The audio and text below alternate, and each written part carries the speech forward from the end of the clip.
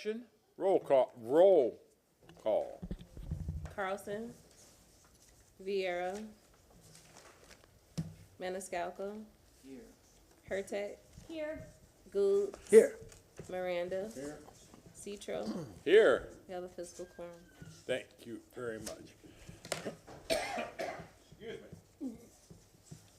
All right, we're going to try and pick up right where we left off at agenda item number 8, file number T22-76514.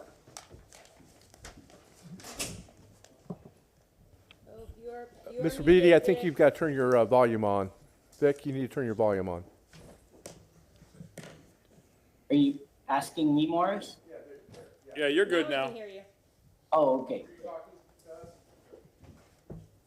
Afternoon, Chair. Afternoon, Council. Vic Bide, Director, Mobility Department, here to address item number 8, SIRE item 76514. This is a resolution for consultant services in a total amount of $15 million over 5 years for 3 consultants with up to $5 million per consulting team. This is an as-needed contract, so if we don't have the budget, we don't need to spend the monies. Quick background, we average about $3 million in consulting services right now, so over 5 years. This is consistent with our current budget. However, this contract is being put together in preparation for an increased workload should we receive, or should we be fortunate enough to receive federal grants, many of which that we've applied for, and any other local funding opportunities forthcoming. As things stand, we do have about an immediate need of about $3 million, $3.2 million for multiple projects. So this contract will be utilized immediately. One highlight of this contract is our success, and kudos to Danny and her team and Greg Hart and Kat and everyone that supported this, is our minority and small business participation. So typically contracts of this size are usually more favorable for larger consulting firms. However, we deliberately scored this in such a way, or set it up in such a way, that small local minority businesses would have the opportunity to become the prime contractor and bring in additional subs as needed to augment their services. As a result, all 3 consultants selected, Alfca, which is a local firm, we work with Al all the time, Element Engineering Group, Don Gill and his firm, again, small Hispanic-owned business enterprise, and Brindley Peters and Associate, which is a Black business enterprise, are the selected consultants, and they will be augmented by their sub-consultants, keeping the funds that will be expended through this contract small, local, and minority within our community. At this time, I'll be happy to take any questions. Councilwoman Hurtak. Thank you for highlighting that. I think that is wonderful. I love the way that you are focusing on minority contracts to work as the umbrella contractor and pulling in small. I know they make excess for actually being that umbrella group, and I think that's wonderful that we're working as a city to develop those relationships. But second, I'm going to say it because you didn't say it, that this will help if that all for transportation money passes, if this vote passes, this is what that money will go to. Vision Zero, sidewalks, neighborhood improvements, things that our community is begging us for. So I absolutely wholeheartedly support this, and I look forward to the designs that this team comes up with. Any other comments or questions? Move the resolution. We have a motion made by Councilman Maniscalco, seconded by Councilman Miranda. Roll call vote. Vieira. Yes. Maniscalco. Yes. Miranda. Yes. Hurtak. Yes. Carlson. Yes. Gould. Yes. Citro. Yes. Motion carried unanimously. Mr. Bide, are you leaving us, or are you going to stick with us for a second or two? I'm gonna stick with you for item 9. Thank you, Chair. Okay, well, I think Ms. Jorgensen deserves a little recognition. She just got recognized, didn't she? Would you mind telling council, since you brought up her name? Absolutely, and this is very, very well deserved. Danny Jorgensen has completely changed how we plan, how we do production, and how we roll out transportation projects. She's a pioneer in this area, and which is why she is getting the much deserved recognition of being on the Business Journal's 40 under 40 for consideration. And we couldn't be more thrilled to have her CV recognized the way she is. Thank you, Mr. And Bide. thank you, Chair, for bringing it up. I really appreciate it. It's my pleasure. The work that Danny has done over the years has been phenomenal, especially with Vision Zero. So, Danny, congratulations. Agenda item number 9, file number T22 76676. Yes, sir. Afternoon, Chair, afternoon, Council, Vic Bide, Director, Mobility Department. Item number 76676 is related to a security contract. This is the replacement for the Allied security contract, and the contractor selected for this procurement is Centurion Security Group. It's a minority-owned enterprise. And they're working right now with Greg Hart's office to get that minority certification. The contract is about $5.5 million, $5.44 million over 2 years. And this contract, while being initiated by the Mobility Department, is used for security services by various departments, including our parking division, logistics and asset management with their facilities, solid waste, TPD, parks, and then the environmental program management as well. So many departments participate in this contract, even though the mobility department initiates it. Another aspect of this contract was our very valuable security staff that currently serve us under the Allied contract were all given the opportunity to move under Centurion and as part of this contract. And so we were able to retain a lot of those employees, and they bring with them the experience that they have working with us. And if you read the memo that I submitted, it does show that a majority of those employees are minorities. So again, through this contract, our focus is always to take care of everyone within the city. I'm happy to answer any questions. Any comments or questions for Mr. Bide? Move the resolution. Second. We have a motion to move the resolution for agenda item number 9 by Councilman Maniscalco, seconded by Councilman Miranda. Roll call vote. Carlson, Yes. Goods, Yes. Vieira, Yes. Maniscalco, Yes. Miranda, Yes. Hurtak, Yes. Citro. Yes, Motion carried unanimously. thank you. Thank you, Council.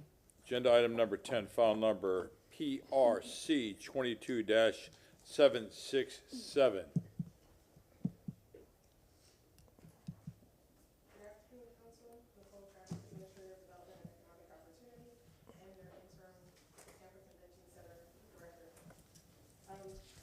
Item before you is an agreement between the City of Tampa and General Facility Care LLC.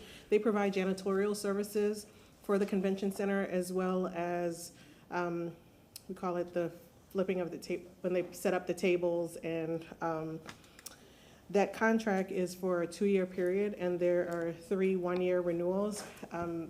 This is a Tampa-grown company, and it is 100% minority-owned business. And so the contract is for 2 years, so it's about $2.6 million per year. We budgeted for $3.2 million, so it actually came in under what we projected for this item. I'll answer any questions you may have. Questions or comments? Councilwoman Hurtak. Did you say I interim was just thinking the same thing. director? Thinking the same Could you say that again? I am the Administrator of Development and Economic Opportunity, your interim CRA Director, and your interim Convention Center Director. Like, How many other jobs can we give you? You just knock it out of the park regardless of what you do. I hope they find someone, We are, soon. we're in the middle of recruiting But right now. just, I had to just think again. Thank you again for your service. Councilman Goode. That was one question, you know, that's, knowing that you're a rock star, but it's concerning though, because it's a lot of jobs you're doing, I have a great team. okay? I thought we just did a contract for janitorial services. Not for janitorial services. We did, the contract was for security. So they come up around the same time. We just negotiated, we put out the RFP. We had allied security services that came to you probably about a month ago. We put out that RFP and now we have, I think it's called Surety Security Team. And so this is a janitorial contract. I'm The sure- contract that I'm- we had for janitorial services expired. All right, okay, that's what I'm thinking. Okay, that's what I'm thinking, because there was another group, and there was some issues with EBO back in that time, and Yeah, And, but that contract expired, we put out, and we put out a new RFP with both the security and the janitorial services. We try to make sure that our, even in our contract employees, that they're paid a living wage, and the city pays $15 an hour. One of the reasons we went back out for negotiation is because we were trying to ensure that the frontline contract providers are getting $15 an hour. That is secured in this contract, that they will be getting a living wage, and then there's, they will pay them more over in the next year. So all of that is taken, that's part of why we went back out for bid, is to make sure that everyone is being since you paid fairly. said that, Yes. leads my next question. So I should stop talking then. No, Never. since you said that, want to make sure that any insurances in that we know that they're giving the employees $15 an hour. Yes, that, we made sure that that was a part of our agreement with them, and there was also, this is super technical, there's also, you have the frontline workers, then there were mid supervisors, and then there was another layer. And so we did some changes with the contract that we don't need two levels of supervisors, so that we can keep costs down and make sure that the frontline employees get appropriately paid, and not have so much hierarchy within the contract. So it's a good contract, and we're happy to bring it free for approval. All right. Councilman Carlson. A few different things. One is this council has pushed for 3.5 years, I think all of us, for more minority participation in contracts. And it's really great to hear that several of these are happening. I don't know if it was a sea change that took 3 years or somebody finally listened, but just thanks to everybody involved in that. And in particular, even though all of us were pushing for it, Councilmember Goods and also former Councilmember Dingfelder in particular were bringing it up at almost every single meeting. And so I'm glad that it seems to be finally paying off. The second thing is that you're doing 3 jobs and you just got this interim job at the convention center. And to my colleagues, she's rattling off details about how much people are earning on contracts at the convention center, which she hasn't been in charge of for very long. Compare that to the conversations we had about Pure and the conversations we had this morning about the incinerator. I would ask the mayor, please get people like this to run these other departments. It's unacceptable that people who have been running these departments for a long time can't answer basic questions. And when you can answer questions in minutia about something that you just took over, and you just took over your basic job a few months ago. So thank you for being a top player, and I hope that all the other departments will come up to this level. Thank you. Councilman Goode, you are recognized. You know, it's good to hear you say that, Mr. Carlson. You know, and I'll tell you why. I might get dinged for this in the paper later, but sometimes, you know, when you're of color, sometimes you have to be 3 times better than our counterparts. I'm just gonna say it the way it is.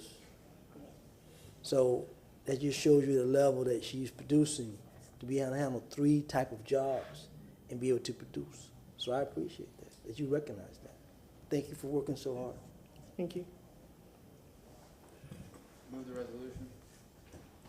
We have a motion made by Councilman Maniscalco, seconded by Councilman Miranda. Roll call vote. Goods, Yes. Briera, Yes.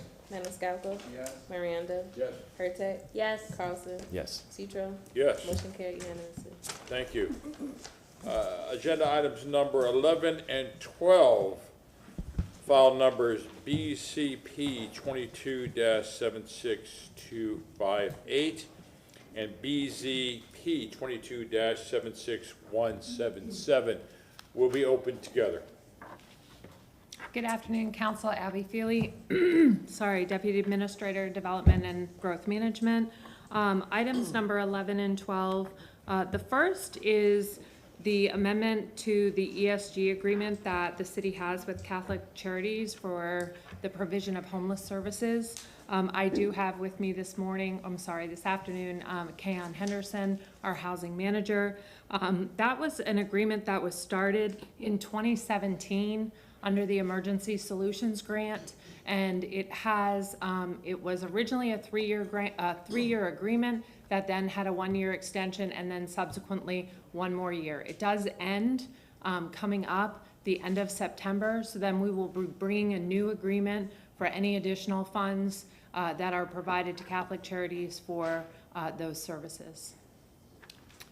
Any comments or questions to Ms. Feely? Can I, Councilman Carlson? about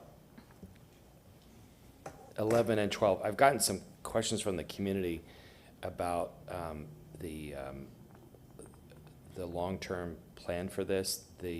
There were expectations in the community that we would have moved to more permanent shelters now instead of tents, and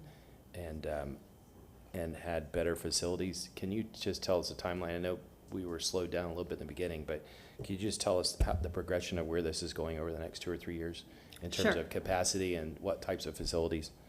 Sure, and I'll actually let Kayon speak to that. I know that we ran into some issues with production of the shelters, but we are anticipating that the shelters will be here, I believe, in the next 2 to 3 months by the end of the year, but let Kayon fill you in on. Like some kind of portable mini yes. home or something like that? Yeah. Yes. Good afternoon, Kayon Henderson, Manager for Housing Division. As Abby Feely stated, we will have about 100 cottages that will go in place within the next 2 to 3 months. Hopefully we'll have those. As far as the facilities for the wraparound services, we also funded Catholic Charities for Tampa Hope under our CV funds, our COVID funds, to be able to improve the facilities to provide additional services that they are right now. So they'll have about $600,000. We came forward with that during our action plan, and we'll come back with the formal agreement within the next 2 to 3 weeks. And what is what's the long-term progression of this? If I remember correctly, at one time there were like 380 people who didn't have homes, and if you have that, does that serve 100? How many does it serve, and what's the need that we'll need to service over the next few years, and how would we serve it? So currently we serve 100 individuals at a time. It stays at full capacity.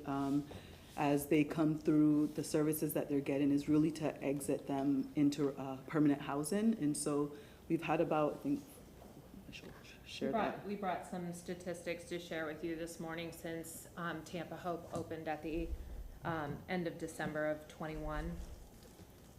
So this is just throughout the entire period since it's open, as Abby Feely stated. So we've assisted about 325 individuals, and that's unduplicated. We have had some families exit the program and come back in because they just weren't ready for services. And so we have the unduplicated numbers here. We've assisted about 30% of those individuals have gone to permanent housing, meaning that they now have a secure lease with them. And have gotten some assistance either through getting a job and now being able to pay for that rent themselves, or through the Catholic Charities also having some funds to assist with rental assistance. A lot of them are not employed at intake, but through the wraparound services and trying to make sure that they get jobs, we have been able to assist some of the individuals gain employment while they're there. We do have quite a bit of individuals who are over 62 years old, so we're looking at different programs as we put them into senior living facilities.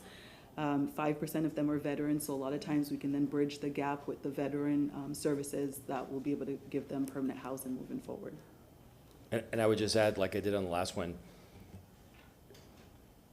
these are like superstar answers to questions, you know, anticipating what we were gonna ask, having the answers, being on top of it, being able to talk about the long-term solutions. It shows that you all really understand the whole continuity of this, and you're thinking ahead and you're planning, and I expect that from every department. Sorry that you all set a high standard, and Nicole sets a high standard, but that's what I expect people to be able to answer basic questions. I'm comparing you to this morning, but thank you for being on top of everything. Thank you. Mr. Chairman, Councilman Goose. you mentioned about 100 cottages. Where are these located? Where they're gonna be located? I don't understand. They'll be on the same site, so the idea is really to still have the 100 cottages as well as the 100 shelter beds that are in the tents, and so that we'd be able to up the capacity of what we serve, or who we can actually serve. So we're just trying to increase what we do. So will the cottages serve as a temporary holding place for a person, or this is a permanent thing for them, or how does that work? It's all gonna be temporary. The idea is to ultimately get every person into permanent housing beyond the Tampa Hope model. And So they'll come people in. that are there, are there are folks that are day-to-day walkers on the street, or these families who put out, what is the admission point to get one of these cottages?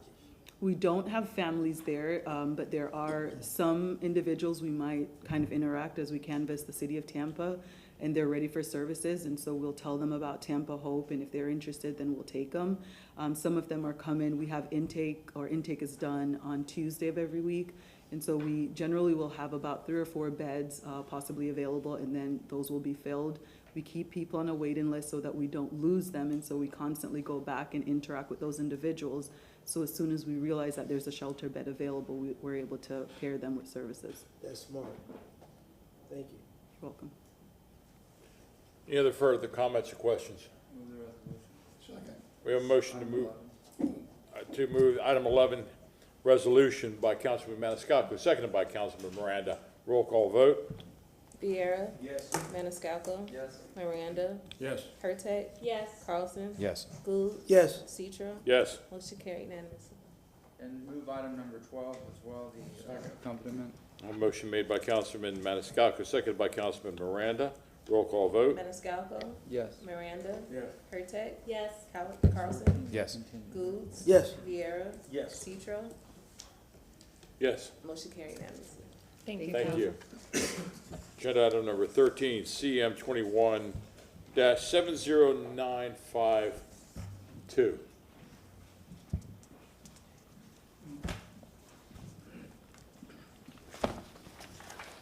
Good afternoon, Council, Chairman Keith O'Connor, Neighborhood Enhancement Manager for the City of Tampa.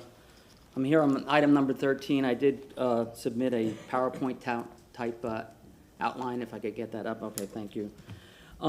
This is an update on the rental complaint registry, and just for clarification, we don't have a rental complaint registry in the City of Tampa. This is the remnants of the rental certificate program, which, as you know, is expiring this year on September 30th. So the discussions we've had in the past are what are we going to do to facilitate and help the citizens who have rental property complaints and issues? You know, what was the city going to do about that? So that's what this discussion is. As you know, though, recently we had the issues with the larger units, particularly Silver Oaks and Timber Falls, and the preemption that we had to work around. So we've had extensive discussions with the state, DBPR, as much of you are well aware of, and facilitated some of those discussions. If we could go to the next slide. We're still working around the preemption, but what we're going to do by the time it expires in September, the rental certificates, we're going to update our website. If I could go to the next slide, please. So what you see up there currently is our neighborhood enhancement webpage. This is our homepage. Down there above the blue graphs there is our quick links for services. In that area is where we want to add these additional links to help serve and educate the public who have rental concerns. We talked before about maybe doing random inspections of rental units. After discussions with the legal department, we cannot do that. Code enforcement is complaint-based, so we need people to come forward, make a complaint, and give us their information in order to invite us into their units to do an inspection. Because of that preemption, that's still less. So if you could go to the next slide. What we're gonna do is, on that page, we're gonna add these additional links. So the links that we're gonna have up there are gonna be quick links for services for the public to click on. It'll direct them to where they need to go. And on the other side, the rental information guide is basically like PDFs type pamphlet information that they can click on. So the first two links are gonna be for rental properties. And those two links, I did distinguish between 4 units and less and 5 units and more. Although those links are gonna take us directly to our city Acela system for input, down the road, if things are working smoothly, we may direct them directly to the state. But for now, they're gonna be directed to the same thing. Then there's gonna be a tenant's bill of rights link and a fair housing and discrimination link. If we could go to the next slide. Keep in mind that the law did change July 1st, so everyone is gonna have to give us their information. They cannot remain anonymous. And there is also the opportunity, I don't want you to think that everyone has to make a complaint online. You can call our customer service center and do the same thing that you can do online, you can do on the phone for the people who don't want to use the internet. If we go to the next slide. So when you click on the first couple of links, you're going to be directed right here. That's just showing you the Acela page. The next page is just showing you how they're going to input their information. Once they input their information with their complaint, they're going to click on that. They will get a reference. It's a complaint number that they can utilize to check back on how their complaint is going. So again, you can do all of this at that telephone number or do it online. If you can go to the next slide. So for these Tenants' Bill of Rights questions, you're going to be directed to the Tampa Office of Human Rights. They have their page. They can select from that page anything they have to do with that. Next slide, please. Same thing with the fair housing and discrimination complaints. You'll go to the housing site, directs them there for any issues related to that. Next slide, please. And then you can just go to the next slide. This is an information guide, like I said. So you're going to you click on, they'll just see these resources. You can go to the next one. People can read through these resources, pick out what they need, and then, utilize them as they see fit. Next slide. Same thing here. You can go to the next slide. And this or any financial assistance, again, you'll be directed to the housing webpage, and they have their phone number up there, and you can utilize that. And then that's pretty much it as far as what's going to happen after the rental certificate. So we're going to put this together. We're going to allow the citizens to reach out to us, and we're trying to do like one-stop shopping to where they can get their answers. Yes, sir. Mr. Chairman, Councilman Gooch. as it relates to filing the complaint, I like to see, a lot of times you have some citizens, especially a lot of elderly, that they're afraid or become afraid. Mm-hmm. But a lot of them do go to the neighborhood association meetings. Mm-hmm.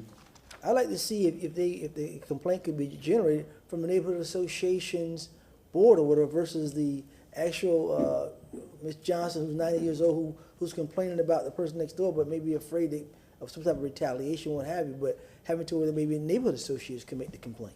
We can take the complaint in from any person.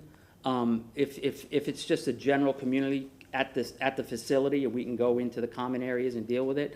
But if we have to go into Mrs. Jones' apartment, we're obviously going to need her permission or someone on her behalf to allow us in there to do an investigation of that department. We just can't do inspections of apartments absent a complainant. Councilwoman Hurtak. And I'm glad you ended on this slide, because the housing information line, if you look at that created graphic, it's in the center at the bottom, it says contacts to assist with landlord-tenant issues. I can't speak for the rest of council, but I envisioned this hotline being for anyone having any question about housing. So while I appreciate the links that you have on your page, I would like this number front and center on that page as well for those folks who are uncomfortable using the Acela system. Mm-hmm. Because this phone number, that's what the point of it is, to connect people to which area they need to go to.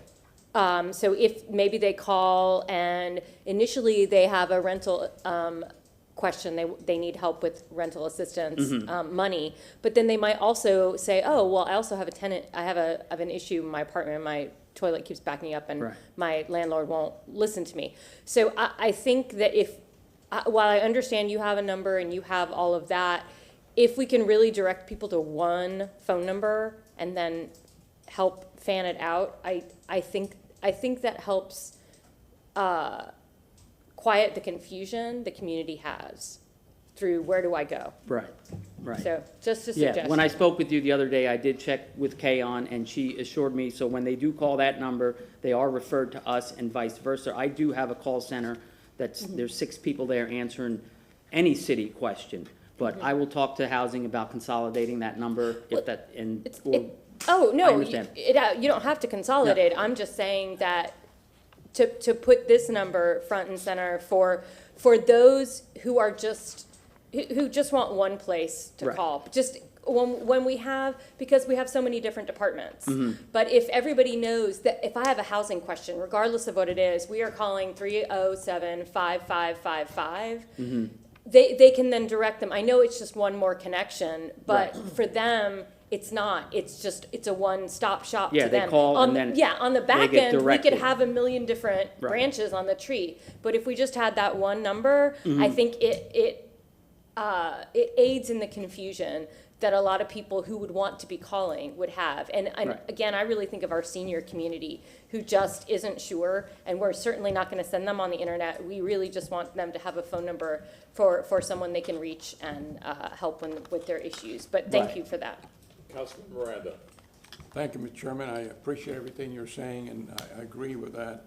However, there's some areas that, when you look at the rental certificate that ends in September, the problem with that is 90% greater than that are those that are renting who have never been under that rental certificate.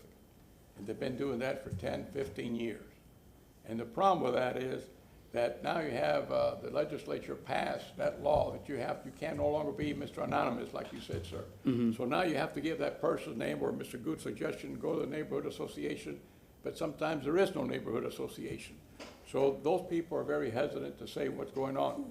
Furthermore, the tax that just failed, a very 1% tax on the schools for teacher salary and so forth.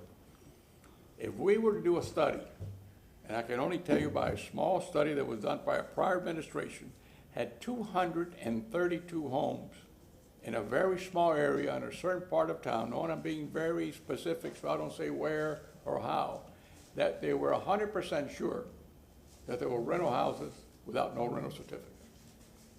If that's factual, and I'm saying if, I think it is, you would have at least 1,000 homes. And let me tell you what the difference is. The difference is if you have a home and it's under someone's name and it's rented, that tax goes up from, let's say, $1,000 to $3,000. And when you look at the bottom line, you look at the county tax and you look at the city tax, very little different. But when you look at the school tax, there's school 1 policy and school 2, it almost doubles, or it's equal to the sum of the county and the cities. So I can tell you by experience that if we were somehow have the opportunity to find these individuals, and anytime somebody wants to give me 2 weeks of their time, I'm willing to drive with them, and they're so bold that they put apartment A and apartment B on the store, on the split house. So that's not hard to find. And if you were to go on weekends, and I'm not saying you should, but maybe you should. If you were to go on weekends, code enforcement works great, but more damage is on the weekends than on any Monday through Friday, every single day of the year. In other words, you got 52 weekends. Those 52 days, there's more illegal activity going on than the remainder of the whole calendar day for 365. And that's all I'm saying. It's a hard thing to do. I'm not saying you can do it overnight, but maybe if you start something like that, they would fall in place and turn themselves in. I don't know what else to tell you, unless the individual who runs in the county has the drones that can fly over and they can tell you everything. But I'm not suggesting that. I just know the tools that are there, that what you can do with them. And I mentioned it earlier to the board here. The problem we have is this. I do something illegal, and I'm not caught. I sell that house to Mr. Goods. All of a sudden, neighbor complains to Mr. Goods. Who do they come after? They don't come after me. I got my money and ran. They come after Mr. Goods. He had nothing to do with it. So somehow we have to form a cohesive understanding, and I'm not blaming you, I'm just telling what we have to do, to make sure that before that happens, code enforcement gives us all the things, and we put it on when something is on here, that they look at it to make sure that it meets the criteria before that sale's consummated. If not, he's gonna pay for it. He had nothing to do with it. So I'm trying to civilly, and it's very difficult. I'm trying to jump from tulip to tulip, and it's 15 feet deep, and I don't swim. So that's what the problem is. And that's how, this is what we're faced with.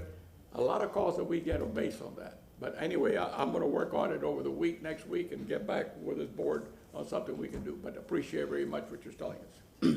I appreciate that, Councilman, and obviously, I've been with you, you showed me the houses, I know what you're talking about. Just for a little clarification now, a little change is what happened, has happened. I no longer have jurisdiction over work without permits like before, so that's solely under the housing department.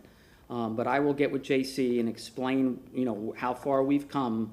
But it is tricky because you're talking about getting into somebody's house. It is. And proving before a magistrate here or a judge that they're renting it, they renovate it and all that. And it's hard to do that from the street. And Councilman Goose knows it's not easy to get into houses, and it's not really easy to get in for this kind of civil problem. But it's doable. There are, you know, you can get into a house with an inspection warrant. So I will talk to JC about that. Thank you very much. Any other comments, questions? Chief, thank you very much. Chairman, I have one other thing, Please. if I may, real quickly. I just wanted to give everyone an update on the two properties, Silver Oaks and Timber Falls, because it's been noticed. So Timber Falls, we've got a lot of action going on in there. We have 18 cases that are currently open for code violations. Those are going through the process. Flo, my inspector up there, is working very well with the community. In Silver Oaks, we have 0 cases in Silver Oaks. We haven't had anyone come forward that actually let us into their apartment, do an inspection, and open a case.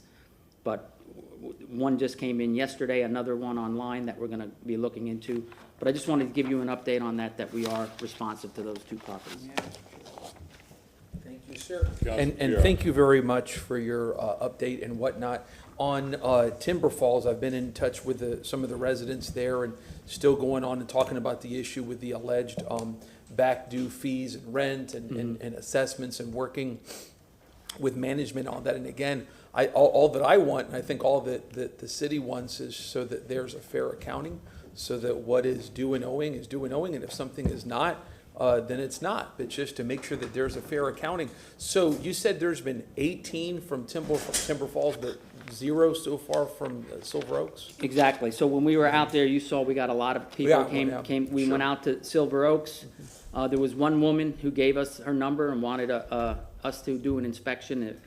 3 times she canceled, and we never got in there. So we closed that one. That's it. All I have. No one else has come forward. Yeah, and I'll probably go out to. I was just thinking about going back out to Timber Falls with this printed out in color, the new website, so that folks can see it and make sure that they have it, et cetera. So, and I'm sure, I mean, and again, like I said before, the number one way that we find out of the issues that happen in these communities where people are vulnerable and marginalized is by going out into there as officials, as city leaders, et cetera, knocking on doors and talking to people about it. That's how we got to the bottom of both of these two issues.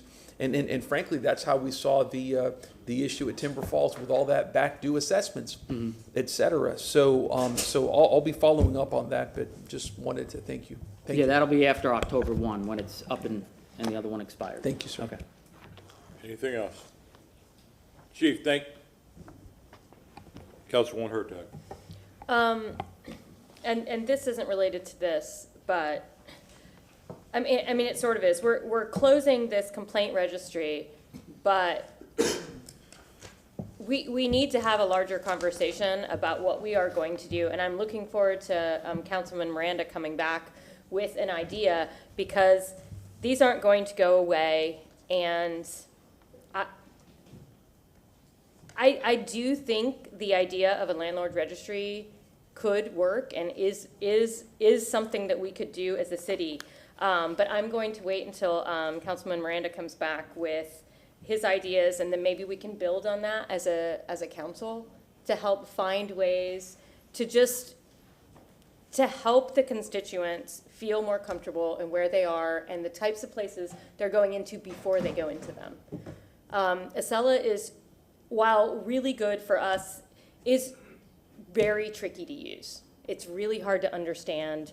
I don't know if we need to do some trainings out in the community for those who are computer savvy to help others. But I still see the idea of a landlord registry or complaint registry as viable. I know this is sunsetting, and I'm hoping that we can come up with something in the future. I'll be researching that, and I'll wait for Councilman Miranda, but see what we can build upon that for the future. Anyone else? Chief, thank you very much for this. Hank? Chairman always gets last word. Thank you very much for this. You started out the conversation with the word preemption. How much more authority do we have on units 5 and above? We've heard a lot of people complaining, but at that time it was Department of Business and Professional Regulations. Now, are we accumulating all this data that we're going to get and send it back up and let them know that their responsibilities have been shirked? Because I spoke with the department, and they were supposed to come back to me with a hotline for our citizens to call. So I'm hoping that we're going to have the teeth to help the residents that need the most help, and that the Department of Business and Professional Regulation isn't going to preempt us from doing what we fully can do. Okay, the preemption, they're not gonna preempt us from doing anything like Right. that. They're not gonna be overtly preventing us. But let me tell you that when we do make a complaint, at the same time, if it's 5 or more units, we are doing the referral to DBPR at the same time. And that, Councilman Goods, was my point. We're doing the referral. They should be on top of this. And this is what I'm trying to, I want us to work together, and I'm having good dialogue with the secretary, the deputy director, and the director of DBPR. We are in communication, so if they pick it up and they're being responsive to a particular complaint, well, then I can close my complaint. If they're not, they're gonna come here before the magistrate, and we'll just keep going forward. So I'm doing both of them at the same time, just so I know it won't slip through the cracks. I'm basically doing both. Thank you.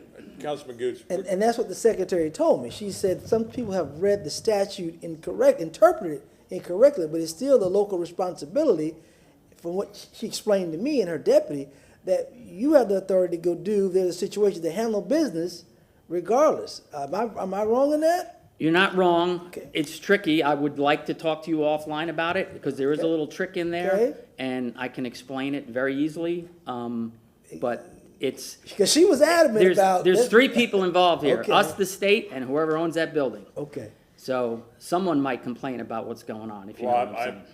are you? Yeah, I just want to make sure, because the way she and her deputy explained it to me, saying that local authorities have been interpreting. They have no those problem rules. with us doing work at there. I understand what you're Yeah, saying. They okay, all right. welcome us. Because I don't want the citizens to In that hear way. one thing. Councilman and Goods, do something. let's go. Thank you very much. And I just want to make sure that everybody is on the same. We page, are. So the citizens Right, know exactly where they're going. right.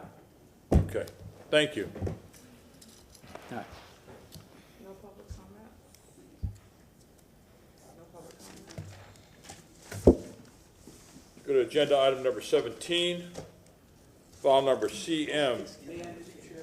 If I may, for 15, I wanted this, an update on this apprenticeship returning citizens grant to come back to us in, gosh, we're in, almost in September, if I may, March of 2023 on the status of the county and the city working for a joint returning citizens apprenticeship program, if I may.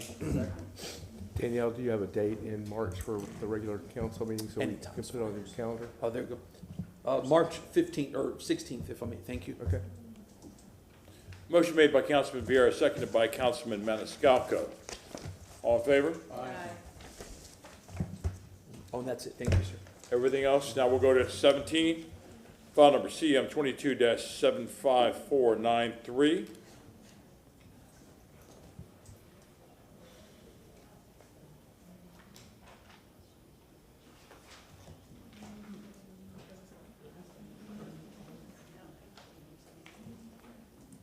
That's administration to provide a report on recommendations on possibility of providing funding to support the Dr. Walter L. Smith Library. Yes, and if I may, Mr. Chair, I don't think anyone is here for that, or. Hello. The head librarian, yeah.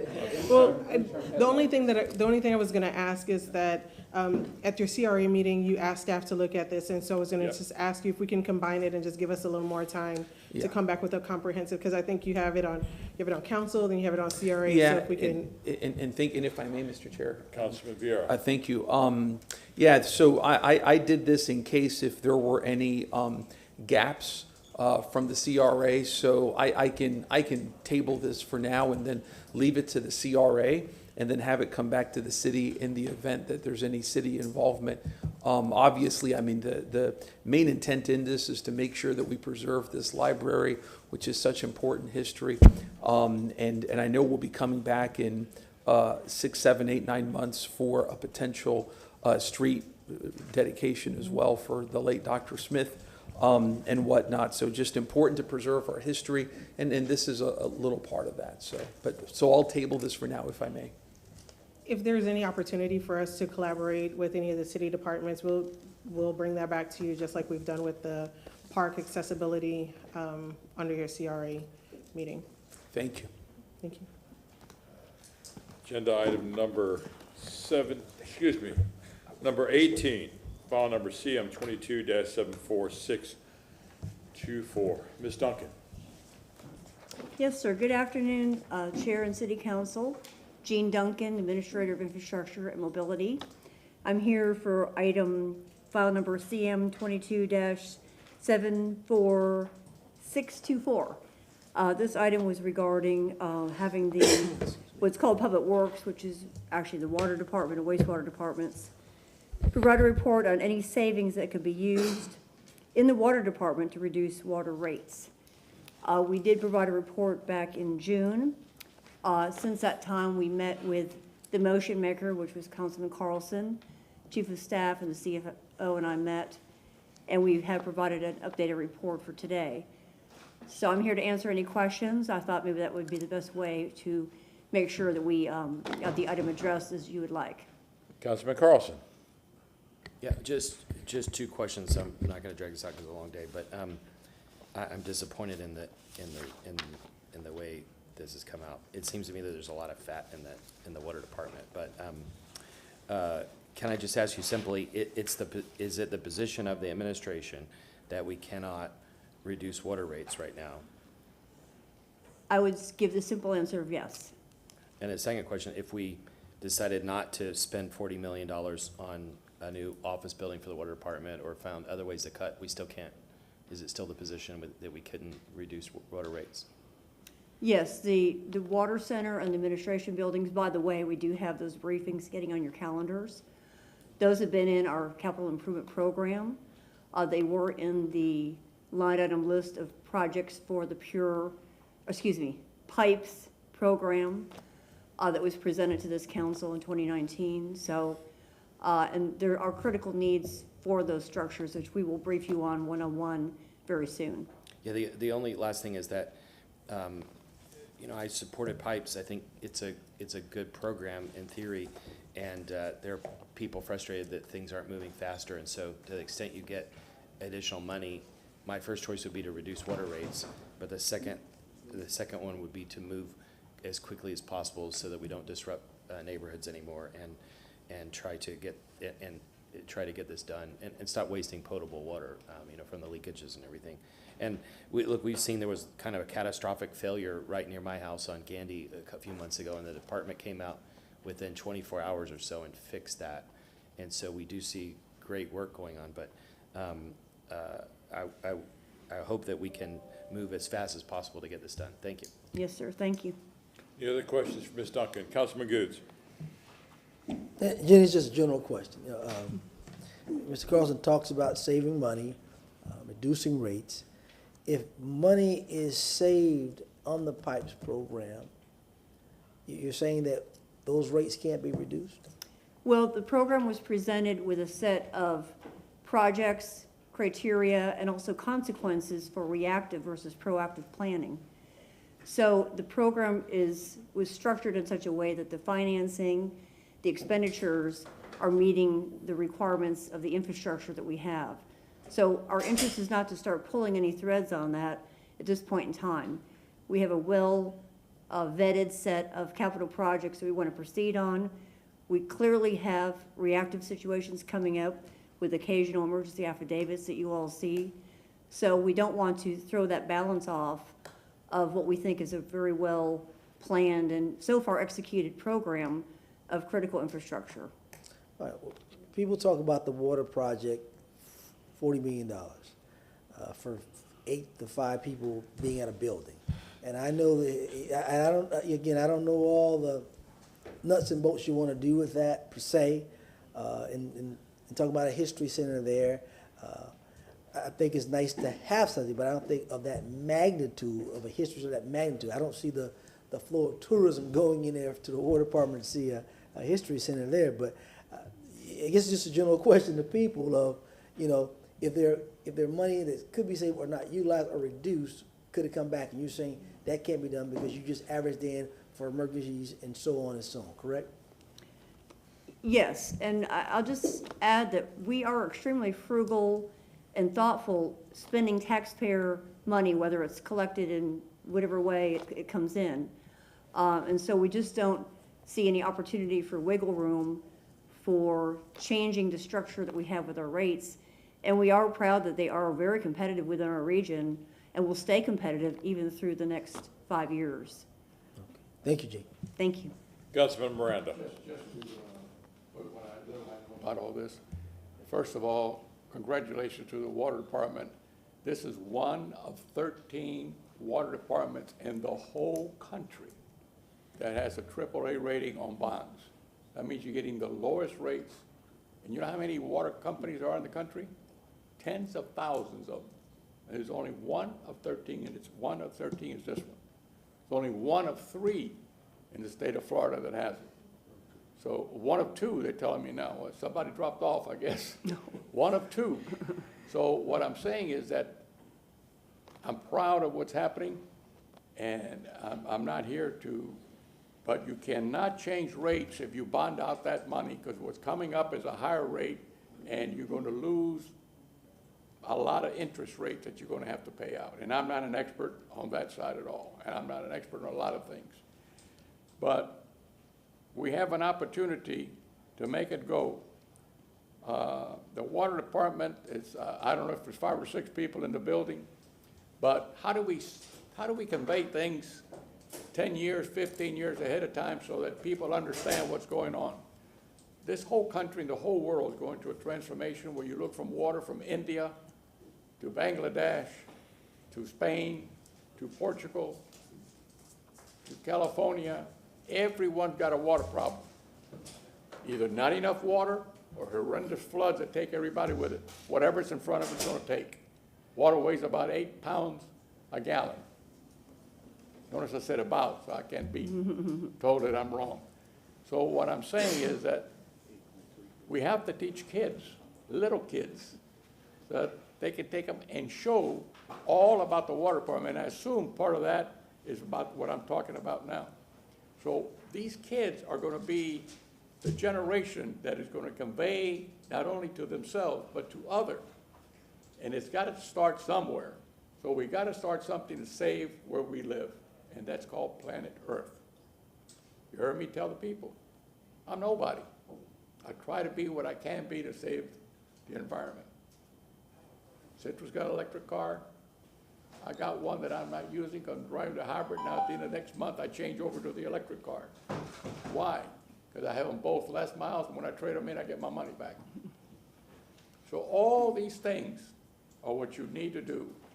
And this is just a start of a direction of educating the individuals who you could tell the parents what to do, and they won't do it. But let one child tell the parents what to do, and they will do it. So that's how it is in life. I remember my kids would ask me something, I said, okay. Somebody would tell me the same thing, I said, no. That's how life is. We're all human. So it is what it is, but thank you very much. Councilman Carlson. Councilmember Miranda always talks about his yard and how he saves water, and I think he's better than any of the rest of us, and we probably should do an ad with him to talk about conservation and xeriscaping, et cetera. But if we were more effective, let's say we ran an ad with him, and suddenly, in running that ad for a month, everybody uses 5% less water, so we save across. That hits the revenues of the water department. How does that affect our bonds? Does conservation, does the bond rating and everything anticipate conservation, or does that work against us? I'd probably refer to our CFO to make sure that that question's answered directly.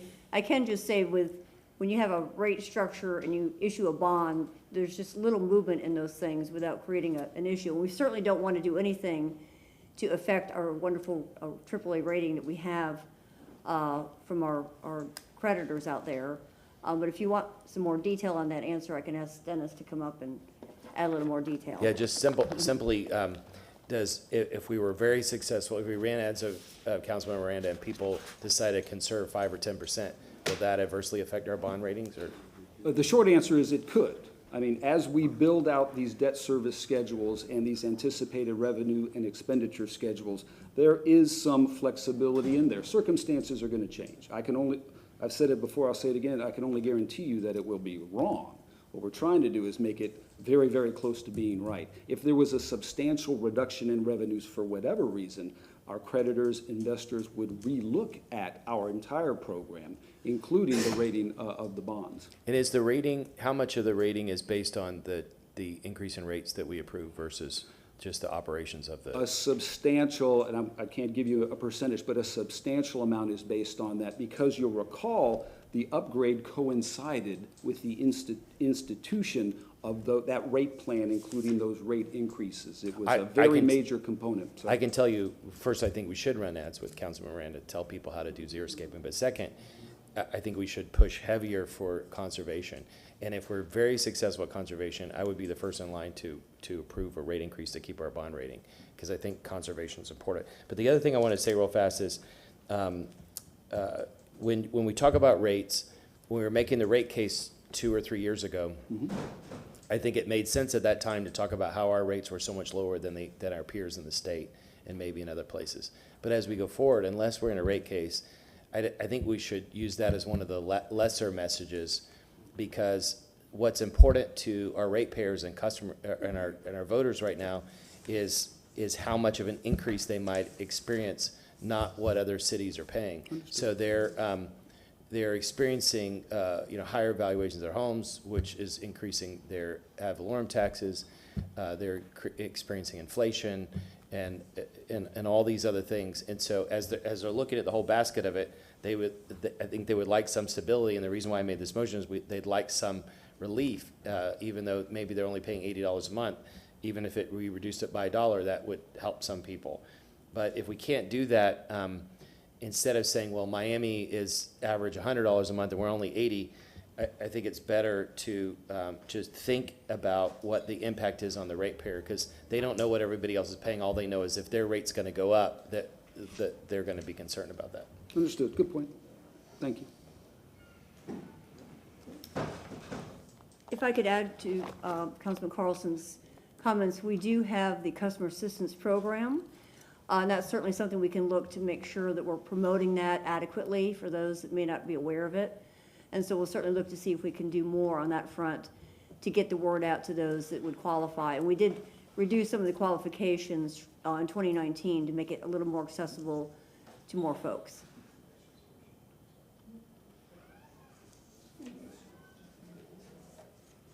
Any other questions? Thank you, Ms. Duncan. Thank you, sir. Mr. Massey. I'm sorry, Mr. Massey, item number 21. 21, as I mentioned briefly this morning, item 75, which is on your consent agenda, was prepared in response to this to appoint the current members to the Citizens Budget and Finance Committee, and also to revise their terms so they're coterminous with your term, so you're not reappointing the members every year. That seems to be something that falls off. And we did have a meeting of the committee last Friday. I believe they now have a regular schedule for the upcoming fiscal year where they're going to meet on a monthly basis. And I did receive from Councilwoman Hurtak's aide a list of questions or concerns that a couple of the members or one of the members of the committee still wanted us to address, and we'll go through those and work through those as well. So. Councilwoman Hurtak. Those were actually my suggestions because apparently the assignment was for all of the appointees to come back to their council members and ask what they want to see the Citizens Advisory Budget and Finance Committee do. And so I gave her my suggestions on what I would like to see that committee do. And then I assume that the others will be forthcoming. That's fine. We'll take a look at all of them, and obviously we'll work through any changes or suggestions that you all may have. Councilman Carlson. Muted. Mr. Massey, thank you for all that work. Appreciate you stepping in and doing that. There was a lot of thought in how you set it up, and thanks to whoever else helped you. Quick question, and sorry if I missed it in there, but the way it's run for the last 2 or 3 years, I think Councilmember Miranda's Unmuted. Councilmember Miranda's aide has been assigned to it, and she's been the only one who's been kind of forced by all of us to work on it, and then Marty was assigned to it, and I don't know that Marty volunteered to it. What's the status on how it's going to be staffed? I saw all the stuff about how we'll appoint and when it expires. It is the committee is a creature of council, and so the way it was created and the way it's supposed to be staffed is primarily by city council aides' help. Now, the clerk's office steps in, our office has stepped in. Revenue and Finance obviously has to be involved in these meetings, and they are. And I've asked that they be engaged and they work with the committee on the scheduling of that. Our office is set in those meetings to deal with the substantive issues, the organization of the committee and how the committee is run, the sunshine type of issues. Those typically have been handled by the city council attorney, and I've stepped in during Mr. Shelby's absence to try to work through some of those issues at this point in time. I think Mary had to take notes, right? Do we have somebody? Mary, if I understand it, she did. I don't know how she got that position because I don't know how, but thank her for doing working it. with me is not easy. So I can only well, say that. the only other office, the clerk's office is the office that typically takes minutes. They have declined to be involved with this committee. So, and under the sunshine law, there has to be someone that will take minutes. And so that has typically been given to one of your aides who's been the designated person assigned to that committee. And so, and that's a critical component to make sure it works, is that there's someone, one of your aides is designated and kind of follows up and makes sure the notice are posted appropriately and that minutes are taken. That's an important component. And Mr. Shelby can be part of that. I can be part of that as well. But that ultimately we need some assistance on that. So. Could we just, in the document, in the next iteration, of it, just be explicit about who's going to staff it, how that will be chosen, and at least from the council? We can do that. It is explicit in the current resolution, but go ahead. Councilman Goose. The committee was not operating the way it was supposed to operate. Now we've come on board to find out what they're supposed to be doing and what the intent of it was. I'm of the impression that the clerk's office, which is a part of us, should be taking those minutes because it's a part of the record. So I would entertain that when you go back, that the clerk office assigns somebody. They only meet once a month. I think it's only 2 or 3 hours. but I would believe the clerk's office needs to handle that and not an aide, because you're talking about sunshine issues.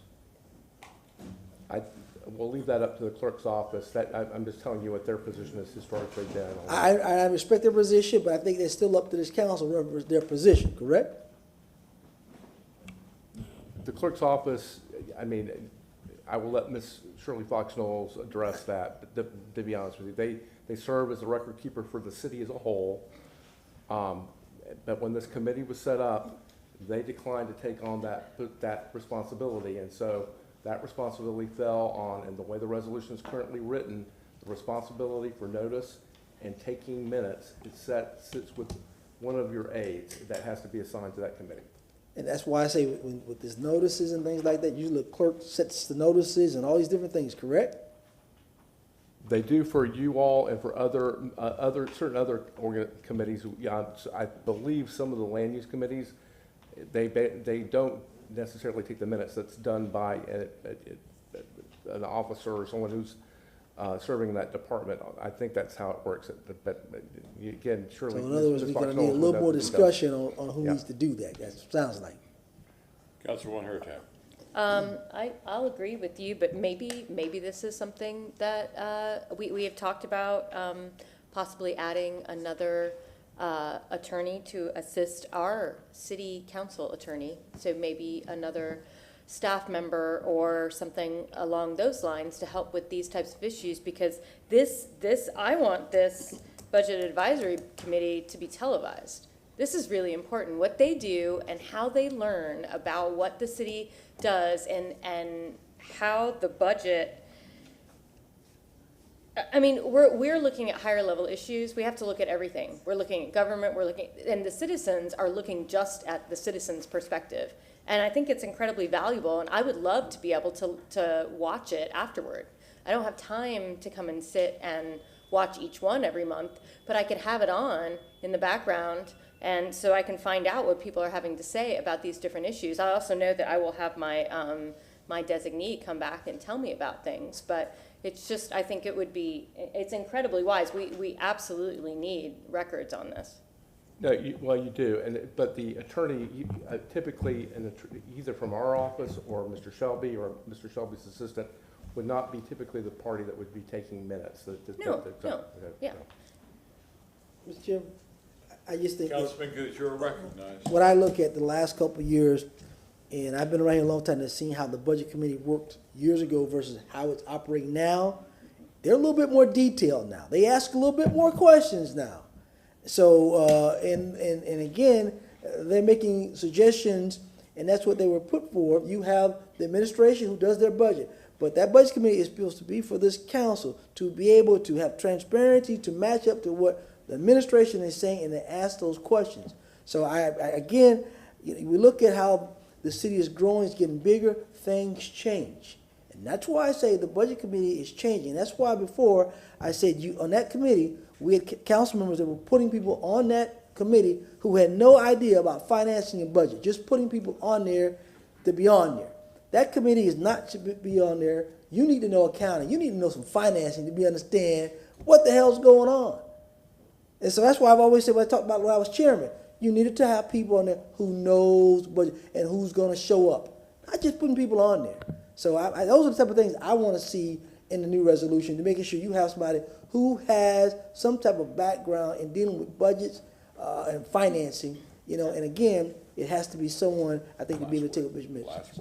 You brought up 2 points, and the first one is knowing what they're talking about, but it's called the citizens advice. Not every citizen is financial savvy, but yet they still know what they want for their neighborhood. The second point you made was meeting. Mr. Massey, when was the last time this advisory committee met? Do you know? It's been several months. June? July? I don't know the exact last date. They had problems with a quorum a couple times, and then there were some issues with the notice a couple times as well. Okay, but it hasn't been the consistent month in, month out. No. And I'd like to thank Councilman Maniscalco's aide who volunteered to take notes on one session, but there wasn't a quorum. And then I believe Ms. Carencia volunteered this last time to take notes, so there has been people there taking notes. Okay, we're moving on. Councilman Miranda, would you like to go ahead and pass 75 now, or would you rather wait to consent agenda? We can do 75. Okay. Motion made by Councilman Miranda, seconded by Councilman Maniscalco for agenda item number 75. Mr. Chairman, now, are we saying we're passing this as is, or we're gonna be able to come back with some recommendations to add to this? Well, I think you ought to pass it now because you don't really have a committee now because Okay. you never had a resolution appointing anyone to the committee. So this at least gets those people on the committee and gets them in for the requisite term. We can obviously come back, either Mr. Shelby or me, and amend the resolution to address some other issues that you all raised today. I'd like to see that done. Do you make a motion?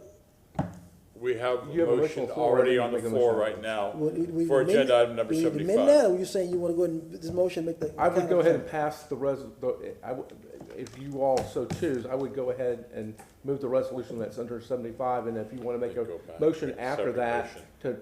to have us follow up and make some additional changes, that's fine. Thank you, sir. All in favor of resolution number 75, say aye. Aye. Or is there any opposed? Thank you. You want that motion now, Mr. Chairman? or- Please, if you would. All right, Mr. Chairman, I'd like to make a motion that the item 75 that's just been approved for the Budget Finance Committee, come back for discussion on future amendments. Do you have a date? Would you like it to come back? What do you need, about 30 days, about 30, 40 days? What do you want, Lawrence? What, if you would give us just 60 days to 60 make days, sure. fine. That's fine. 60 days, Madam Clerk? So 2 months. Danielle, do you have a date? October So put us 20th? Into October. October 20th? Motion made by Councilman Good, seconded I'll second. by Councilman Maniscalco. All in favor? Aye. Is there any opposed? Thank you. All right, 22 and 23 is already gone. We're going to the committee reports, consent agenda items. We're going to go through to number 24. It's file number TA CPA 21-27. Good Ms. afternoon, Johnson Mr. Chair Velez. and City Council. Susan Johnson Velez, Senior Assistant City Attorney. Item number 24 is just an ordinance to correct a scrivener's error on a comp plan amendment that was approved and adopted by City Council back in July.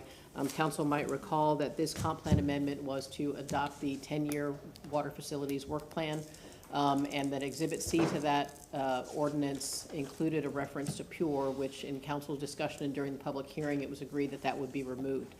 After adoption of the ordinance, we discovered that the incorrect exhibit, which still included the reference to PURE, was what was attached to the ordinance. And so this ordinance correcting the scrivener's error would substitute out the Exhibit C that was adopted by City Council that does not include the reference to PURE. And so that's what this is intended to achieve. I'm happy to answer any questions.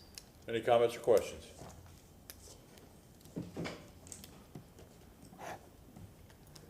I'll take it. I was going to ask for Councilman Carlson to take this, please. So I need to read it, right? Yes. Move, and thank you for catching that and fixing it, by the way. I'd like to move file number TA CPA 2127, ordinance being presented for first reading consideration, ordinance amending ordinance number 2022-115 passed and ordained by the City Council of the City of Tampa on July 14, 2022, correcting a scrivener's error by substituting a new Exhibit C for the previously approved Exhibit C to accurately reflect the Exhibit C adopted by City Council, Second. providing severability, providing effective date. A motion made by Councilman Carlson, seconded by Councilman Miranda. Roll call vote. Miranda, Yes. Hurtak, Yes. Carlson, Yes. Goods, Yes. Viera, Maniscalco, Citro. Yes. Motion carried unanimously. Second reading and adoption will be held on September 15th at 9:30 a.m. Thank you very much. Agenda item number 25, file number E 2022-8, chapter 26. Good afternoon, Mr. Chair and Council. McLean Evans, Assistant City Attorney. Item number 25 is amendment to Chapter 26, Article 7 of City Code regarding the grease ordinance. The substantive change that is occurring is to comply with Senate Bill 1110 that was just passed in 2022 legislative session and went into effect July 1st of this year. It prohibits a practice called pump and return grease hauling. The Director of Wastewater, Eric Weiss, is available by CCMT for any questions, as am I. Any comments or questions? Councilman Vieira. Yes, sir. Move an ordinance being presented for first reading consideration, ordinance of the City of Tampa, Florida, amending City of Tampa Code of Ordinances, Chapter 26, Utilities, Article 7, Grease Management, repealing all ordinance or parts of ordinances in conflict therewith, providing severability, providing an effective date. Second. Motion made by Councilman Vieira, seconded by Councilman Maniscalco. Roll call vote. Kurtak? Yes. Carlson? Yes. Goods? Yes. Viera? Yes. Maniscalco? Yes. Miranda? Yes. Citro? Yes. Motion carried unanimously. Second reading and adoption will be held on September 15th, 2022 at 9:30 a.m. Thank you very much. Councilman Vieira, you have Public Safety Committee. Yes, sir. So move 26, 27, and 28. No, 28's been removed. Oh, sorry, I apologize. 26, 27. Thank you. I didn't click on that draw, huh? We have a motion made by Councilman Vieira, seconded by Councilman Maniscalco. All in favor? Aye. Is there any opposed? Thank you. Councilman Goods, you have Parks, Recreation, and, We have item 28. I'm sorry. Item number 28. Pull for discussion? Yes. I didn't know if anyone was going to be here from TPD. Well, about 28, item number 28, come on up.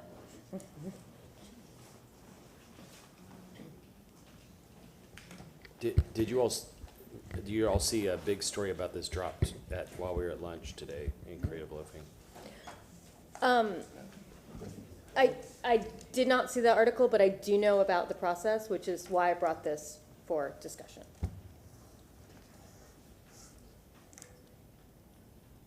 Good afternoon, Council. Travis Moss, I'm a captain with the Tampa Police Department Violent Crime Bureau. So the reason I brought this up today is because and those of you who haven't heard about ShotSpotter, it is and everyone can read the report later. But the reason I brought this up is because this is a program that is supposed to listen for gunshots and then alert the police so that they can go to the area where they hear the gunshots. And from my understanding, and in different reports, if you just Google ShotSpotter, you'll hear things in departments where it works really well, in departments where they've decided it doesn't work for them. So what I wanted was, my motion is going to be that TPD come back with a SWOT report for us, the strengths, the weaknesses, the opportunities, and the threats of this program, because of what I have heard throughout the rest of the country. And on this program, and I want to know about the city's return on investment. So this $280,000, are we seeing this as a successful, is this helping our community? Yes. Or would we rather spend that $280,000 on 3 or 4 or however many more officers that might provide? So I just wanted a report that just explains it.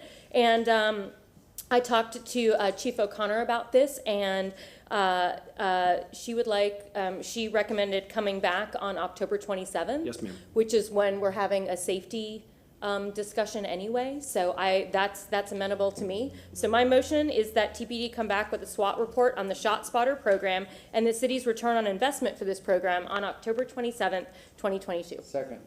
Motion made by Councilwoman Hurtak, seconded by Councilman Maniscalco. All in favor? Aye. Any opposed? Thank you. We will be prepared. Thank you, ma'am. Thank you. Thank you.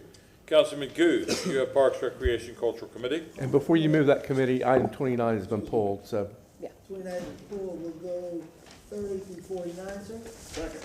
A motion made by Councilman Goode, seconded by Councilman Miranda. All in favor? Aye. Discussion on 29? Yes. Mr. Chair, I'm going to go to Councilwoman Hurtak first. I have to recuse myself. Okay. So if I could just state, the company which I'm retained has a contract with the Hillsborough School District, and although we don't work on this issue, out of abundance of caution, I'm going to recuse myself. Thank you. Mm-hmm.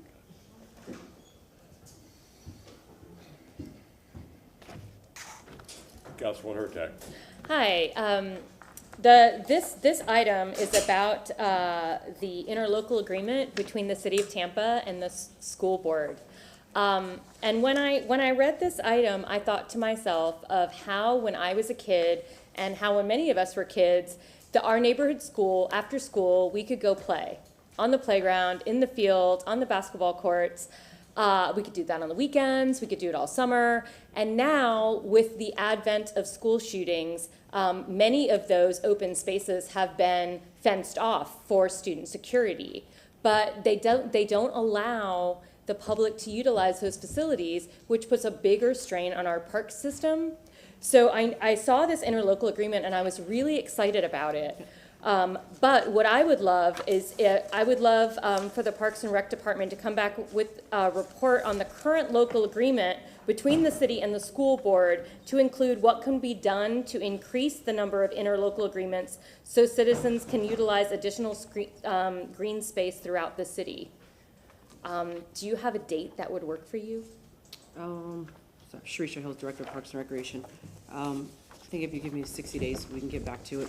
I know recently, back in May, you guys actually approved the general cooperative agreement, and in there, we did put verbiage that Parks and Recreation, through my office, has the right to request additional space within the school system and vice versa. So we do have shared services where they utilize our facilities, pools, cross-country teams, tennis teams, and so we put in there to also have that, to reciprocate the same thing. So that was added May of this year. But we will go back and see how we, as you mentioned, utilize that space a little bit more and be more effective with it. And also, how are we utilizing it now? What are all the different places we really are utilizing that? Right now, up in New Tampa, Soccer. we utilize it, which is soccer. Bonito for our programming, that's up there. We have the field, we're also on their property right next to the school. So we use it a little bit, not as, might be more as effective as you would like, but yes, we do utilize it at a small level. Thank you, I Absolutely. appreciate that. I look forward to that. So that motion will be for October 27th, 2022. Second. Motion made by Councilwoman Hurtak, seconded by Councilman Maniscalco. Discussion. All in favor? Discussion. Is there any opposed? Discussion. Oh, just, That's the same reciprocal we've always had. It is, we did tweak it a little bit though, but it is the same one that they utilize with Temple Terrace, Plant City. Okay. It was it's very broad, so then we did, our cooperative agreement directly with us, with the city, and that's where we put the verbiage of Parks and Recreation Office. The director has the right to request space, or amenities within the school system. Thank you, Shrisha. Absolutely. Thank you. You're welcome. Thank you, sir.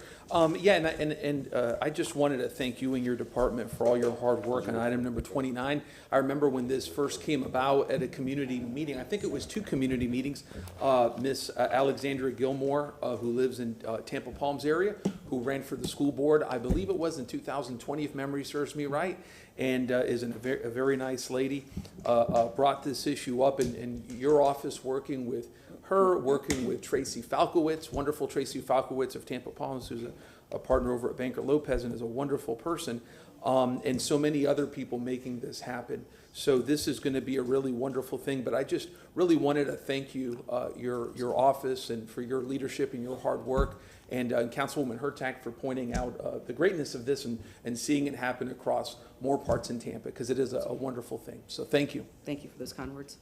Mr. Massey. No, I understand that we have a motion for a report back in 60 days. Just want to make sure that if you want to approve this interlocal agreement, that we made a motion to approve item 29 as well, specifically. Yeah.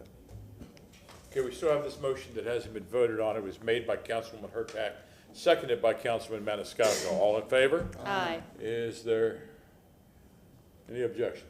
No. Then Councilwoman Hurtak, would you then take 29? I think you just need to move item 29. It's a resolution. You don't have to read it. So. Motion move 29. That's what I was asking for. We have a motion made by Councilman Goose, seconded by Councilman Maniscalco. All in favor? Aye. Thank you. Councilwoman Hurtak, you have Yes. Public Works. Yes, I'd like to move items 50 through 70. Second.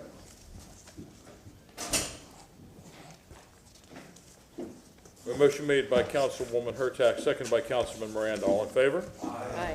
Just to reflect, 6970 Cindy, were we already previous. voted. I'm sorry, then to 68, apologies. All in favor? Any opposed? Thank you. Councilman Miranda, you've got Finance Committee. Thank you, Mr. Chairman. I move items 71, 73, 74, 75 has been dealt with, 76 and 77, 72 will be talked in a minute. Second. A motion made by Councilman Miranda, seconded by Councilman Maniscalco. All in favor? Aye. Okay, you wanted to, who's going to discuss 72? Ms. Hurtak. Councilwoman Hurtak. Yes, and my question on this was about laser printing and the mailing of utility bills, and I thought $250,000 is a lot of money. We really should be sending these digitally as much as possible, and when I found out that there's 141,000 utility bills every month still being mailed, I just wanted to know why, and just sort of bring that out into the public's realm, and what we as a council can do to reduce that. Great. Brad Baird, Deputy Administrator of Infrastructure. We do have about 10,000 of our customers that are receiving electronic bills, then the remainder are receiving a hard copy in the mail. That's about 7% of our customers. This provider, TC Delivers, they handle both scenarios, so they will handle our electronic bills as well as the hard copy bills. And our customer must have the means to receive the electronic bill and then ask us for it or opt in for that. And I do have good news. We have an upcoming new customer portal. It's called Silverblaze, and it should be in place in about 6 months. We had to postpone it because it was going to be implemented at the same time as our upgrade for Kayenta, which is our utility management system. However, Kayenta did not have the resources to do both, so we had to postpone it a little bit. But having said that, we plan to market the e-bill option really heavily when we go out with Silverblaze or when we go live with Silverblaze. So that's our plan, and that should cut down the cost. I just had one question. Did you say only 10,000 people get their bills? Correct, but by e-bill, yes. Only 10,000, and we have how many accounts? So that was 7%, so that would be, I think we have about 150,000 accounts. And that would be, and the accounts are water, wastewater, and solid waste. So sometimes it's only the water account or only wastewater. Then we have a lot of work to do. For some reason, I was thinking of the number of citizens, so I was thinking 400,000 homes, but we don't. It's one. So, wow. Okay, then I'm really glad I brought this up. I'm looking forward to when you get that online, getting an update on how we're getting people to use that service. It's so much faster and easier for me personally. Yeah, I also want to remind that we do have some customers that prefer the paper bill. There always will be, Yeah. but the majority of people now get their bills electronically. Councilman Goose. I mean, it's a noble thing to do this. I mean, to ask for this, but I can tell you in a lot of my communities, they prefer that paper bill. And hate to say this, but I prefer the paper bill. I know I got it in my bill. I know it's there, and sometimes with the emails, you see all the stuff, you pass it by, and but anything to sort of move those who want it, because even with a lot of other companies, they know that some do and some don't. So I mean, I don't want to force everybody to do it. So we can kind of gradually get some people who want to do it, fine. But I still want the paper. Councilman Miranda. I can only speak like Mr. Goods. I can only tell you that I have no internet and I don't have anything but the local stations, so I'll never get a bill. Thank you very much, and I really enjoy being your customer. Yes, sir. Councilman Carlson. What is so about 7%, what's the industry average?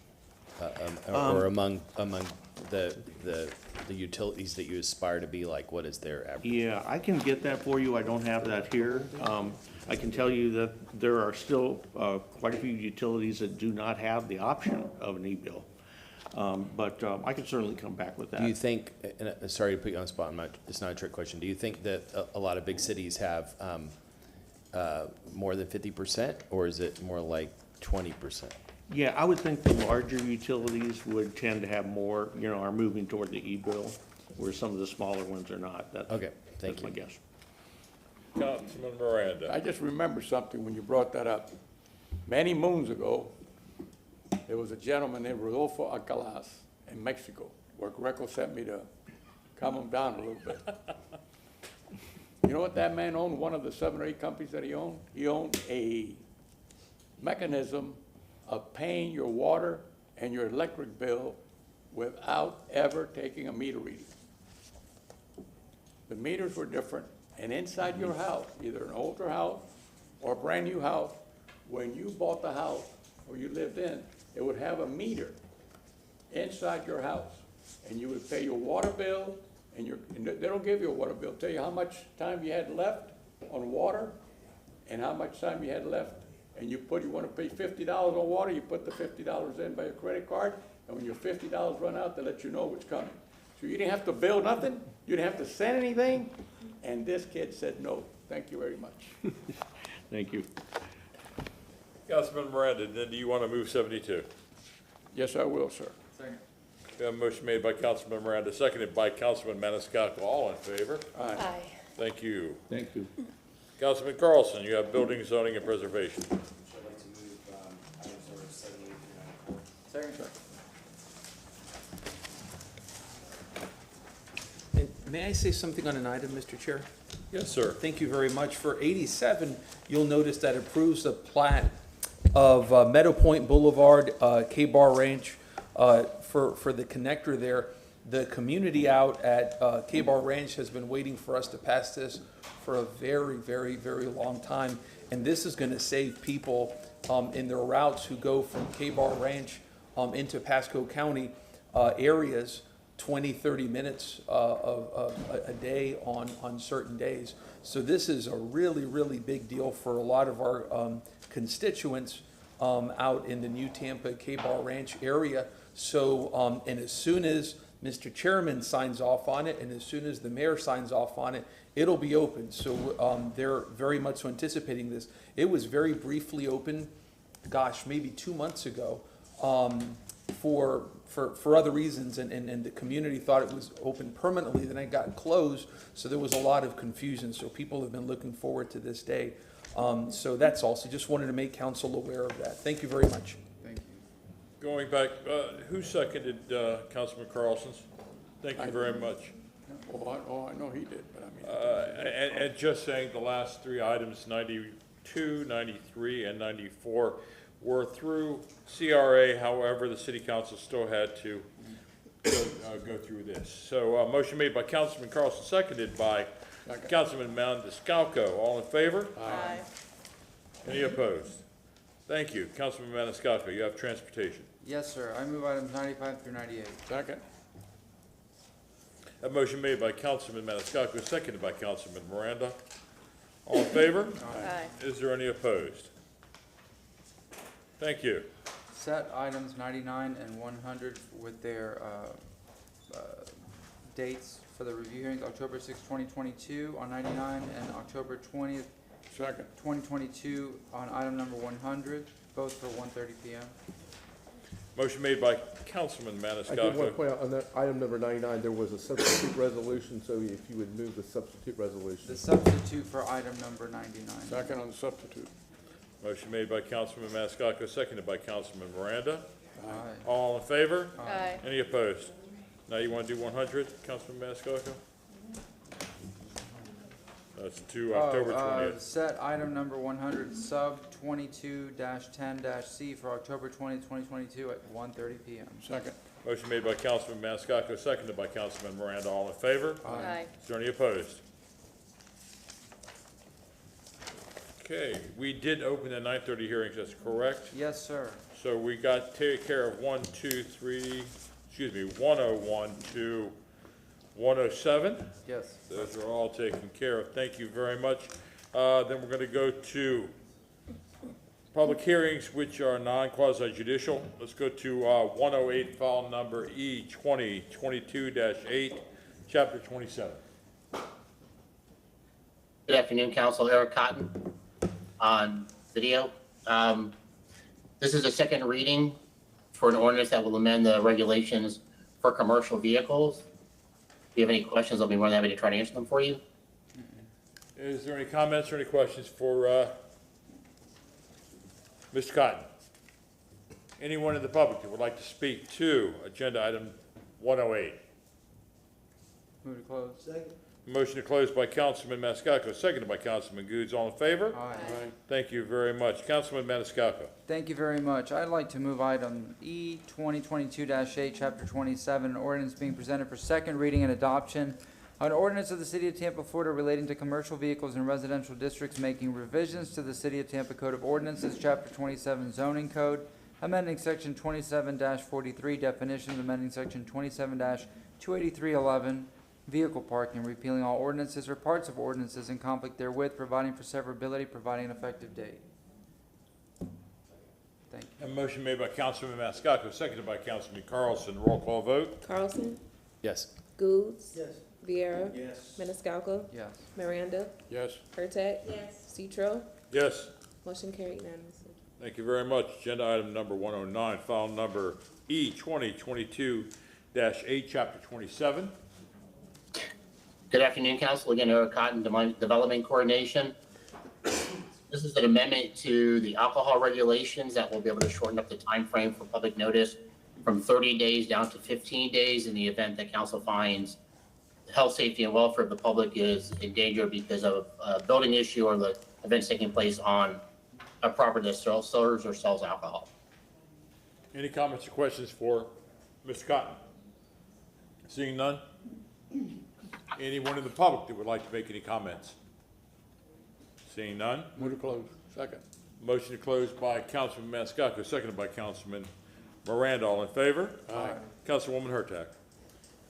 File number E 2022-8, chapter 27, ordinance being presented for second reading and adoption, an ordinance of the City of Tampa, Florida, relating to alcoholic beverage sales, notice time frame, making revisions to City of Tampa Code of Ordinances, Chapter 27 Zoning Code, amending Section 27-318, expiration, suspension, and revocation of approvals for alcoholic beverage sales, posting of notice for discontinuance of sales, evidence of resumption of sales, repealing all ordinances or parts of ordinances in conflict therewith, providing for severability, providing an effective date.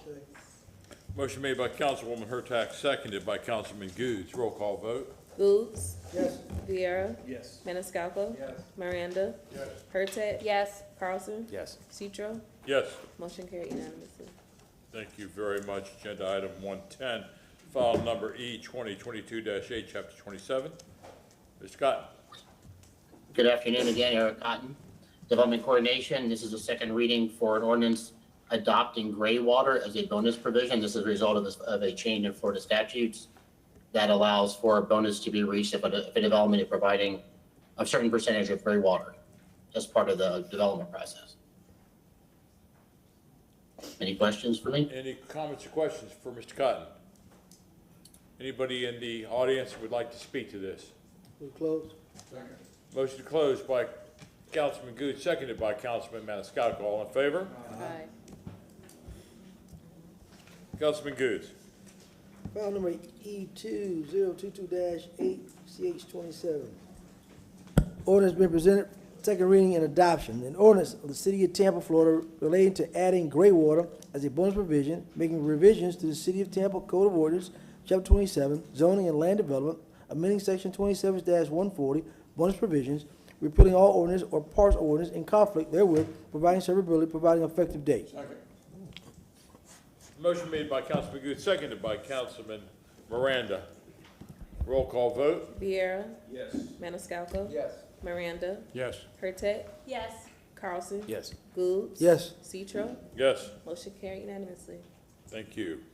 Agenda item number 111, file number E 2022-8, chapter 27. Mr. Scott. Eric Cotton, Development Coordination. This is an amendment to Chapter 27 to amend the definition of the Development Review and Compliance Staff to to make it as the Design Review Board. Again, this is a response to legislation from the state of Florida that would have preempted us from regulating design standards in design districts. Any comments or questions? Seeing none, anyone in the audience would like to comment to this? Second. Motion to close by Councilman Maniscalco, seconded by Councilman Miranda. All in favor? Aye. Councilman Miranda. Thank you, sir. Item number 111, file number E2022/8, Chapter 27. Ordinance being for second reading and adoption, an ordinance in the city of Tampa, Florida, relating to development review and compliance staff, that's the RC, making revision to the city code of ordinances, Chapter 27, zoning and land development, amending section 27/43, definitions, amending section 27-66, intent and purposes, amending chapter 2767, duties, providing for repeal of all ordinances or parts of ordinance in conflict within, providing for severability, providing an effective date. Second. Motion made by Councilman Miranda, seconded by Councilman Maniscalco. All in favor? Aye. Any, excuse me, roll call vote. Maniscalco, Yes. Miranda, Yes. Pertec. Yes. Carlson. Yes. Gould. Yes. Vieira. Citro. Yes. Motion carried unanimously. Thank you. Agenda item number 112, file number E2022-8, Chapter 27. Mr. Cotton. Good afternoon again, Eric Cotton, Development Coordination. This is an amendment to Chapter 27 again, basically a change to primarily to define what a street cafe is, as this is an outgrowth of the Lift Up Local program that was in effect during COVID to allow people to use parking spaces. If they already have a sidewalk cafe permit, they can expand into like the parallel parking spaces in front of their business downtown or in other parts of the city where it would be appropriate. Any comments or questions for Mr. Cotton? Anyone in the audience would like to speak to this? Move to close.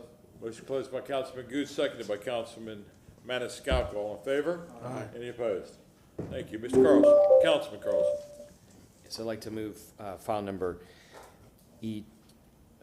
E2022-8, CH27, ordinance being presented for second reading and adoption, an ordinance of the city of Tampa, Florida relating to street cafe, making revisions to City of Tampa Code of Ordinances, Chapter 27, zoning and land development, amending section 27-43, definitions, amending section 27-127, classes of special use permits, agent or body responsible for each general procedure, providing for repeal of all ordinances or parts of ordinances in conflict therewith, providing for severability, providing effective date. Second.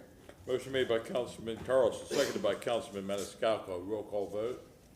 Miranda. Yes. Pertec. Yes. Carlson. Yes. Gould. Yes. Vieira. Yes. Maniscalco. Yes. Citro. Yes. Motion carried unanimously. Thank you. Agenda item number 113, file number E2022-8, Chapter 27. Mr. Cotton.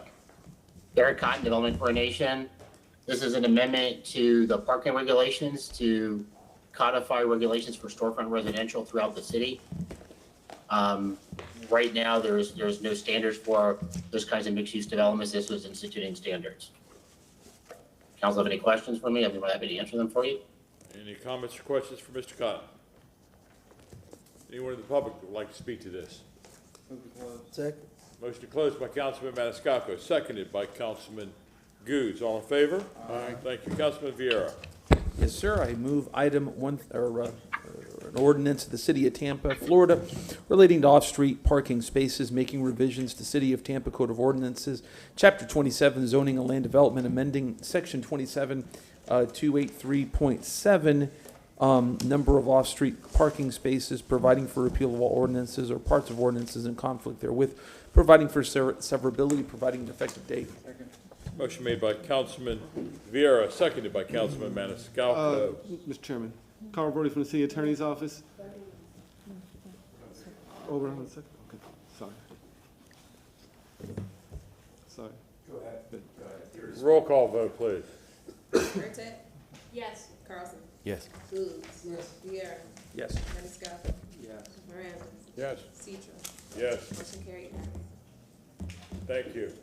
We're now going to Thank you, move Council. on to agenda item 114, file number E 2022-8, chapter 2, and we are going to have a substitute provision or resolution, ordinance for this. Thank you. I knew where you were going. Thank you, sir. Thinking ahead of me. Carl Brody and Marcy Hamilton from the City Attorney's Office.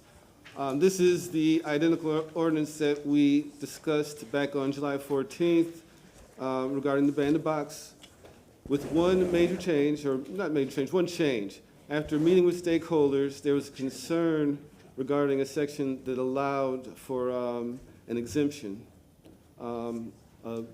basically a full exemption for any company that hired a disadvantaged worker.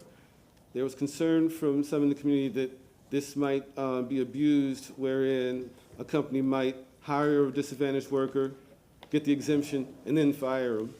We fixed that by putting in a closeout requirement. So at the end of the project, prior to receiving final payment, any company that receives that exemption will have to file a final closeout compliance report. That way we'll be able to verify that they did follow through on their commitment. So that's the only change we had from the previous ordinance. I will go to Councilman Vieira. Thank you, Mr. Chairman, and thank you for all y'all's work on this. I know we were speaking on this change. It's something that's really important because we want to make sure that this ordinance pushes this issue forward with some real good results. And so this is going to make sure that if a contractor takes advantage of this and gets the extra points, that we can verify that they have in fact hired these individuals and complied with the good policy that we want to put forward. This is the ordinance that the Reverend Bernice Powell Jackson was speaking to earlier. This is a very good ordinance, especially when you put it together with a $150,000 apprenticeship investment we're going to be making in addition to what the county's going to be making for a test pilot program for returning citizens for state certified apprenticeships, really moving this issue forward. So all in all, this gives incentives to ban the box. This gives incentives for contractors to hire returning citizens, and then coupled with the sum of money we're putting forward, this puts forth apprenticeships and training and life skills for people who are leaving prison who just want to work hard to put food on the table for their families. You know, this idea for me is pro-work. It is pro-family. About 1 in 3 households, 1 in 3 people in the United States have had some sort of contact with the prison system.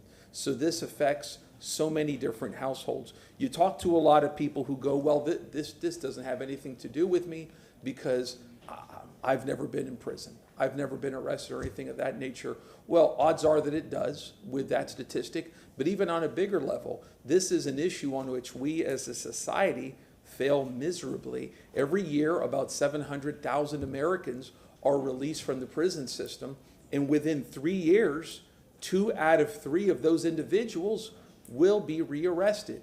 That's a failure that results in broken families, broken communities, more violence and more crime.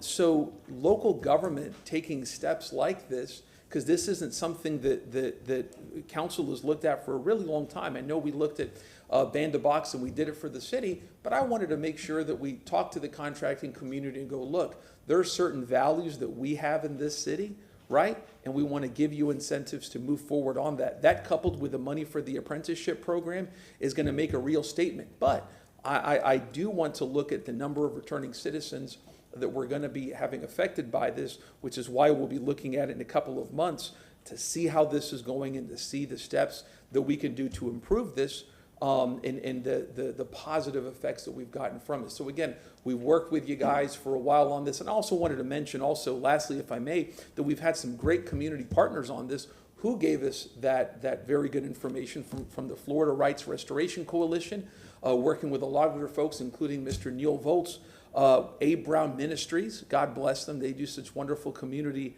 work, and are good friends at the Jewish Community Center Federation, including my good friend Joe Probasco and many others. So just wanted to thank everybody, especially all two over there, for your hard work on this.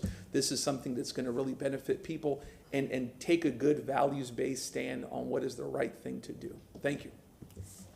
Councilman Goose. Well, you know, I've never been a fan of banning the box because I don't believe it really works. Because if I don't get to check the box and I go in and I know what the outcome is going to be in the end. I've seen it happen too many times. We talked about that, Carl. I'm glad you were able to put this new piece in there because we talked about that too. Because I know what happens when they get on the job site with the ordinance you previously put forth, because they'll come in for a day or two and they'll let them go because the insurance carrier won't allow them to hire them, but they'll find a way to get the contract first. We talked about this, talked about it in the hallway. Seen it many, many times. I'm glad we have something in place, and I'm happy with that. But I would like to see in 6 months how effective we already are with the contracts. That's going to be the determining factor. Is the train really moving? Every day people get let out of prison. Just had my son, my God become my son, but luckily he had a strong family. So when he came home, he had a car waiting. He's got a clean service he's working with. So he had someone to help him get moving right away, not sitting down, versus most of them that come out, they went in because they had nobody. When they come out, they got nobody. They go back to grandma, great uncles, we watch them all day, all their life, and still got nothing. You know what I'm talking about.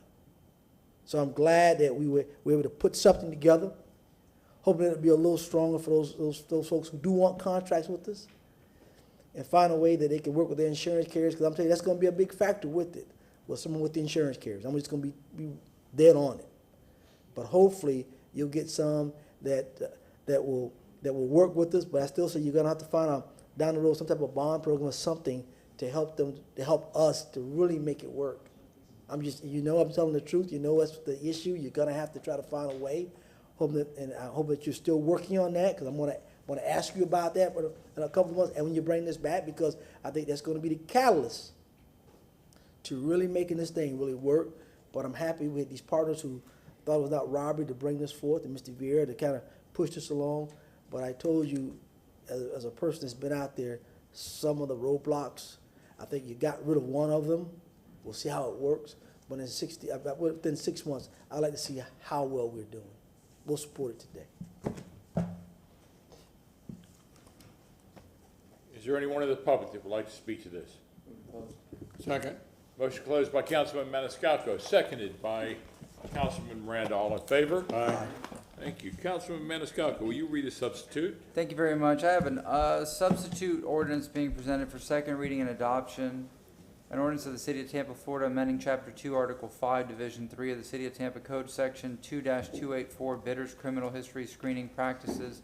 Said amendment providing for the revision of the procurement evaluation process for the purpose of incentivizing contractors to hire disadvantaged workers, requiring contractors who are awarded projects and receive incentives in the procurement evaluation process to employer show a good faith effort to employ disadvantaged workers, repealing all ordinances or parts of ordinances in conflict therewith, providing for severability, providing an effective date. Second. That motion made by Councilman Maniscalco, seconded by Councilman Miranda. Roll call vote. Yes. Yes. Yes. Yes. Yes. Yes. Yes.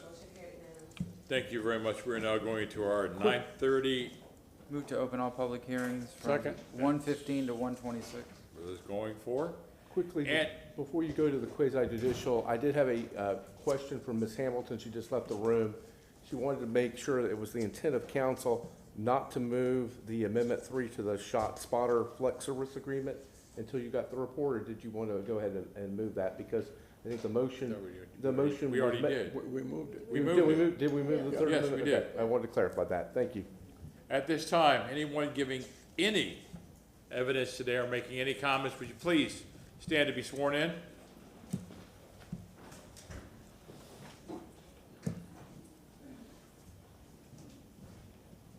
Do you swear affirm that the testimony that you're about to give is not true, the truth, the whole truth, and Thank you very much. Agenda item number 115, file number SU 22-3.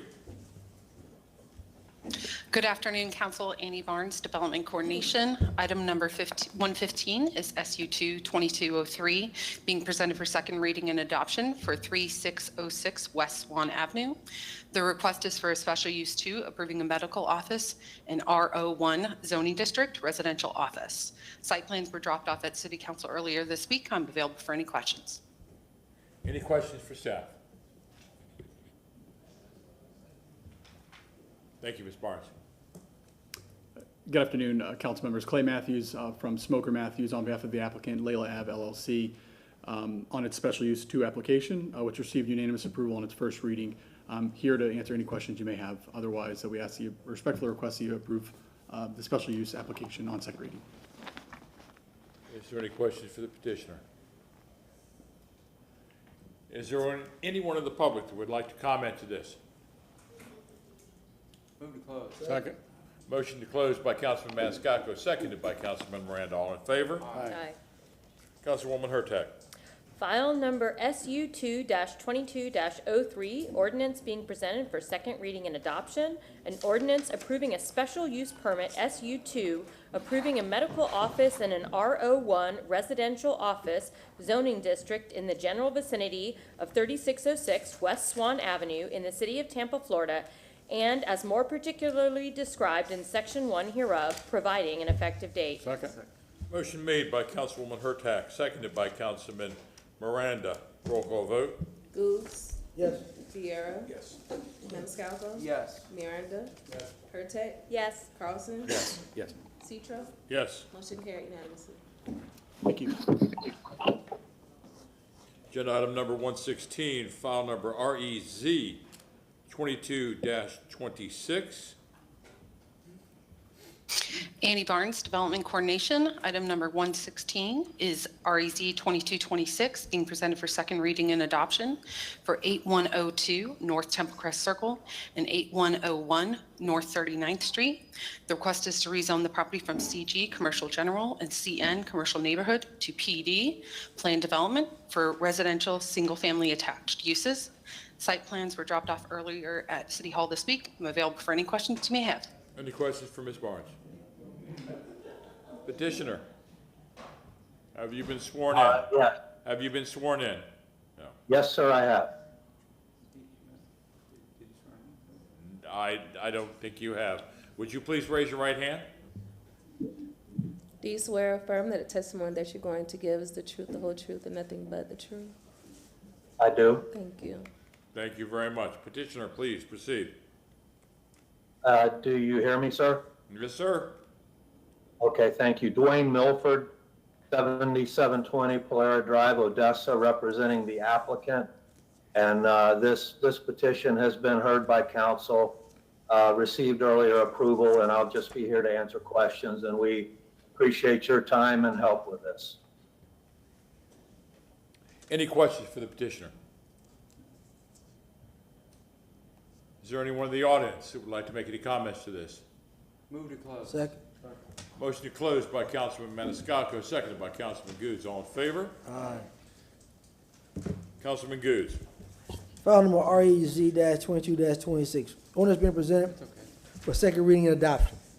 An ordinance rezoning property in the general vicinity of 8102 North Temple Crest Circle and 8101 North 39th Street in the city of Tampa, Florida, and more particularly described in section 1 from zoning district classification, CG Commercial General and CN Commercial Neighborhood to PD Planned Development, residential, single-family attached, providing effective date. Second.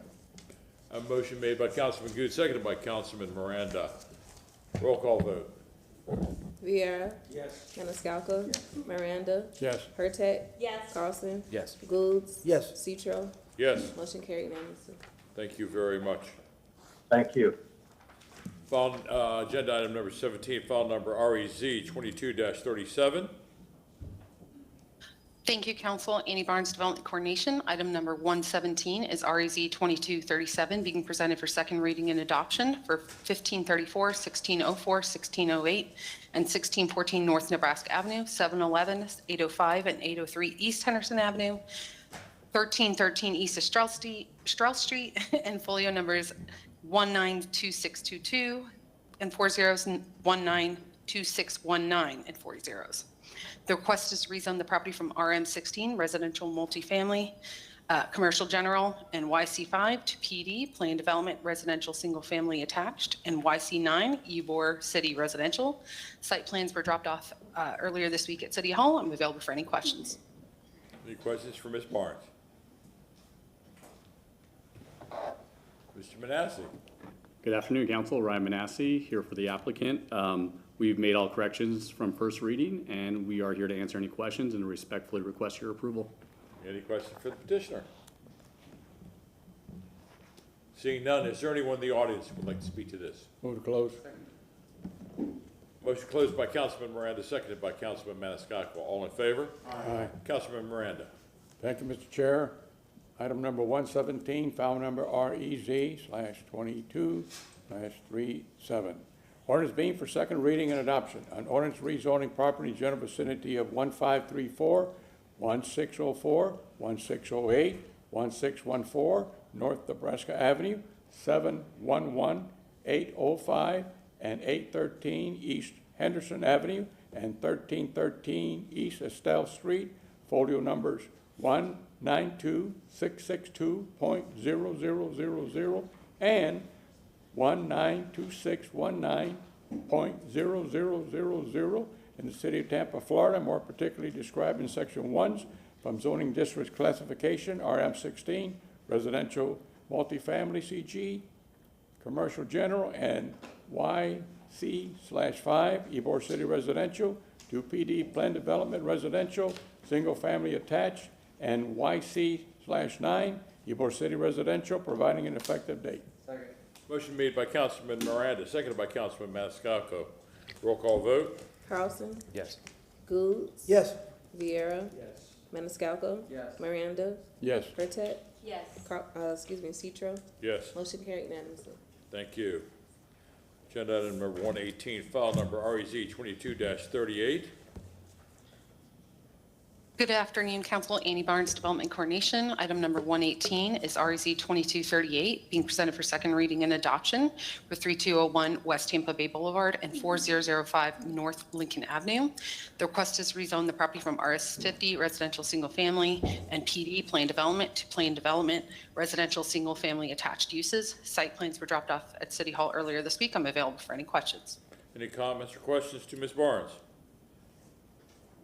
Seeing none, petitioner? You're muted, and I believe you'll have to be sworn in. I do. Do you swear or affirm that the testimony that you're going to give is the truth, the whole truth, and nothing but the truth? I do. Thank you. Please proceed.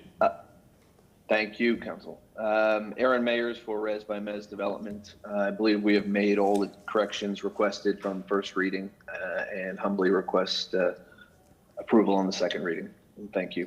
I'm here for any questions. Any questions?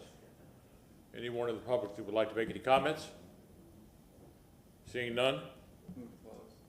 Second. Motion closed by Councilman Maniscalco, seconded by Councilwoman Hurtak. Councilman Vieira. Yes, sir. No. I apologize. All in favor of closing? Aye. Thank you very much. Councilman Vieira. Yes, sir. I read number, strike that. Move an ordinance being presented for second reading and adoption, ordinance rezoning proper and general vicinity to 3201 West Tampa Boulevard and 4005 North Lincoln Avenue in the city of Tampa, more particularly described in section 1 from zoning district classification RS50 residential single family and PD plan development to PD plan development residential single family attached, providing an effective date.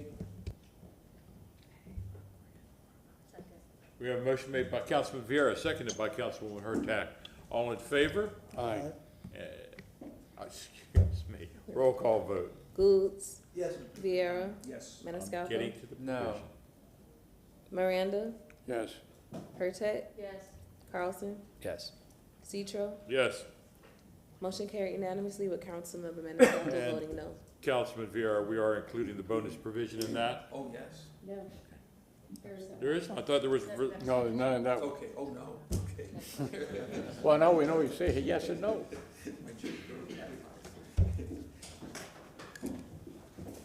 Okay, where are we at now? 119. There we go. Thank you very much. So I missed Councilman Carlson. Sorry, I'll make it up to you, Councilman Carlson. No, I just inadvertently.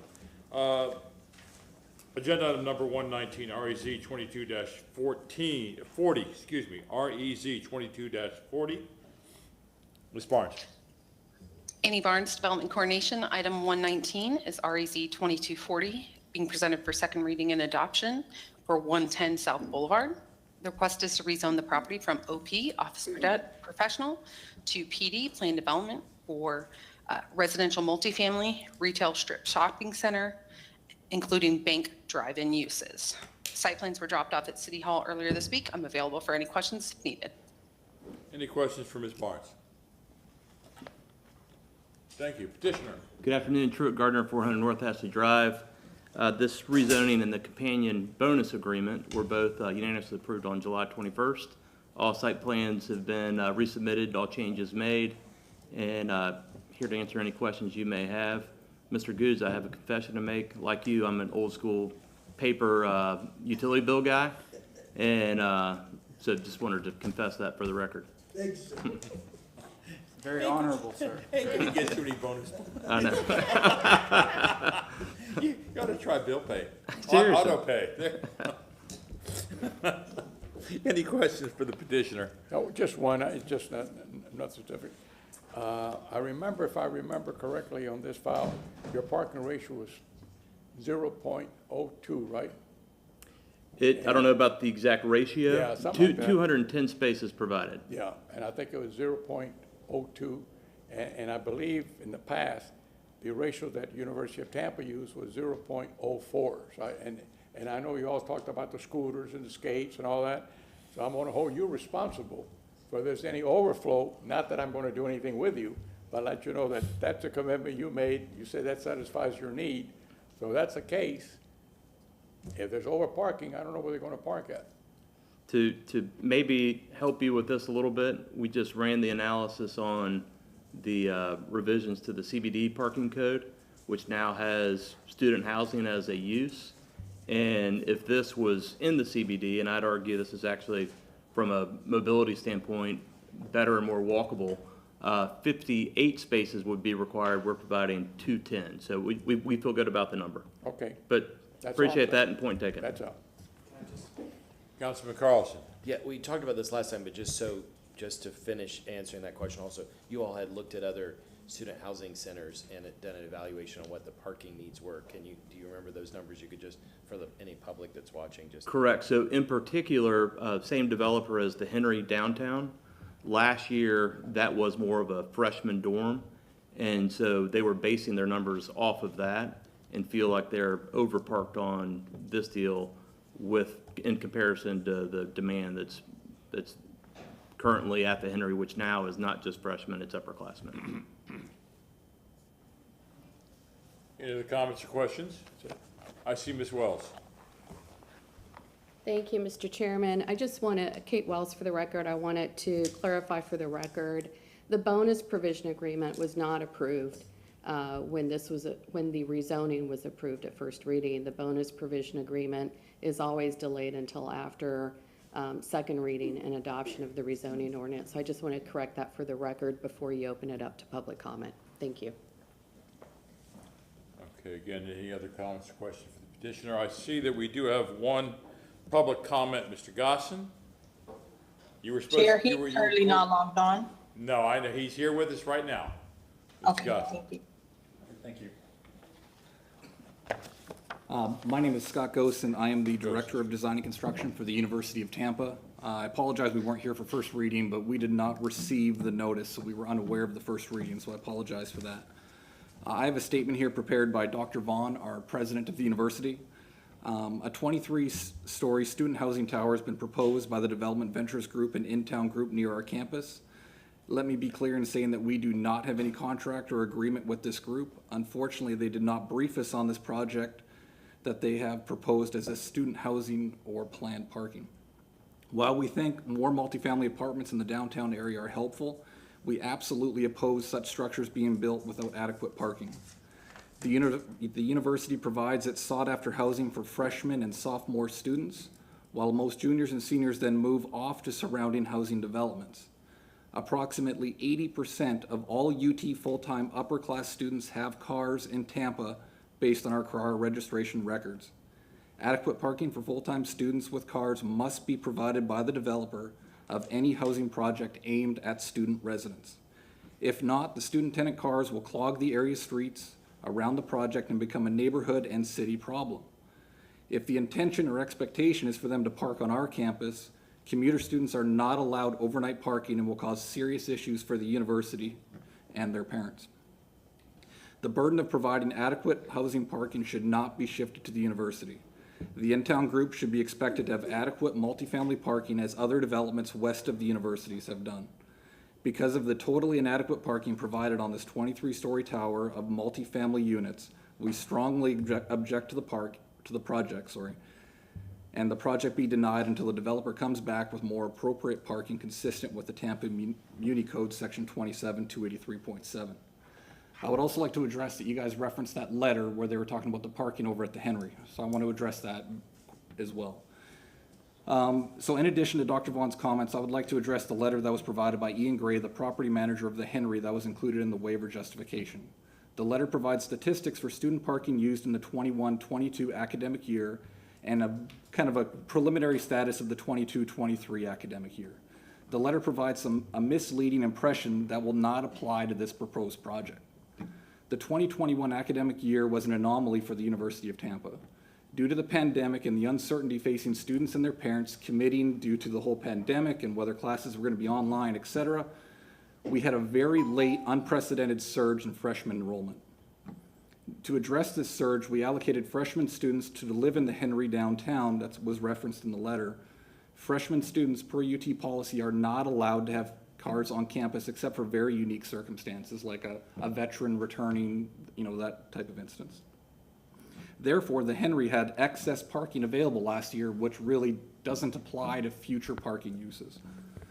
Fast forward to this year when they provided those statistics. 30 seconds more. Thank you. Our parents requested that their students were allowed to stay in the Henry. Usually we would bring sophomores back on campus. Because of this one-time accommodation, their kids were comfortable with staying there, we said absolutely. So in the future, we will not be pushing freshmen and sophomore students off campus, and juniors and seniors will be moving into these apartments, and our statistics clearly show that 80% of these students drive. So we request, because there's a lot of these applications coming up in front of City Council, there's like 5 or 6 that we're aware of. If we start approving these places at 0.2 parking spaces per bed, 0.25, it's going to push a burden back on the campus and it's going to create an enforcement issue for us. And we kindly request that City Council take a very strong look at this because it's going to create a big problem for us. Thank you. Councilman Good. So what's your position at the college? I am the Director of Design and Construction. I'm the in-house architect at UT. Thank you, sir. Any other questions? Thank you. Mr. Gardner, out of fairness, I will give you extra time in your rebuttal. Sure. So on that point taken, and we're more than happy to work with the university to make sure we're not putting a burden on their parking structures. That is not our intent at all. Our developer feels very confident that they're providing adequate parking. As mentioned, if you apply the new CBD code to this, we're providing 4 times the amount of spaces that would be required under the CBD. And I would argue that this location is more walkable than the CBD. We're 2 blocks from the school. So we're happy to work with them to make sure we don't create a burden on their parking structures. That is not the intent, and we feel very confident, given the information provided at the last hearing and what I've stated today, that we will adequately service those needs. Mr. Chairman? Councilman Goods. As a person who lived on campus before and lived off, I have a concern that the president of the colleges come forth today with a letter. And there was no conversation with the university per the Director of Architect and Design. So I do have some concerns today in reference to that. I'll hear from other councilmen, but maybe we need to hold off until the president and your organization meets with the school. Again, I have some concerns. And Mr. Goods, I hear you on that, and I've spoken to my client on that. The one thing which maybe the university needs to weigh on that is I know that there is a heavy need for housing, and the way this contract is worked out and the way their construction schedule is worked out, basically what I was told by my client is a vote of a continuance is basically a vote of denial because they just can't adequately service the need and provide this housing in time for the 2024 school year if we don't stay on this track. So again, we're confident in what we provided. Obviously, we don't want this to be denied, but we do have a heavy need to move this project forward, which I think us working with the university to make sure that there are safeguards in place where we're not taxing their garages. Again, that's not the intent. And actually, the only overnight parking garage facility we're aware of is north on Boulevard, almost to Cass. It would be impractical for these students to park on Boulevard and walk all the way to Cass Street. So we feel it's adequate. Notice was provided, opportunity was given for them to be heard at the first reading, but I absolutely promise they want a good relationship with the university, and we will make sure that we are not taxing their parking structures, which seem to be basically when you boil it down, what the statement was. Councilman Carlson.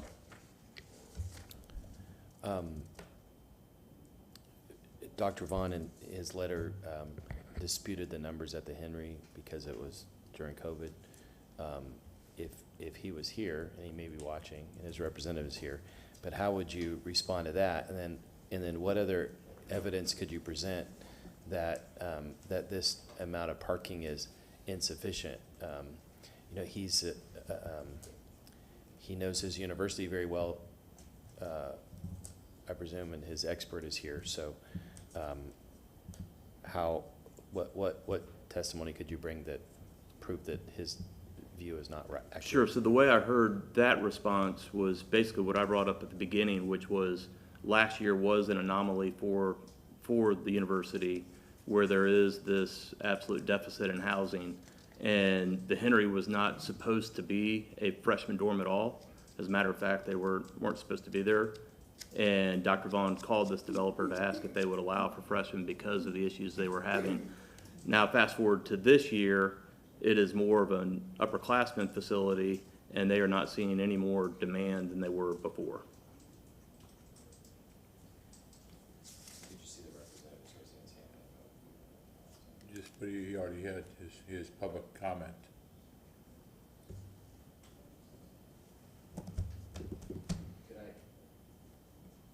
Could I ask legal what we either approve or deny is the choice right now, right? Or you could continue. Those are your choices, I think. Yeah, I agree with Mr. Massey. You can either take final action today or continue this out to a date certain. With respect to the testimony you've heard today from the public, and their opposition with respect to the waiver being requested and how they believe that the reduction in parking is going to impact the school. The code does require City Council to find that the applicant has met its burden of proof with respect to the waiver criteria for all of the waivers being requested. So if there is concern by council with respect to that one issue with regard to the waivers, and perhaps additional time or testimony would be helpful if the parties had an opportunity to discuss this, I don't think a continuance would be inappropriate. Once this is built, what remedy does the city have if there is the problem that the president anticipates? What remedy does the city have once it's built? I don't know that there would be a remedy for the city because council would have granted the parking waiver and the reduction. Mr. Gardner, you've heard what at least one council member, Councilwoman Hurtak. I'm going to go with the numbers that have to do with the central business district, which isn't too far away. And if they're providing 4 times as much as just 2 blocks away would have to, which is where the Henry is, I still support this project. I think that if we're very concerned about parking and there are more projects coming forward, we can look at it. And I don't think the city doesn't have an option.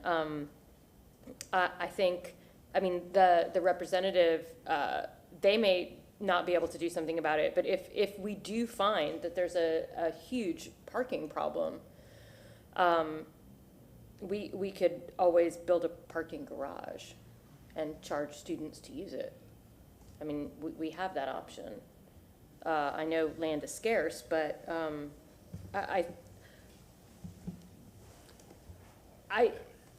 from what we're hearing about what's happened at the Henry and in other places downtown, cars are not as ubiquitous. They may be, but in order to live in this facility, you can either get one of the parking spaces or you can't drive there. I mean, that's it though. And that's what we're seeing in other apartment complexes too. So if you don't have that option, I don't know why you would bring your car, but that's just me. Councilman Miranda. I'm just thinking in my mind, when is our next council meeting? Next week, Thursday. Can we have something with a week? Is a week going to hurt the project? I think that would So you can suffice. iron it out with the University of Tampa, have a meeting with them. I want to be fair to both sides, Sure. get the thing built. That's what I like to see. If I make a motion to hold this for one in an emergency, legal can correct me, but I guess we can put this to next week. There was no one in opposition that I know that spoke today. I would prefer hearing that Mr. Gardner would like to request the continuance. I would feel I appreciate more at ease. Mr. Miranda's accommodations, and I think 1 week appreciate the accommodation on that. And that is something you're requesting. Correct. Thank you. Then I'll second that. All right. We have a motion made by Councilman Miranda, seconded by Councilman Maniscalco. Any further discussion? Councilman Carlson. No, just to add on to what he said, I'm trying to figure, I can't add testimony, but Dr. Vaughn is obviously a genius at building up the University of Tampa. And, Sure. And it would be great if you could get their blessing, but at the very least, legal cut me off if I have to stop, but it would be great if you could at least have that conversation and come back with some kind of solution remedy for that too. I agree, and at a minimum, helping them, to the extent they don't want overnight students in their garages, seems like they should easily be able to permit for that. This is an exciting project, and I see the trend of us going away from cars, but at the same time, as Councilmember Miranda said in the beginning, there's no place else to park there, and UT doesn't have space. So we need to make sure that we resolve this and not make a big mistake. Fair enough. And again, we do not want to create a parking issue. So we're this- confident in what's being provided, but to give you that assurance, happy to take the time to flesh that out a little more and talk to the university. Yeah, I think. And we'll make this number 1 on the agenda if possible. Second. At 9:30 in the morning or something. Thank you. We have a motion made by Councilman Miranda, seconded by Councilman Maniscalco. Roll call vote. Vieira. Yes. Maniscalco. Yes. Miranda. Yes. Hurtak. Yes. Carlson. Yes. Gould. Yes. Citro. Yes. Motion carried unanimously. The public hearing is continued till next Thursday, September 1st at 9:30 a.m.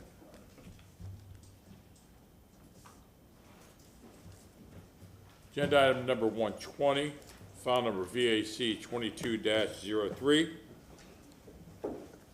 Ross Salmons, Development Coordination, presenting file number VAC 22-03. It's proposed vacating, being presented for second reading.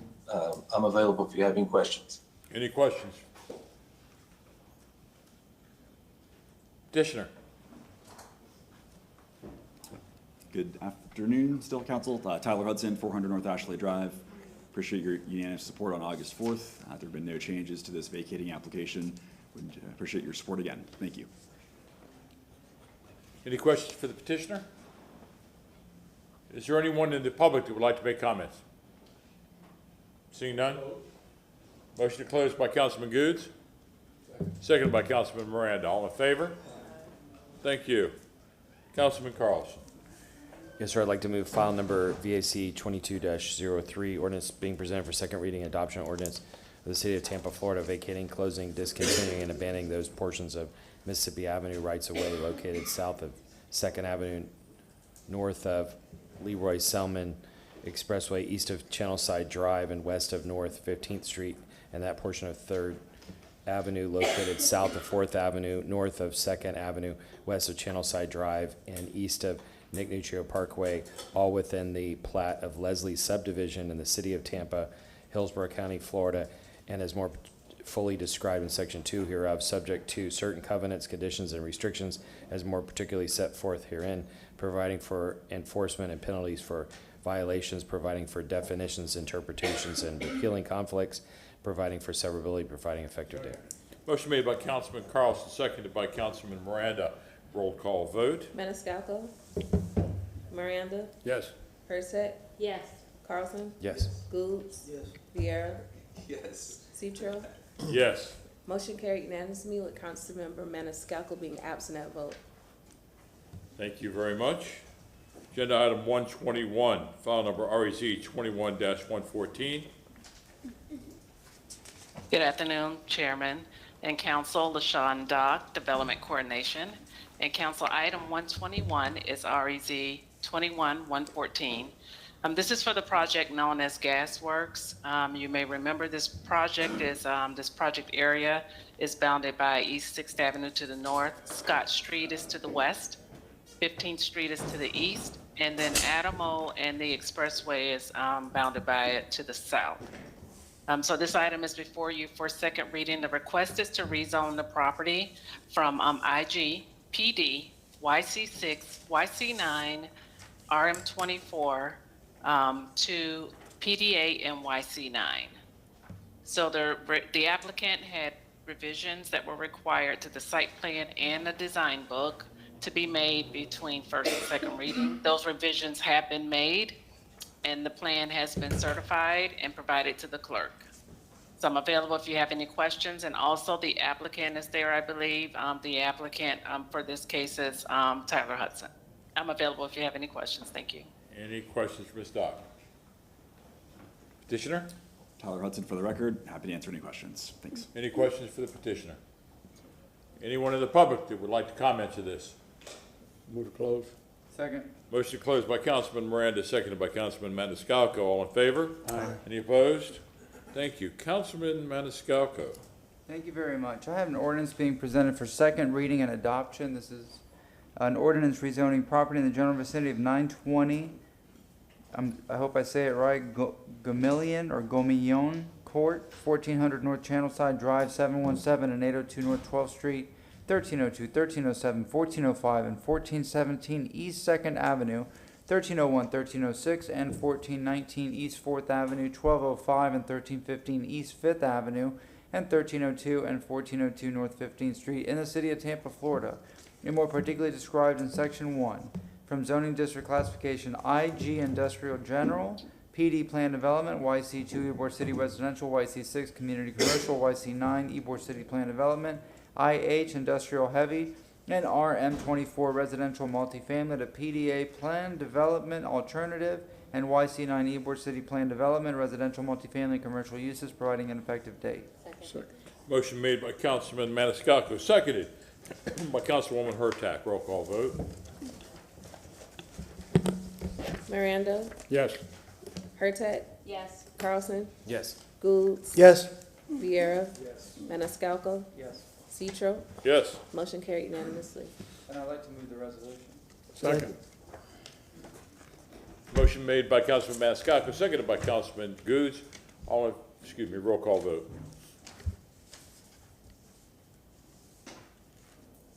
Miranda? Yes. Hurtak? Yes. Carlson? Yes. Goods? Yes. Viera? Yes.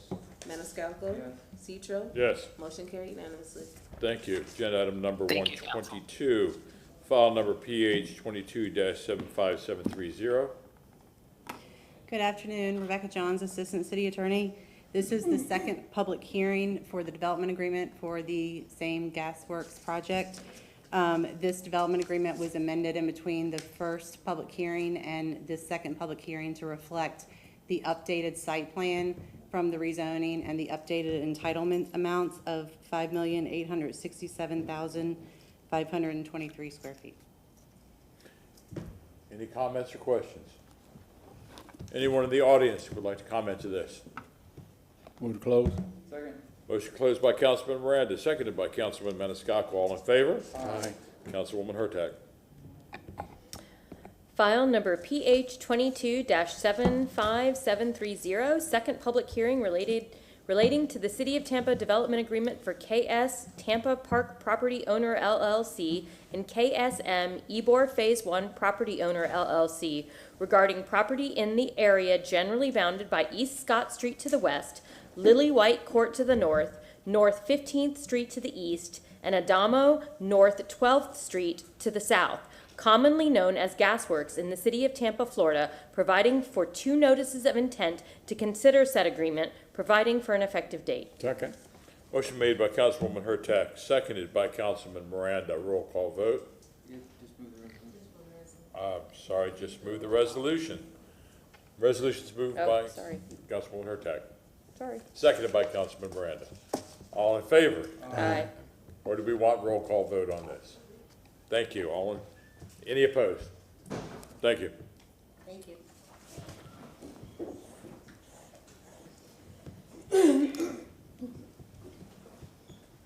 Agenda item 123, I see October 20th.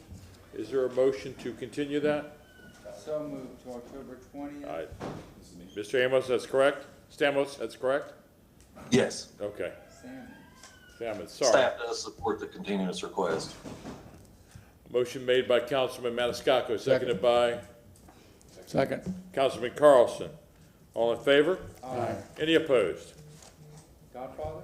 Yeah, I'm finna say, you don't need to bring the enforcer here. I'm just gonna give him a cup of coffee. He's here with the YMCA too. Yeah, I'm just gonna give him a cup of coffee. The enforcer's here today. Thank you for acknowledging that, Sid Donald. That's right, war hero. That's right. War hero.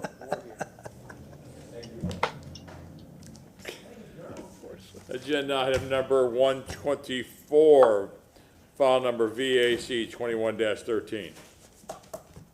Ross Samuels Development Coordination presenting file number VAC 21-13. I'd like to ask the clerk to share my screen, please.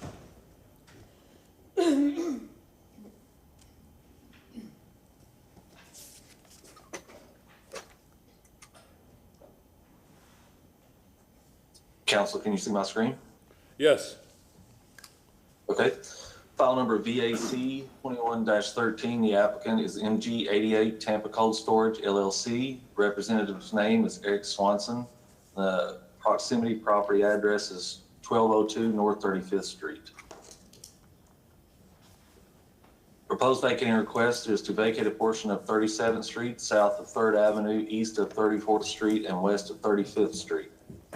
The application was filed on August 11th, 2021. The applicant owns property to the west side of 37th Street that is requested to be vacated. The applicant's reason for the application is the owner would like to maintain the property and pay taxes on the vacated land. The owner would also utilize the land to expand their footprint. This street was created by subdivision Plat and is within East Tampa Overlay District. Again, the applicant is requesting to vacate a portion of 37th Street located at 1202 35th Street. The existing right-of-way is approximately 12,762 square feet. The portion of 37th Street requested to be vacated is currently unimproved right-of-way. Here's an image. The proposed vacating in yellow is 37th Street. The applicant's property is in red. Here's an atlas sheet showing previous vacatings in the area, the hatched areas, and the proposed vacating in purple, a portion of 37th Street. Here's the portion of the street that was dedicated by East Bay Park Plat in red. Here's an image of 37th Street looking south from 3rd Avenue. An image of 37th Street looking north from 3rd Avenue. This portion is not to be vacated. The applicant's property looking south from 3rd Avenue. And again, the applicant's property looking south from 3rd Avenue. Staff have no objection to this vacating request. Stormwater easement reservation is needed over the entire vacating area. Natural Resources comply with Chapter 27 in regard to tree preservation and site design for improvements placed adjacent to trees in any vacated area. That's all I have. I'm available if you have any questions. Any comments or questions? Seeing none, is there anyone in council chambers who would like to speak to this? Move to close. Second. Motion closed by Councilman Miranda, seconded by Councilman Goods. All in favor? Aye. Any opposed? Councilman Goods. So, Mr. Chairman, file number VAC 21-13. Order being presented for first reading and consideration, an ordinance of the City of Tampa, Florida, vacating, closing, discontinuing, and abandoning that portion of North 34th Street located south of 3rd Avenue, north of Adamo Drive, east of 34th Street, and west of 35th Street within the plat of second revision of East Bay Park subdivision in the City of Tampa, Hillsborough County, Florida, and is more particularly described in Section 2 hereof, subject to certain covenants, conditions, and restrictions as more particularly set forth herein, providing for enforcement and penalties for violation, providing for definitions, interpretations, and repealing conflicts, providing for severability, providing an effective date. Second. Motion made by Councilman Goods, seconded by Councilman Miranda. Roll call vote. Goods. Yes. Viera. Yes. Maniscalco. Yes. Miranda. Yes. Hurtak. Carlson. Yes. Citro. Yes. Motion carried unanimously with Councilmember Hurtak being absent at vote. Second reading and adoption will be held on September 15th, 2022 at 9:30 a.m. Thank you very much. Agenda item number 125, file number VAC 22-06. Ross Amos Development Coordination presenting file number VAC 22-06. The applicant is Zviro and Heather Agazi. Property address is 210 South Renelli Drive. The proposed vacating request is to vacate the alleyways south of West Cleveland Street, north of West Azile Street, and east of South Renelli Drive and west of South Trask Street. The application was filed on December 15th, 2021. The applicant owns a property abutting the west side of the alley that is requested to be vacated. The applicant's reason for the application is they would like to vacate the alley so they can take over the land and maintain the land. The alley is difficult to access. They do not have a gate, and neighbors on both sides of the property do not allow access to the alley. The property on the south side is under construction. The crews leave materials, and they were told that by the city inspector that they will be fine because of the materials behind their property, and they want to keep it maintained. This alley was created by subdivision plat. The existing right-of-way is approximately 8,800 square feet. This alley is currently unimproved right-of-way. Here's an image, the proposed vacating request in yellow. The applicant's property in red.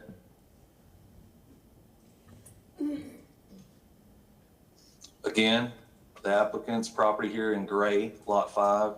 The proposed vacating is in pink here, and as you can see, a portion of this alley was previously vacated. Again, this is a portion of the alley proposed to be vacated in red per the plat. And again, in black, this is a previously vacated portion of the alley.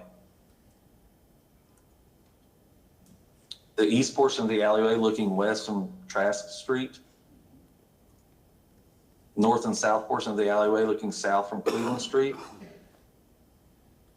The applicant's property looking east from Renelli Street. Staff have no objections to this vacating request. Stormwater, spectrum, and TCO easement reservations needed overall. Natural Resources must comply with Chapter 27 in regard to tree preservation and site design for any improvements placed adjacent to trees in any vacated area. I'm available if you have any other questions. Any comments or questions for staff? Ms. Agazi, were you planning on giving testimony? Then you need to unmute yourself and raise your right hand. I am The other unmuted. right. Do you swear or affirm that the testimony that you're going to give is the truth, the whole truth, and nothing but the truth? I do. Hello, council members. My name is Heather Agazzi. Thank you for hearing my petition and thank you for your service to our local government. I will share 3 reasons why I would like to vacate the alley. Number 1, residents do dump trash in the alley as well as construction crews working on Ranelli. And as previously mentioned, I was told by the inspector that it's my duty to remove construction materials from the construction site to the south of me. Unless, of course, I had video footage documenting the construction crew dumping windows behind my property. Second, given the accumulation of the debris and materials in the alley, coupled with the overgrowth of weeds and plants, the alley is a breeding ground for mosquitoes. With West Nile virus, Zika virus, and Eastern equine virus documented in our area, it is certainly a health issue. Finally, my neighbor to the north has video footage of unhoused citizens using the alley to enter private property and sleep on porches. In summary, my request to vacate the alley is so I can maintain the alley, keep it free of pests, deter unhoused folks from using private property to sleep, and keep debris out of the alley. Thank you. Any questions for Mr. Ghazi? Councilman Miranda? None. None? Mr. Ghazi, if I may inquire, you and your neighbors have video. Have you turned that video into either our police department or our code enforcement? I am unknowing if my neighbor made that choice. I did encourage him to do that. Did you do with your video? I don't collect video, and therefore the inspector told me it was my problem to remove construction materials. Okay, because if anybody has any video of something illegal, they should turn it in to the proper authorities. Any questions for Mr. Ghazi? Yeah. Councilman Goods. Me and Miss Wren was talking. She's so polite. Unhoused residents. Huh? It's a new thing. I really appreciate the way you said that. Unhoused residents. You're very kind and very thoughtful for your neighborhood. Congratulations. Thank you very much on behalf of us. Councilwoman Thank you, Hurtak. Councilman. I just wanted to ask, are your neighbors in agreement of vacating the rest of the alley? There are no garages or anything like that that need to be accessed? The neighbors with whom I am in close communication are very excited, enthusiastic that I have taken on this. I did mail the letters per requirement by the city, and I did not receive any objections from any neighbors. Okay, thank you. Yes, ma'am. Anybody in the audience that would like to comment to this? Move to close. Second. Motion closed by Councilman Miranda, seconded by Councilman Maniscalco. All in favor? Aye. Any opposed? Who do we have here? Is it Councilwoman Hurtak? No, she stepped out, and now I'm coming back to her. Oh, okay. Councilwoman Hurtak. File number VAC 22-06, ordinance being presented for first reading consideration, an ordinance of the City of Tampa, Florida, vacating, closing, discontinuing, and abandoning that alleyway located south of Cleveland Street, north of Azeel Street, east of Ranelli Drive, and west of Trask Street, within the Plat of Beach Park Annex, subdivision in the City of Tampa, Hillsborough County, Florida, and as more fully described in Section 2 hereof, subject to certain covenants, conditions, and restrictions, as more particularly set forth herein, providing for enforcement and penalties for violations, providing for definitions, interpretations, and repealing conflicts, providing for severability, providing an effective date. Second. Motion made by Councilwoman Hurtak, seconded by Councilman Miranda. Roll call vote. Vieira. Yes. Maniscalco. Yes. Miranda. Yes. Hurtak. Yes. Carlson. Yes. Goods. Yes. Citro. Yes. Motion carried unanimously. Second reading adoption to be held on September 15th, 2022 at 9:30 a.m. Thank you. I see that agenda items number 27 and 127 and 126 have been withdrawn. Move to strike 126 and 127 Second. from the agenda. Motion made by Councilman Maniscalco, seconded by Councilman Miranda. All in favor? Aye. Any opposed? Okay, let's go to information and reports. Councilman Carlson. Further to the conversation we had this morning, I would like to make a motion to ask staff to report on October 6th about a process by which we could have 2 or more public discussions about budget items that are more than $20 million. Second. Motion made by Councilman Carlson, seconded by Councilman Miranda. All in favor? Aye. Is there any opposed? Thank you. Councilman Vieira. A couple things, if I may. I want to, for our September 6th meeting, have a commendation presented to Ms. Chelsea Bear. That's the commendation meeting for her work as a disability advocate, especially with cerebral palsy and general disabilities. Motion made by Councilman Maniscalco, motion made by Councilman Vieira, seconded by Councilman Maniscalco. All in favor? Aye. Second, if I may, a commendation on the same day, September 6th, for Crisis Center of Tampa Bay's Deborah Harris for her impending retirement after 23 years. Motion made by Councilman Vieira, seconded by Councilman Maniscalco. All in favor? Aye. And then lastly, this past year that Congress passed the American Rescue Plan Act, which helped our communities immensely. Yesterday, we saw the East Tampa Recreation Project go forward in part due to these funds.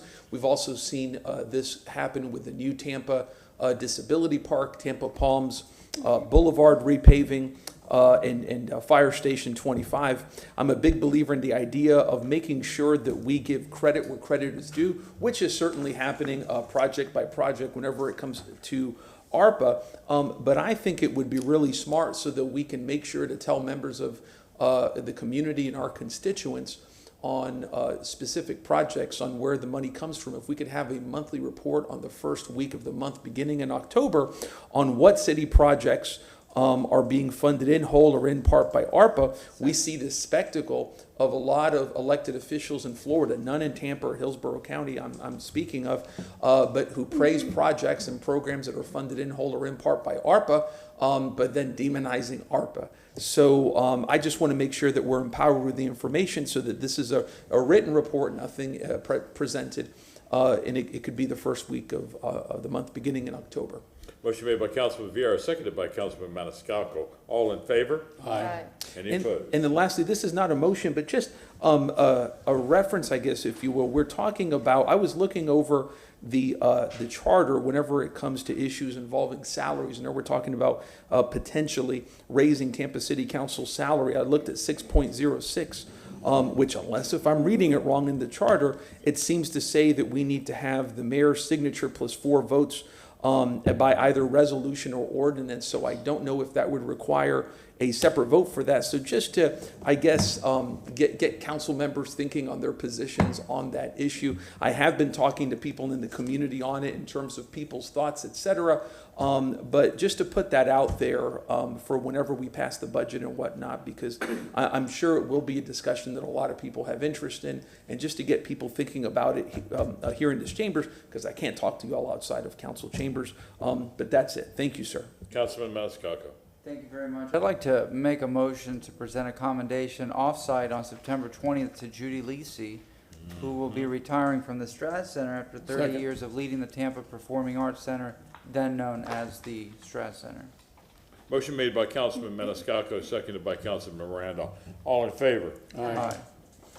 And then I know this is short notice, but I did bring it up during our budget workshop, and Ms. Sandy Sanchez brought it up during public comment this morning about a neighborhood advocate position. She had, there's another term for it, but if someone could just briefly address it, maybe John Bennett or someone from the administration, next week, September 1st. Again, it's short notice, but I did bring it up during the budget workshop just to get their thoughts under the administrative update. Just brief, nothing, doesn't have to be too fancy. Motion made by Councilman Maniscalco, seconded by. May I add something, if I may, Mr. Chair, to that? May I? Sure. Councilman Vieira. Thank you very much. With that, I mean, I would like to inquire on what other cities have that position, and then specifically, what would be the prospective duties of this person before we vote on it, because no one likes to create positions just to create positions, but if there's something that's needed and that other cities are doing, then that's certainly something I'd like to hear about. Motion made by Councilman Maniscalco, seconded by Councilman Miranda. All in favor? Aye. Any opposed? Thank you. Councilwoman Hurtak. Yes, per discussion this morning about the difficulty of trying to figure out things in Sire. As someone who just joined this council and just learned how to do all that, I agree. It's kind of difficult to use Sire unless you really know where you're going. Now I feel more comfortable with it, but it's my job to do that. So it is not citizens' job. So I would like to make a motion for staff, whomever, whatever staff would need to do that, to come forward and talk to us about the possibility of adding on that first sheet that gives an overview of the item. For all budget items on the agenda, to add to that report, the address of the project, the number of the bidders, the names on the bidders, the dollar amount, and why the winning bid was selected. And if they could bring that back October 6th. Motion made by Councilwoman Hurtak, seconded by Councilman Carlson. All in favor? Aye. Any opposed? Thank you. That's it. Okay. Councilman Goods. Yes, sir. I have just a few. I'd like to make a motion that the bidders' criminal history screening practices come back in 6 months with an evaluation of the program. Second. Motion made by Councilman Goods, seconded by Councilman Maniscalco. All in favor? Aye. Any opposed? And if I may, you're talking about the ban the box? Yeah, I'm talking about the ordinance that was just passed today. I want to make I sure. think I already made a motion for that to come back to us. I mean, if you want to do a replicate one, that's fine. I don't know if 6 months will be enough for the program to be fleshed out. You know, my intent with this is to make sure, because this council has never acted on the issue of returning citizens, and to begin to have a dialogue and a conversation. I want to make sure that we have enough time, especially since part of the program is also the apprenticeship assistance through the county and through the city. So, and I think I motioned earlier for that same thing. But again, if you want to do it as well, I'd rather just go keep it for 6 months so we can see how it's going along, and while the other programs are being incorporated, so we can know exactly how, if we need to change some things or move some things around. So. Yep, and no worries there, but just to say that. Thank you, sir. Pardon me? That's fine. That'd be fine. ShotSpotter line tickets. Good God. Motion made by Councilman Goods, seconded by Councilman Maniscalco. All in favor? Aye. Aye. Any opposed? Thank you, Mr. Chairman. I've received a bunch of calls in reference to the city center on Hannah Avenue. And I did a drive-by myself just to see what the people were saying. And I'm due to take a visit over there, I think a couple of weeks or something like that. I think staff's going to have it. But I want to make a motion that the administration review the attached document and answer all questions that's listed that pertains to DPR City Center project on Hannah Avenue, as relates to questions raised by general public regarding minority participation within 60 days. I think it'll be October 27th.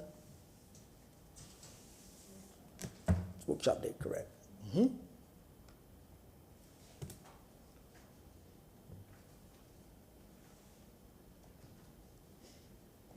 27th? Second.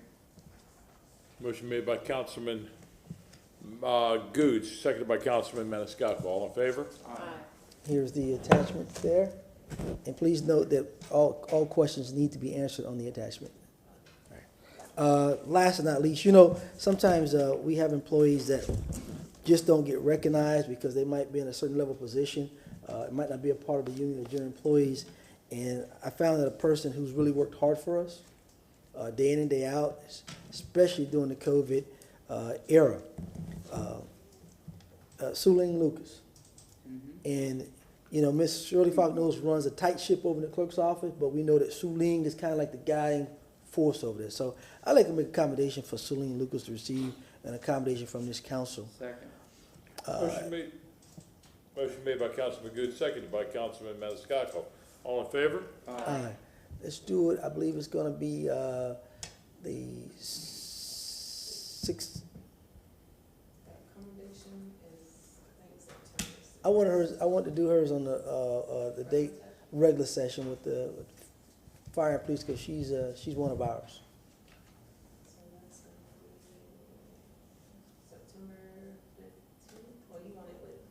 Mm-hmm.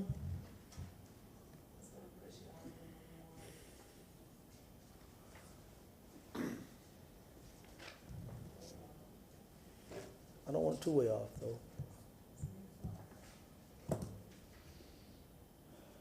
Don't we have one next month?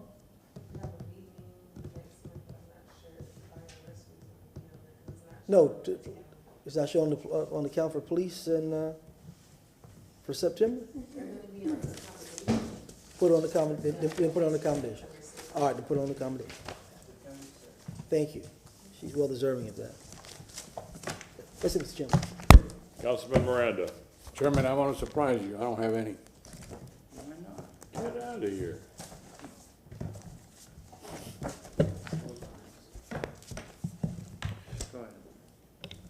Today is Women's Equality Day, August 26th.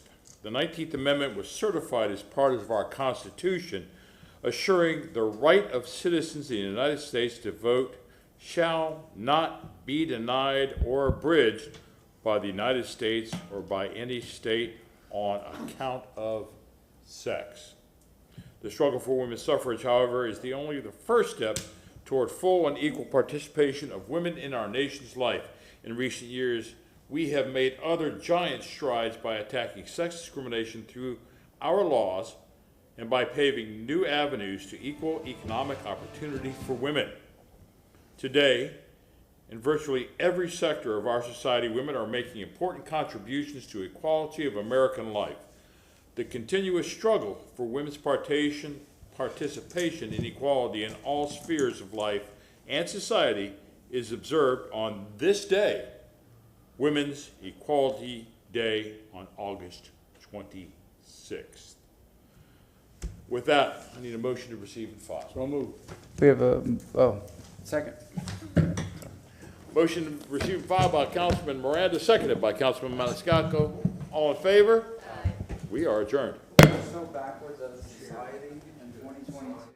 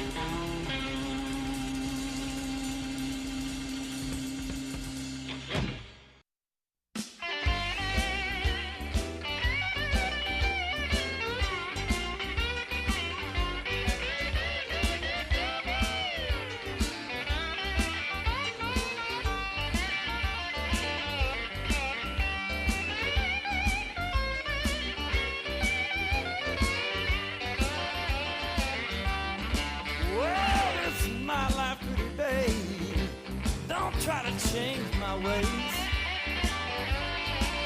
Well, this is my life, babe.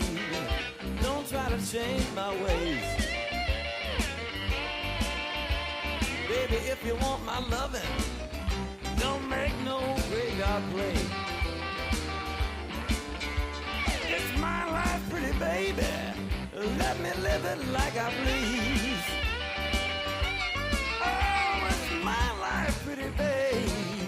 Let me live it like I please.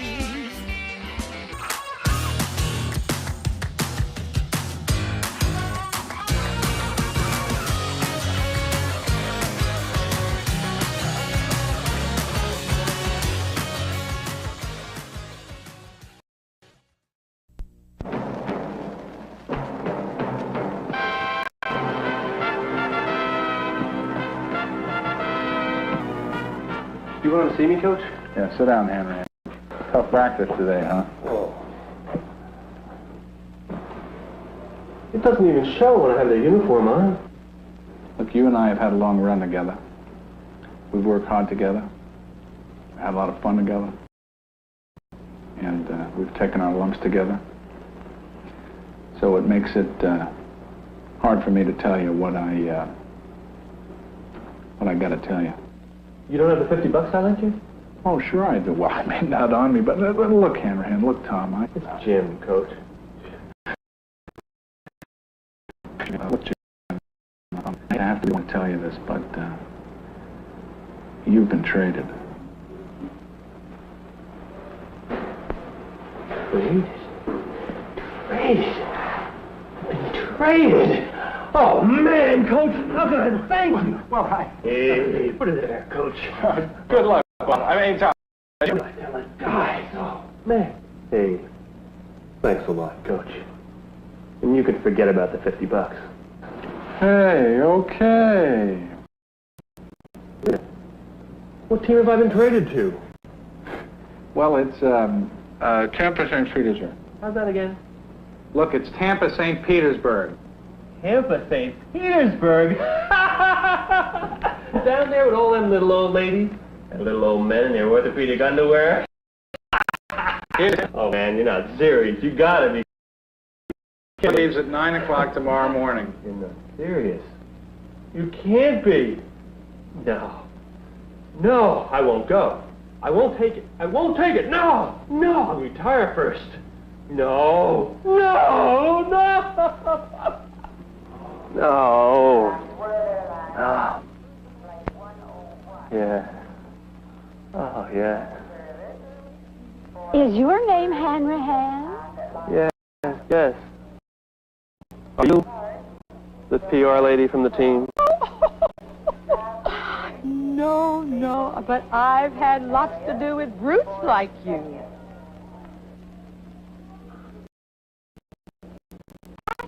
Actually, I'm really looking for you.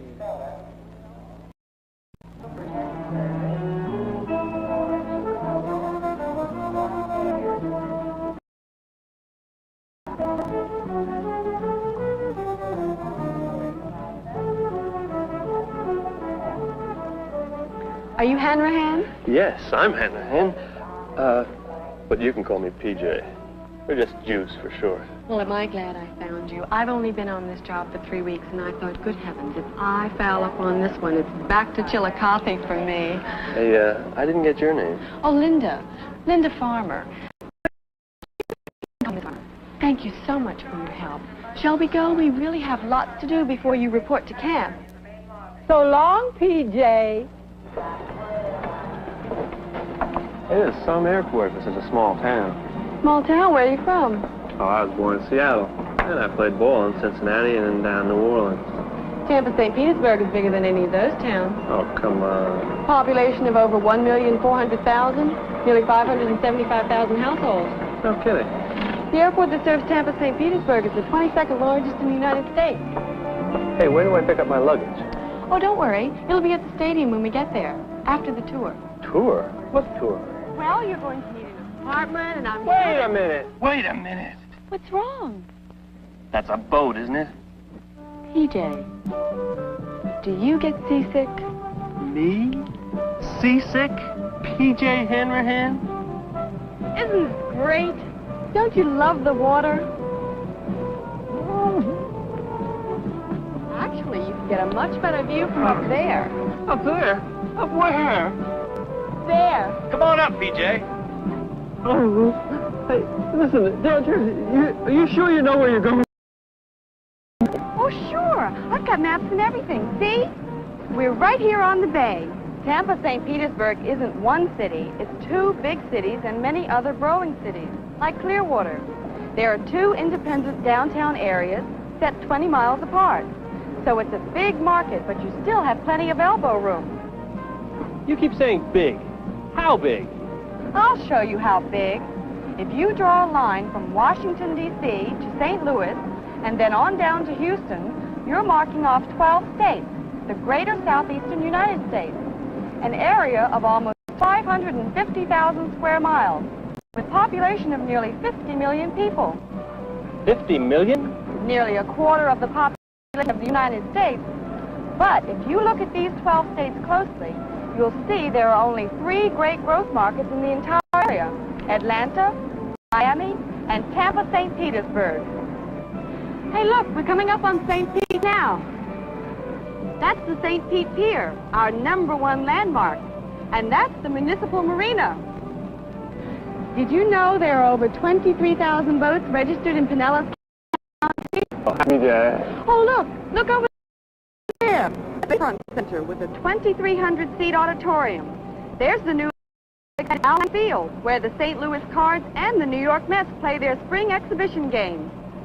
Bet you can almost smell that liniment, huh? The strength of St. Pete's economy is real estate, home building, space-age electronics, finance, government, merchandising, and health services. And our school system has almost 150,000 students. It's the 30th largest in the nation. And the Hillsborough system is even larger. I know what you're going to say, but our affluent older people own homes, bank accounts, stocks and bonds, and get reliable pension and Social Security income.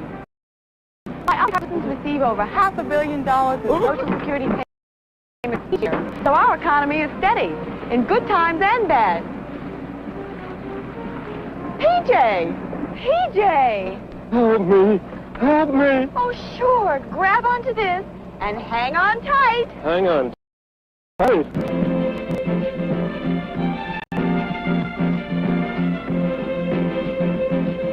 This is not happening. This is definitely not happening. Somebody rung my bell, that's all. I'll wake up in a couple of minutes. Great snakes! Hang in there, PJ. Take a look over there. St. Pete has over 100 miles of the most great shoreline I've ever seen. And see over there? That's Holiday Isle, one of the landing beach resorts in the United States. Oh, PJ, you're gonna love it here. Tampa has beaches, marinas, golf courses, and some of the best fishing you can imagine. And there are things to do all day and all night. Horse racing and highlight, dog racing, restaurants, nightclubs, theaters. That's why over 6.7 million people a year visit the metro area. Last year, they added more than $2.4 billion to our economy. I'll remember that when it comes time for my contract negotiations. I can see you're feeling better. Just flying around ain't bad, once you get the hang of it. Now, huh? Hey, what's over there? Busch Gardens just happens to be the #2 tourist attraction in Florida, and they've got a $7 million expansion program underway. Last year, they drew over 2 million visitors. But tourism isn't all there is to Tampa and St. Pete. This is a booming commercial and industrial center. There are 240 major manufacturing plants in Hillsborough County, and they produced goods valued at $1.5 billion last year. That places us second in the state. Then downtown Tampa is a business and financial center.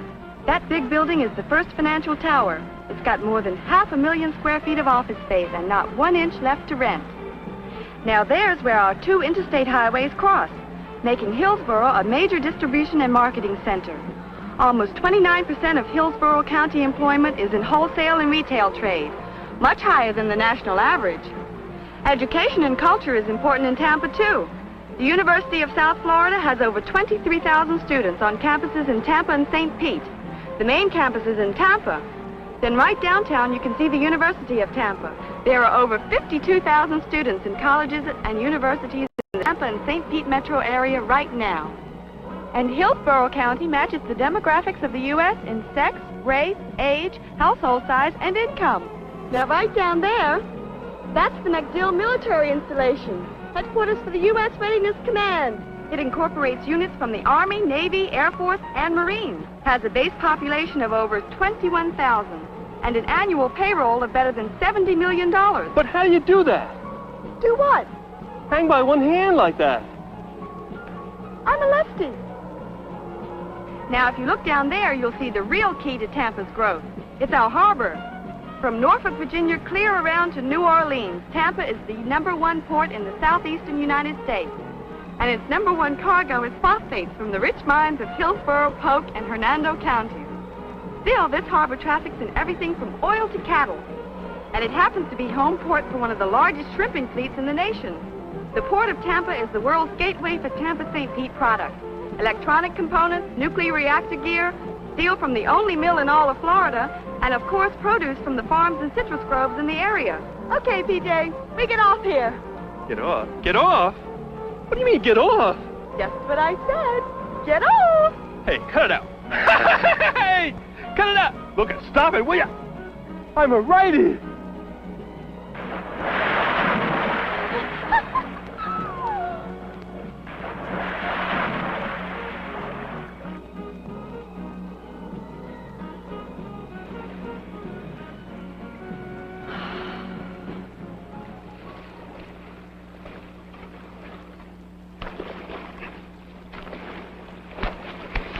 Now, don't you think we have a great market? Listen, I'm sick of hearing about Tampaburg and St. Pete. I think I saw St. Peter on the way down. Oh, why couldn't they have sent me someplace like Atlanta or Miami, where women aren't encyclopedias? They're women. Oh, PJ, you're just a little overwrought. Come on now. Let's go change your clothes. PJ, you don't have to be in Atlanta or Miami. You're right between, and that's a much better place to be. Now, go on in and change your clothes. I don't care what you say.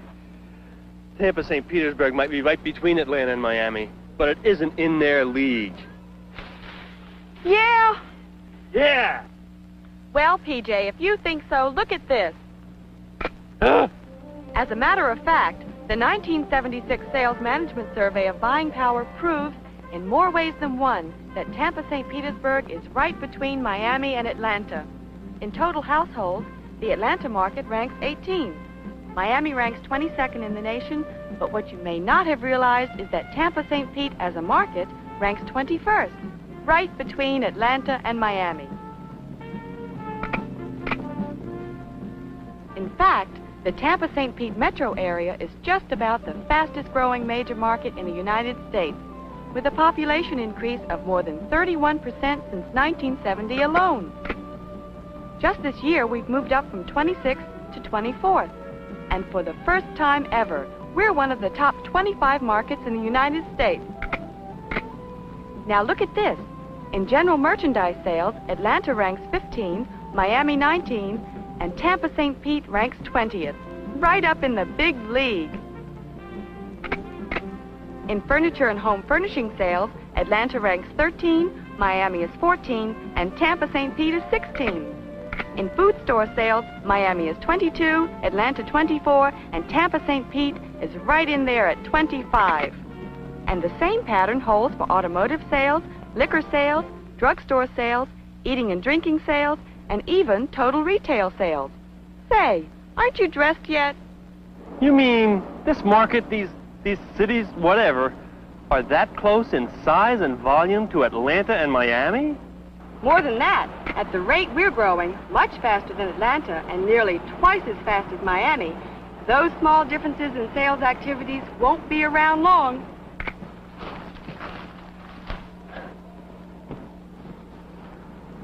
Oh, PJ, PJ, you look beautiful, just like a real Floridian. Gee, thanks, but how do you do that stuff? Oh, it's an old Chamber of Commerce stunt. Thanks, boys. Okay, break it down.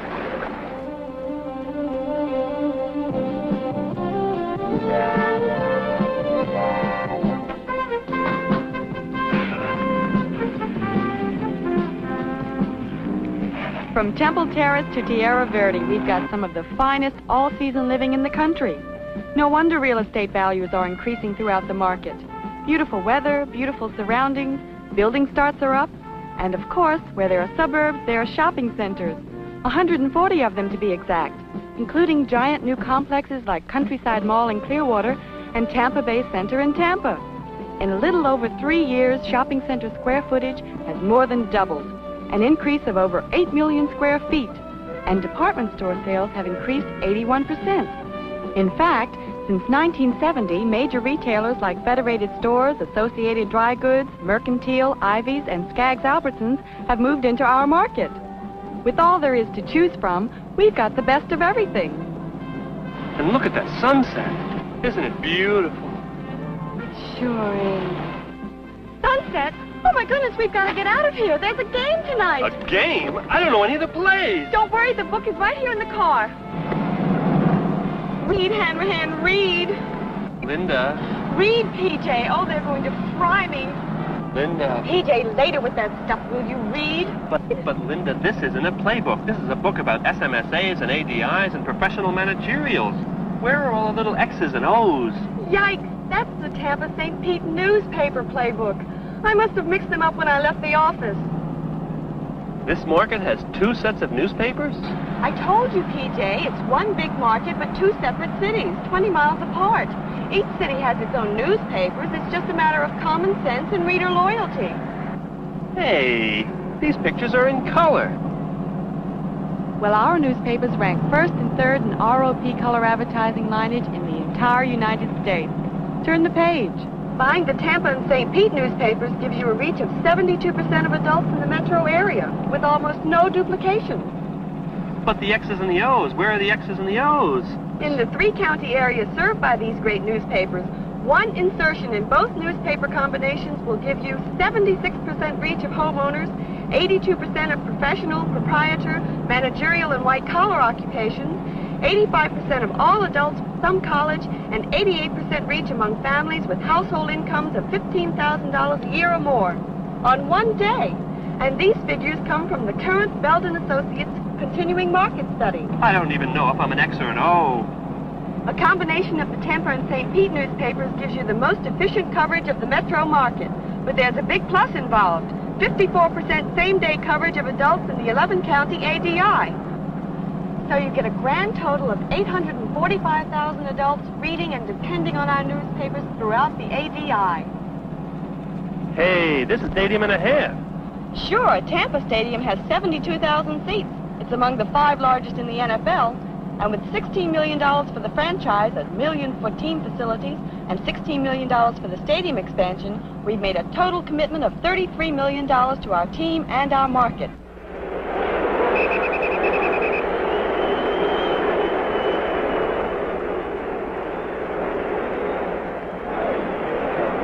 Oh, great, we're on time. They're still warming up. Hey, these guys are really big. You don't think they might have a coaching job?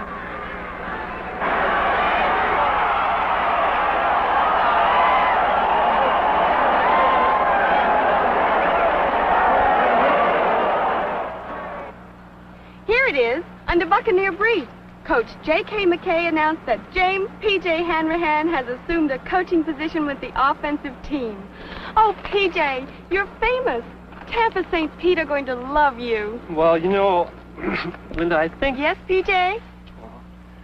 I think I'm going to love Tampa St. Pete, too. Oh, P.J. Oh, P.J.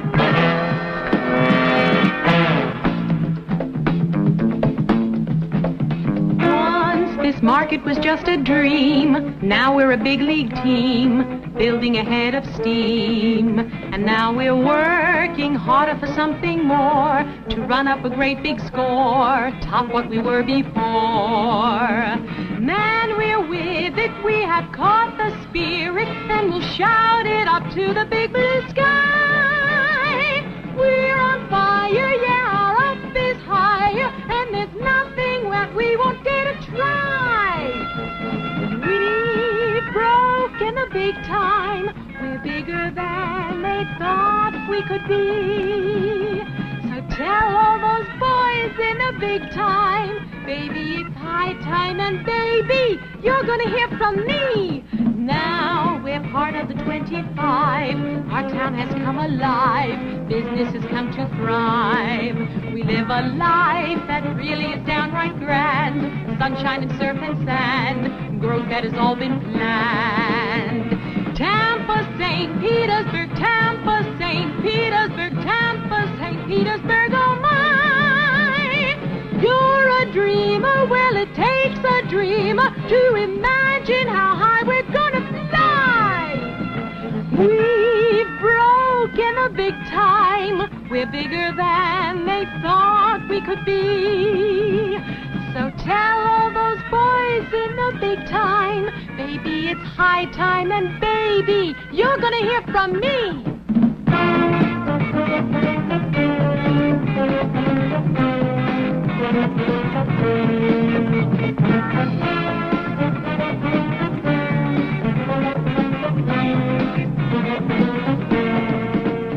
Listen, baby, and I don't mean maybe, our success is here and it's here to stay. We're a million and we spend $4 billion, and $4 billion isn't hay. St. Petersburg on the bay, Tampa, yeah!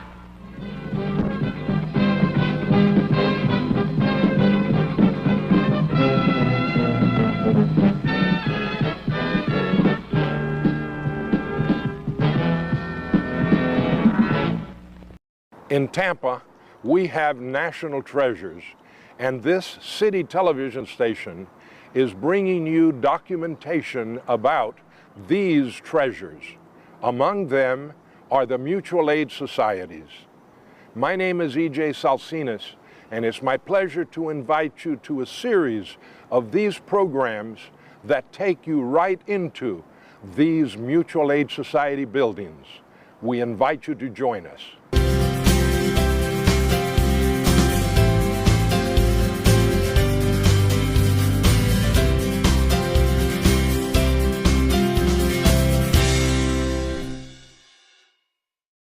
The famous mutual aid societies of Tampa were the forerunners of today's HMOs. They saw their start as the 20th century was about to start. Our mutual aid societies are an integral part of Tampa's rich cultural and ethnic diversity that has made our community so unique and contributed to its greatness. They were never socialized medicine. That was the negative title and publicity given the mutual aid societies by the medical society, both locally and nationally. They felt threatened by the concept of cooperative medicine, also called mutualism. Socialized medicine is government-owned and operated with taxpayer dollars. The taxpayer is required and obligated to accept subscription to a government-run national health care. Our mutual aid societies here in Tampa were purely voluntary and totally private money, more like an insurance company. Each member paid weekly or monthly dues, such as $1.50 per month. These organizations were totally locally owned and operated and controlled by its membership with their private funds and pledges, like civic clubs, country clubs, lodges, fraternities, and sororities. In fact, mutual aid societies were much more than health care organizations. They were centers for recreation, sports clubs, education, music, and culture, socializing, networking, as well as comfort and support during hard times and bereavements. The Tampa Mutual Aid Societies serve their membership from cradle to grave. In healthcare, they provided hospitals, walk-in clinics, physicians, nurses, medicines, maternity ward, long-term care, and also cemeteries.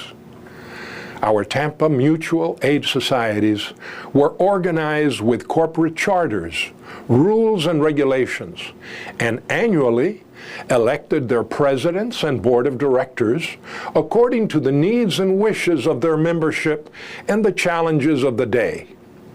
The buildings, hospitals, and cemeteries were privately owned. The federal and state governments were not involved. My parents were naturalized American citizens, originally from 2 different provinces in northern Spain. My father was a member of the Centro Español Club, and my mother was a member of the Centro Asturiano Club. I was born in the maternity ward of the Centro Asturiano Hospital. My parents are buried in the Centro Español Cemetery in Tampa. I'm proud of Tampa's rich diversity and have a lifetime of personal knowledge of our mutual aid societies. In Tampa, besides hospitals and social centers that are still part of our historic landmarks, by the way, are also found 5 historic cemeteries. The following are a brief listing of Tampa's famous mutual aid societies. 1, the Centro Español, the Spanish clubs. 2, the Italian clubs like La Unione Italiana. 3, the Cuban club, El Círculo Cubano. 4, El Centro Asturiano, the Asturian club. 5, the Martí Maceo Club for Afro-Cubans. And lastly, the German-American Club. In chronological sequence and with more details, this is how they evolved. The Centro Español was a club formed primarily by Spaniards. One of our early members was not Spaniard, he was Peter O'Knight, who was very prominent in the early years of Tampa. A lot of men were single when they came to Tampa. They had no place to go. They lived in rooming houses, and of course some of them died, you know, and that's when the cemeteries were established. Because the Centro Español, the charter was chartered in the state of Florida in the year 1891. The cemetery didn't open until 1904. And the Centro Asturiano, the original organizers of the Centro Asturiano were members of the Centro Español.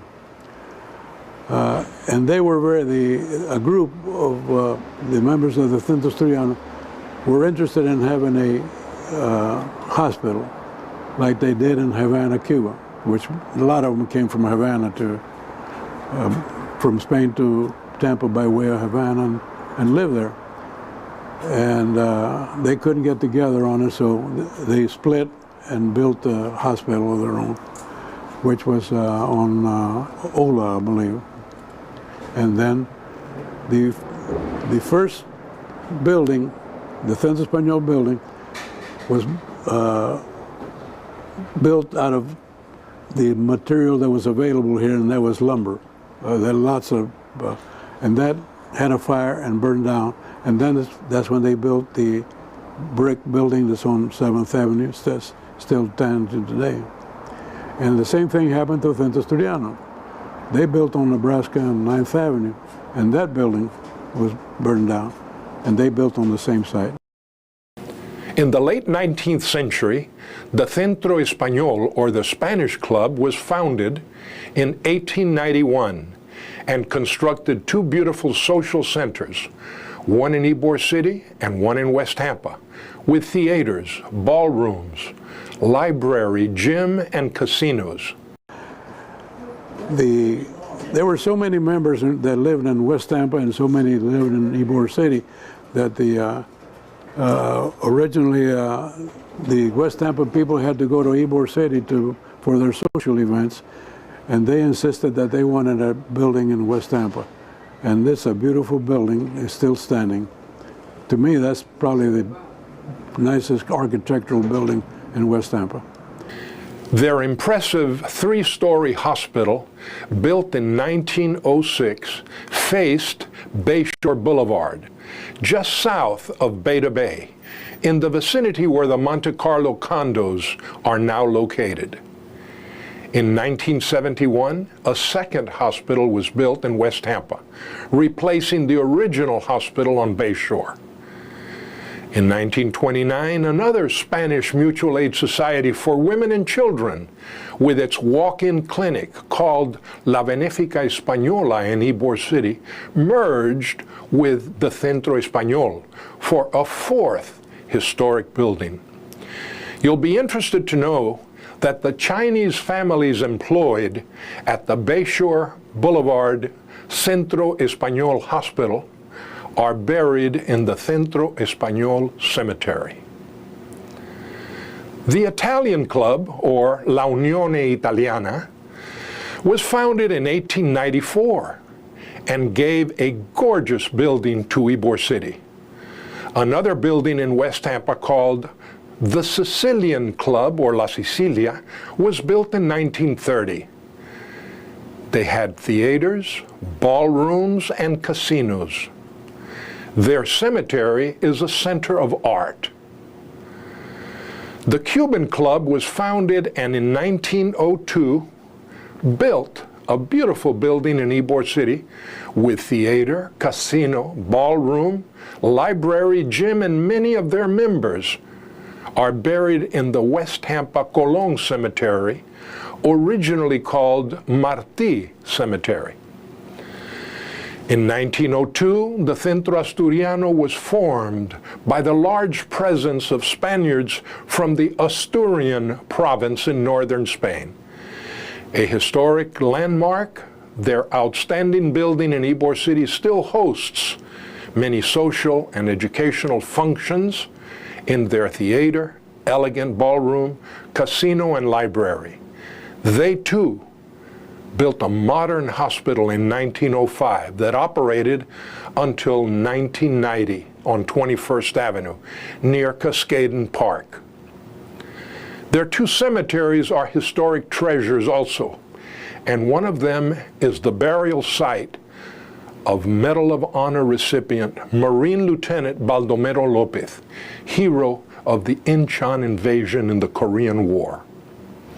The Afro-Cubans in West Tampa and Ybor City also formed their clubs as early as 1896, and by 1907, two different clubs merged as La Unión Martí Maceo.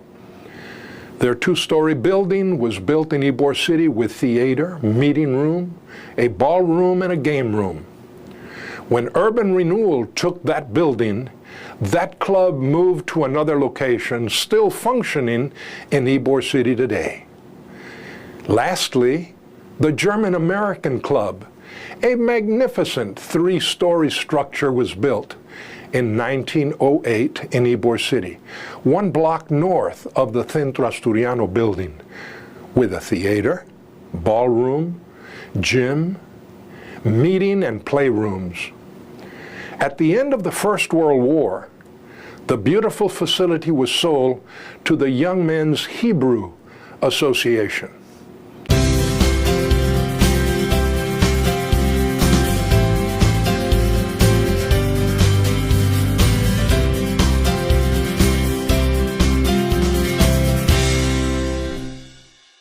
These mutual aid society buildings are designated as National Historic Landmarks, and we are proud of their legacy.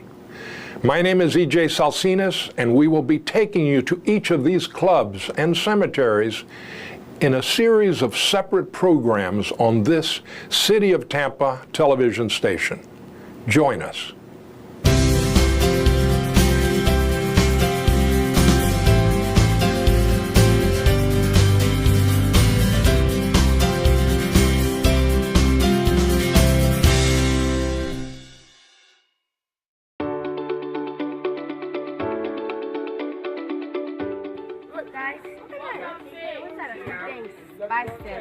There was soil there, and then we had to put a seed in there, and then dig the soil out from there, and then put it in there.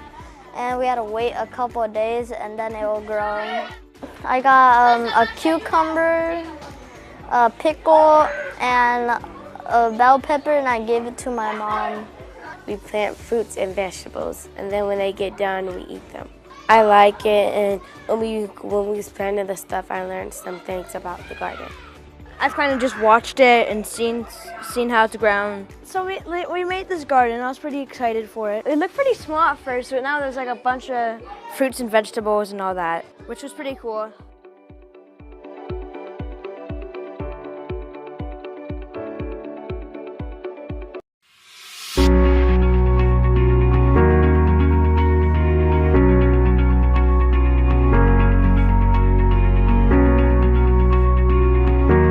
We were able to construct the east-west green spine, which is a separated bidirectional cycle track that connects West Tampa to VM Ybor. This is a good example of a project that touches a few key initiatives of Mayor Jane Castor, including sustainability with porous concrete parking stalls, micromobility and multimodal connections with our green spine. Additional features include 6-foot wide accessible sidewalks and enhanced crosswalks, as well as new ADA accessible curb ramps.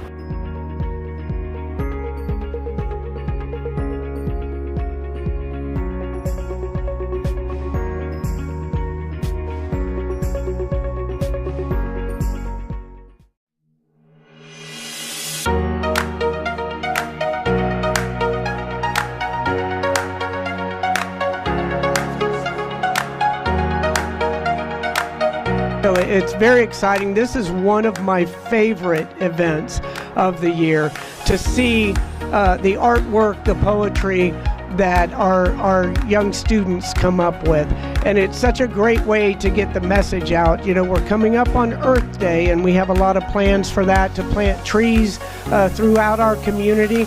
But we have to look at ways that we can keep Tampa the most beautiful city in the nation, and that comes through, a great deal comes through the 3 R's, making sure that we're doing our part to keep our community as clean as we possibly can.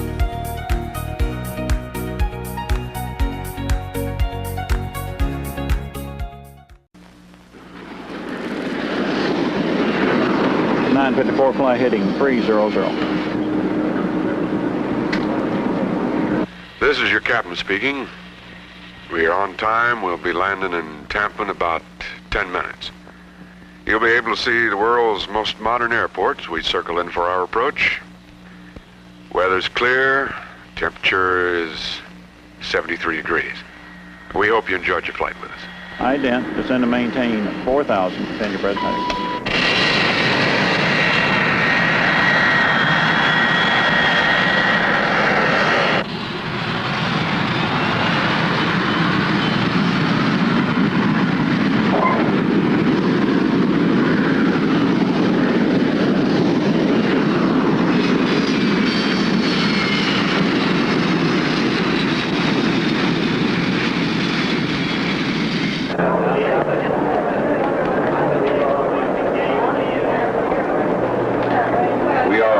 At the landside terminal, please stand clear of the doors. All passengers should exit through the doors with the flashing symbols. Follow colored symbols to baggage claim areas, connecting airlines, and land transportation.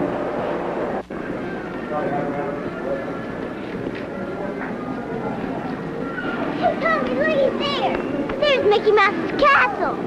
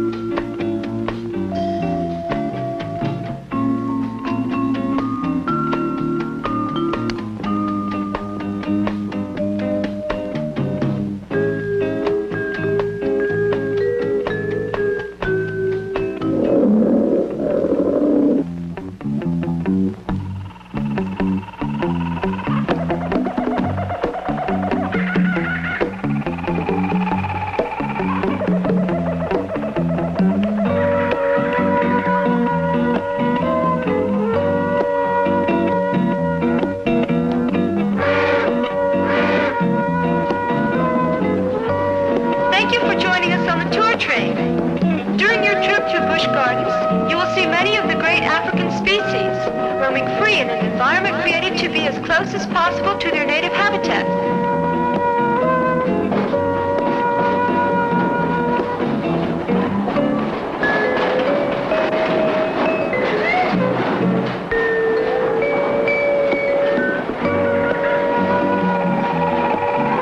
The major purpose of Busch Gardens African Belt is to protect and preserve many of the species which would otherwise have become extinct.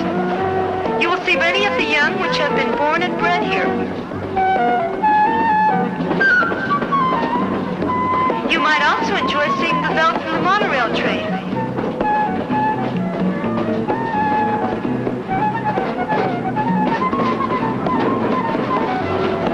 Our next stop is Treetops, where you can view the entire belt area from the observation tower. Before leaving the gardens, we urge you to experience the thrilling barrel flume ride.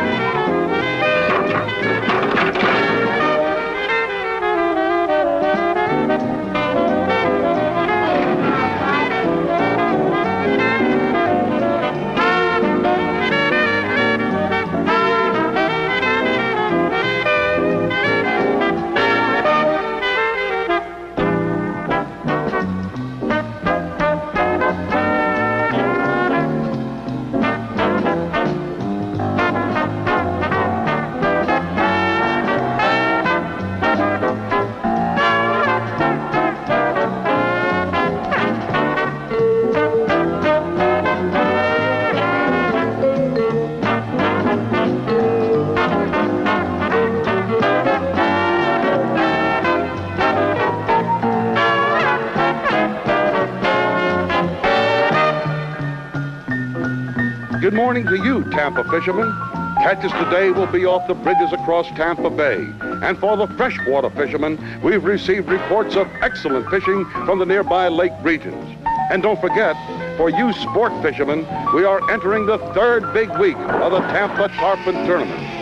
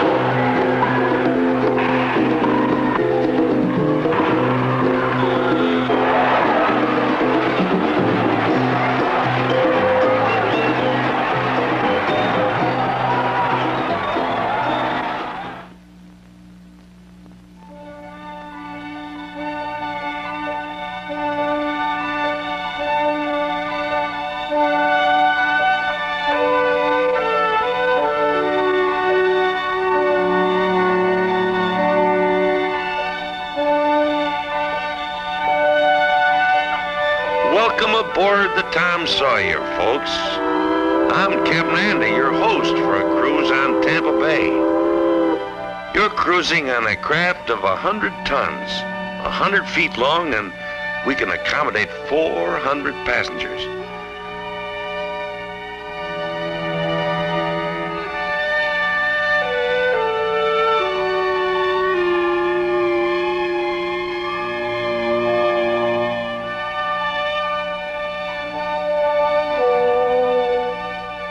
Today, you're going to see the docks where the banana boats unload, the ship repair yards, and the phosphate loading docks. So now relax and enjoy yourself.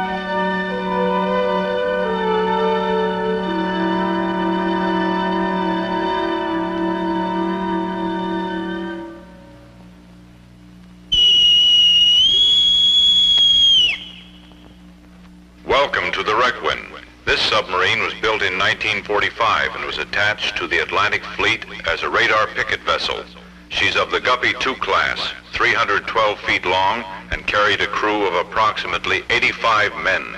Originally, there were 4 torpedo tubes. These were removed to make room for the radar equipment. She was decommissioned in 1968 and is berthed here in the Hillsborough River for your inspection and edification.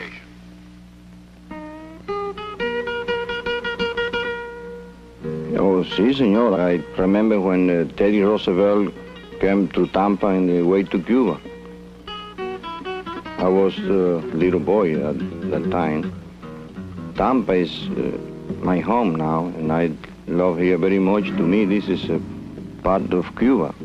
Tampa has been famous for his handmade cigar, and in fact, I used to work in a factory in a roller. I used to roll it by hand.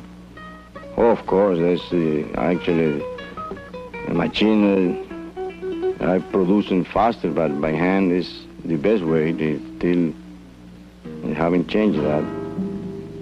You are very lucky to be here on the time of the Gasparilla Parade. That was many years ago when I saw the first one. I was very young by then, but I did enjoy the first one very much. Still I do. See this parade, you know, when these beautiful costumes, all this exciting about the invasion of Tampa Bay, and something that is unique here in Tampa. You know, there's no other in the world like this one. Everything is very much alive and very bright and colorful. It's a happy time in Tampa, believe me.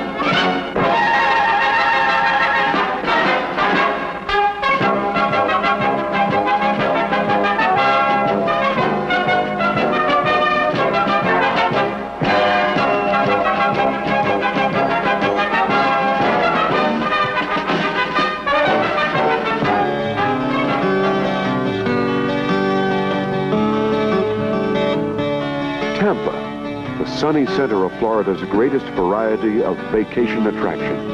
Tampa, so easy to reach from wherever you are now.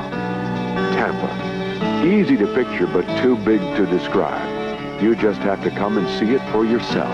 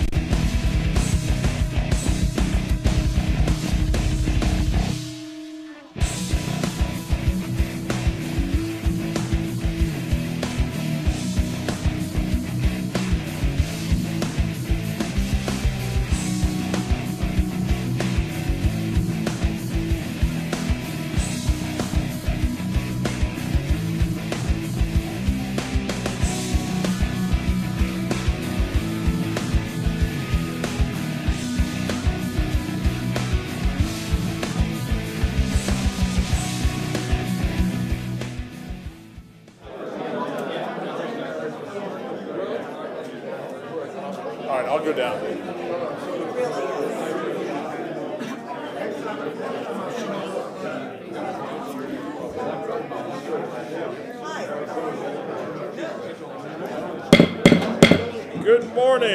Good morning, and welcome to the Tampa City Council, held on this date today, August 25th, 2022. Councilwoman Hurtak, I believe you have the invocation? Yes, I do. If we could all please rise and remain standing for the Pledge of Allegiance. Today, I am thrilled to have Cheryl Schroeder with us, and she represents the West Central Florida Labor Council, the local chapter of the AFL-CIO. She guides advocacy on behalf of 80,000 union member families in Tampa Bay through collaboration with leadership of numerous local unions. Her organization is focused on ensuring that we help our local communities with common sense and fiscally responsible government leadership, and on legislation and elected officials that understand the needs of working families. Thank you so much for being here today. Thank you for inviting me. Good morning. Morning. On Monday, September the 5th, we will celebrate Labor Day, a holiday that was established to honor workers and began with a parade and picnic in New York City in 1882.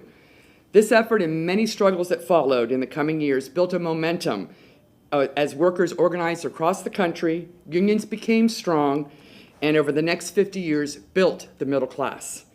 Since that first Labor Day, labor unions have played a central role in the elevation of the American standard of living. The benefits which unions have negotiated for their members are widespread in the economy and enjoyed by fellow workers outside the labor movement. It can be hard to remember that what we take for granted, overtime pay, pensions, health and safety laws, vacation days, restrictions on child labor, a minimum wage, and the right to organize for collective bargaining never existed on any meaningful scale until unions fought and won them for working people. Today, labor unions are the one and only voice for workers. We continue tirelessly to protect these gains for all workers, union or not. Through political action and organizing, we educate our members to stop the attacks to our values of equality, racial and economic justice, and fair treatment in the workplace. We safeguard the freedom to join a union, the freedom to earn a living wage, the freedom to access health care, and the freedom to vote. Labor unions are seeing a surge in worker organizing that isn't happening by accident. From Amazon warehouses to coffee shops to university campuses and beyond, working people are organizing and rising.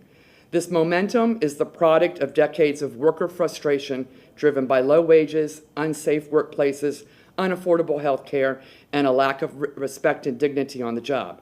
We support these efforts to build our movement and rebuild the middle class. Labor Day, it's a hard-earned holiday coming out of the struggles of working people for the 8-hour day and the right to organize unions. It is time to honor the sacrifices by many of our union members in expanding their rights and freedoms over decades to create better lives for ourselves and our families. We invite you to join us in the fight to build a stronger democracy and protect our freedoms, to not move backwards, always forwards. Thank you, and please allow me to informally invite you to our Labor Day celebration to be held on Monday, September the 5th in Apollo Beach. Hope to see you there. Thank you. Please join me in the Pledge of Allegiance to the flag of our country. I pledge allegiance to the flag of the United States of America and to the republic for which it stands, one nation, under God, indivisible, with liberty and justice for all. Thanks again, Lynn. Please be seated.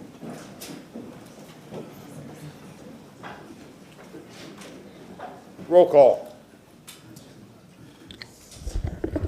Carlson. Here. Vieira. Here. Maniscalco. Here. Hurtak. Here. Booths. Here. Miranda. Here. Citro. Here. We have a physical quorum. Thank you, Mr. Massey. Good morning, Mr. Chair. This is the August 25, 2022 meeting of the City of Tampa City Council held in City Council chambers on the 3rd floor of Old City Hall, 315 East Kennedy Boulevard here in Tampa, Florida. The public is able to attend this meeting in person or view it via cable television on Spectrum Channel 640 or Frontier Channel 15, or by the internet via www.tampa.city.gov. tampa.gov/livestream. The public is also able to participate in this meeting during public comment for a maximum of 3 minutes per speaker, either here in person in City Council chambers or virtually by way of Communication Media Technology or CMT. However, the use of CMT does require pre-registration with the City Clerk's office. Directions for pre-registration are included in the notice of the meeting and on the agenda. Members of the public may also participate in quasi-judicial matters on this agenda, either remotely also via CMT, but cell phones and smartphones are not compatible as they will not allow your camera when connected. You must have access to a CMT device, such as a tablet or computer equipped with a camera and a microphone that will enable you to be able to be both seen and heard by City Council and all other participants in the quasi-judicial matter. Can I please have a motion waiving City Council standard rules to allow public comment and appearance by city administrative staff and the public via CMT? We have a motion made by Councilman Good, second by Councilman Maniscalco. All in favor? Aye. Is there any objections? Thank you. Okay. Mr. Chairman, Councilman Good. Before you get started, point of personal privilege, sir. I want to officially welcome my new legislative aide, Ms. C.T. Harris. She comes from a wealth of knowledge, and she's already hit the ground running. So, Council, I want to introduce you to some, now to all, Ms. C.T. Harris. Thank you. Welcome. Welcome. All right. Or Mr. Good, excuse me, Councilman Gooch, you have a commendation for an ATU member.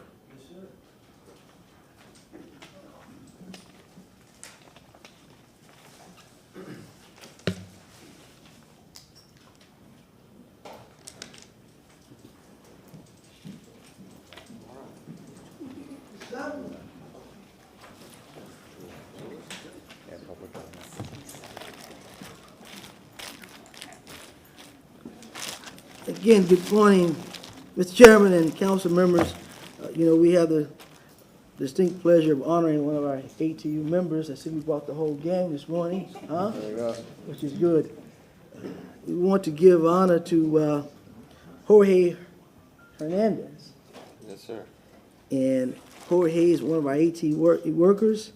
Apparently, he works in the fire marshal's division. And again, let me just read a few things. In recognition of Jorge Hernandez, the ATU Employee of the Month, for your hard work and dedication as a Fleet Maintenance 3 with the Tampa Fire Rescue Maintenance Division, Jorge began his career with the City of Tampa in 2012. Jorge works countless hours and at times under extreme conditions, all in the aspects of Tampa Fire's marine vessels. Jorge's determination and dedication not to stop repairs until the unit is back in service, example of multiple instances of his hard work. Jorge's work is critical to keeping the city safe. What I want to say about that is those vehicles, just like police vehicles, they depend on those vehicles. Right, Sal? That's right. We want a good running vehicle to get there, and fire depends on those vehicles to be up to the par. So if you, the mechanic working on them, I praise you because, I tell you, getting greasy and getting grimy and getting it back to work, these guys will praise you for that. So, again, for your hard work and dedication, the City Council of Tampa is proud to present the commendation to Jorge, who exemplifies the type of employee who everyone admires, respects, and cheers to success. You are a great asset to the City of Tampa. I say thank you, congratulations to you.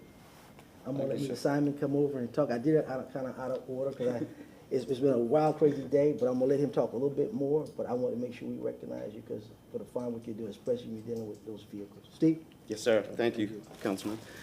Good morning, Mr. Chairman. Good morning, Council. Good morning, City of Tampa. I'm Steve Simon, President of ATU Local 1464, and I'm happy to present to you the ATU Employee of the Month, Mr. George Hernandez.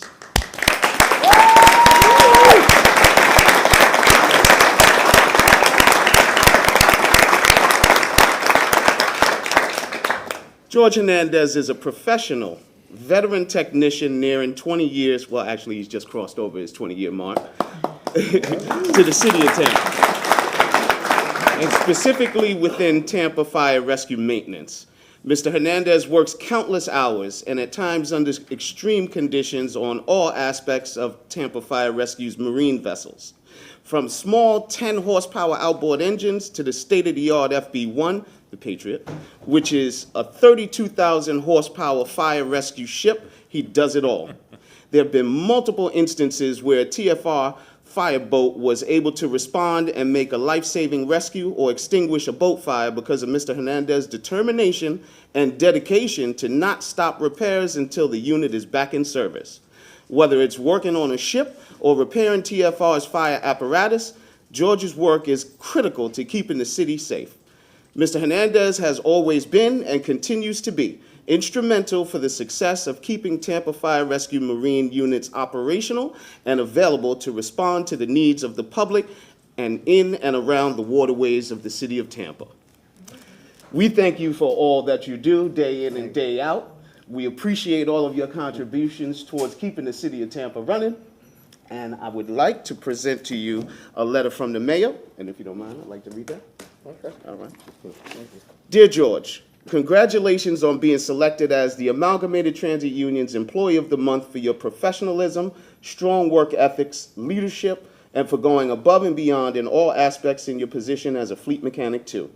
You have demonstrated such a firm commitment and high standards from your hire date in August of 2002 and your dedication as a member of Tampa Fire Rescue Maintenance, ensuring marine vessels and fire apparatus are in optimum working order, has earned you the respect of your superiors and peers alike. You can see he's loved. You are well known as someone who is willing to do whatever it takes in making sure the fire boats are in outstanding condition so they are ready and able to protect our citizens and our city. No doubt your attention to detail and commitment has contributed to saving lives and property in many instances. You are an integral part of the city's mission of providing superior services, and your abilities, proficiency, and outstanding attitude make you highly deserving of this special recognition. You are an asset to the city of Tampa, the Logistics and Asset Management Department, Tampa Fire Rescue, and to our community. You are admired, well-respected, and set a shining example for others to follow. It is employees like you, George, that make me proud to serve as mayor. Thank you for your dedication and service. Sincerely, Mayor James. Now, also, I'd like Director of Logistics and Asset Management Department, Adri Kalina, to say a few words, please. Absolutely, it's my honor. Adri Kalina, Director of Logistics and Asset Management. I want to thank you, Mr. Simon, for recognizing the behind-the-scenes team. And Councilman Goods, you said it perfectly. You know, when you call 911, you expect that fire truck to show up, that police vehicle to come to help you. And if it's not for this team and for people like George, they don't have reliable vehicles to get to you. So George is an outstanding employee, as you can see. He's a Tampa native, so doing this for his hometown. But there's no I in team. And so I've got to recognize his supervisor, Kevin Madison, his manager, Gary Stewart, and our fearless leader, Sal Ruggiero, who's just straight up gives us the tools we need. He supports us, and as a team, we're the best city department, and I'm a little biased, but I said it. So congrats, George. Thank you all very much. And Council, if I may, I'd also like to bring up Deputy Administrator of Infrastructure, Sal Ruggiero, to say a few words. Morning, Council. I just want to echo what everybody's saying, but I want you to know that we did assess fire fleet, and as a result, we're going to send 2 more mechanics over there October 1st to help with the backlog and getting these trucks out, and we want to beef up that unit. So October 1st, they get 2 more mechanics. Just wanted to let you know that. Councilman Goods. And I didn't mean to chop your name. They should have told me. When I see that spelling there, I think of the Spanish way, you know? Automatically, you know? But I know we have some goodies, then we'll get council to feel words. Let me, Brian Ford, come up first, sir. You know, gentlemen, I always believe in fairness and equity. And for many years, our police and fire have received the game ball. Yes, sir. That will happen no more. The ETU will get a game ball because when I used to be a police officer, these guys are out there setting up roads, doing certain things for events. They deserve the same across the board. So officially today, the Buccaneers will be giving a game ball to all general employees as well. And I want to thank you for being cooperative with that. Thank you very much for bringing us that. Congratulations. Good morning, Council. morning, Ford, Council. Mr. Ford, come in front of the podium so everybody can hear you. No, no, This way, Brian. The other side, so everybody can hear you. Good morning, Council. Brian Ford.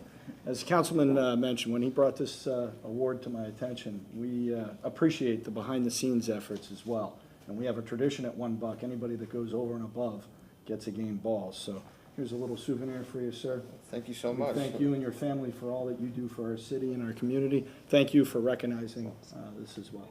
Thank you. Thank you, Brian. Thank you very much.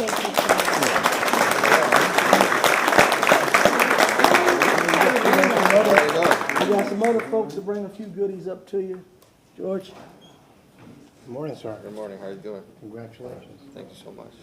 We do appreciate everything you do, and on behalf of a couple of different restaurants, we're going to provide you with a gift certificate to Yummy House China Bistro.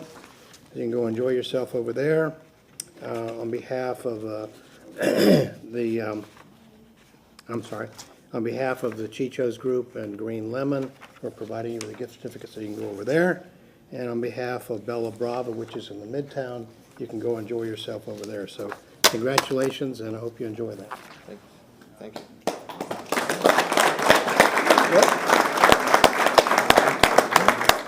Here comes the union.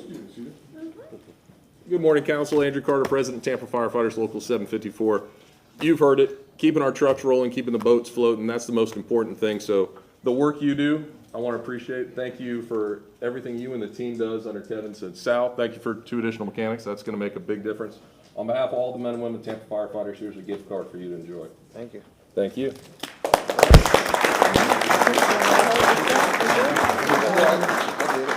We'll have you say a few words. I mean, councilors give their blood. Oh, we got some. Hey, got more coming.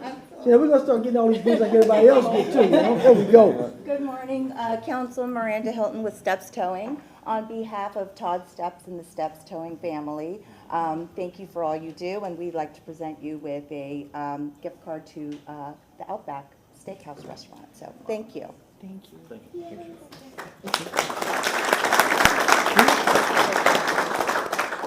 And also, on behalf of ATU Local 1464, we appreciate everything that you do to help keep the city of Tampa running. And so we'd like to present you with a token of appreciation as well, $100 gift card. Thank you, sir. Appreciate it.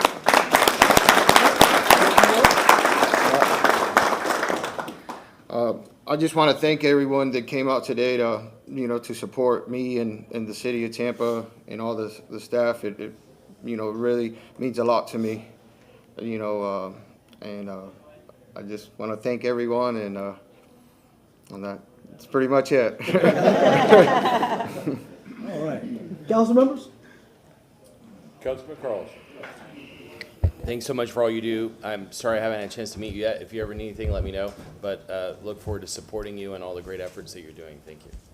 Thank you. Thank you very much for all the work that you do. It's a great honor to be honored as the ATU employee, and it's obvious by your charisma, your demeanor, and the many people that have showed up here for you that you do great work and that people support you, and that's what's important. So thank you for all that you do, and God bless you. Councilman Maniscalco. Congratulations. Thank you for everything. As Mr. Simon says, you keep the city running, and you are that guy, and with your team. So we appreciate it, because if it wasn't for you, you've heard it from everybody else. We wouldn't be moving forward and efficiently. So thank you for all that you do. Congratulations. Very well deserved. Councilwoman Hurtak. Congratulations on 20 years and being chosen as the ATU local employee of the month. We absolutely appreciate everything you do, and I love these because I learn more about how the city runs, and it is true, we absolutely couldn't do it without you. And we were all wondering why the fire department was here this morning. We were like, oh my gosh, we don't have a commendation for them today, but they showed up for you, and I think that speaks volumes. So thank you for everything you've done. I know that the city of Tampa really appreciates your work, and everyone here who's come to support you does as well. Thank you. Councilman Miranda. Thank you, Mr. Chair. Mr. Hernandez, thank you very much for everything you do. You keep things running like Simon says, and evidently you and I are keeping the barbers very, very thin. Yeah. Yes, sir. And I'm very appreciative of the way you look. It makes me feel at home. There you go. But I want to thank you again. Placer a conocerlo y sigue con viejito con Dios. Gracias por de 10 caballos a 32,000. From 10 horsepower to 32,000 horsepower. You're one hell of a guy. Thank you. Yes, sir. Thank you. So, You're at Station 9. yes, sir. Great station. Takes care of the moving parts, takes care of the fires and the emergencies. Thank you for all the work you've done. But more especially as you look around this room, thank you for being part of the family that is the city of Tampa. Thank you for all your work. Yes, sir.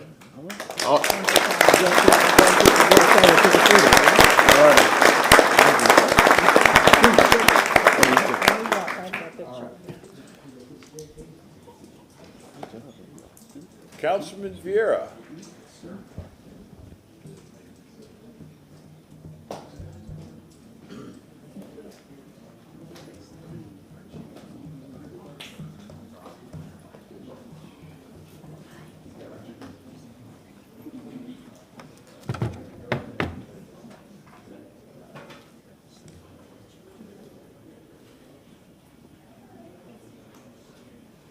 Officer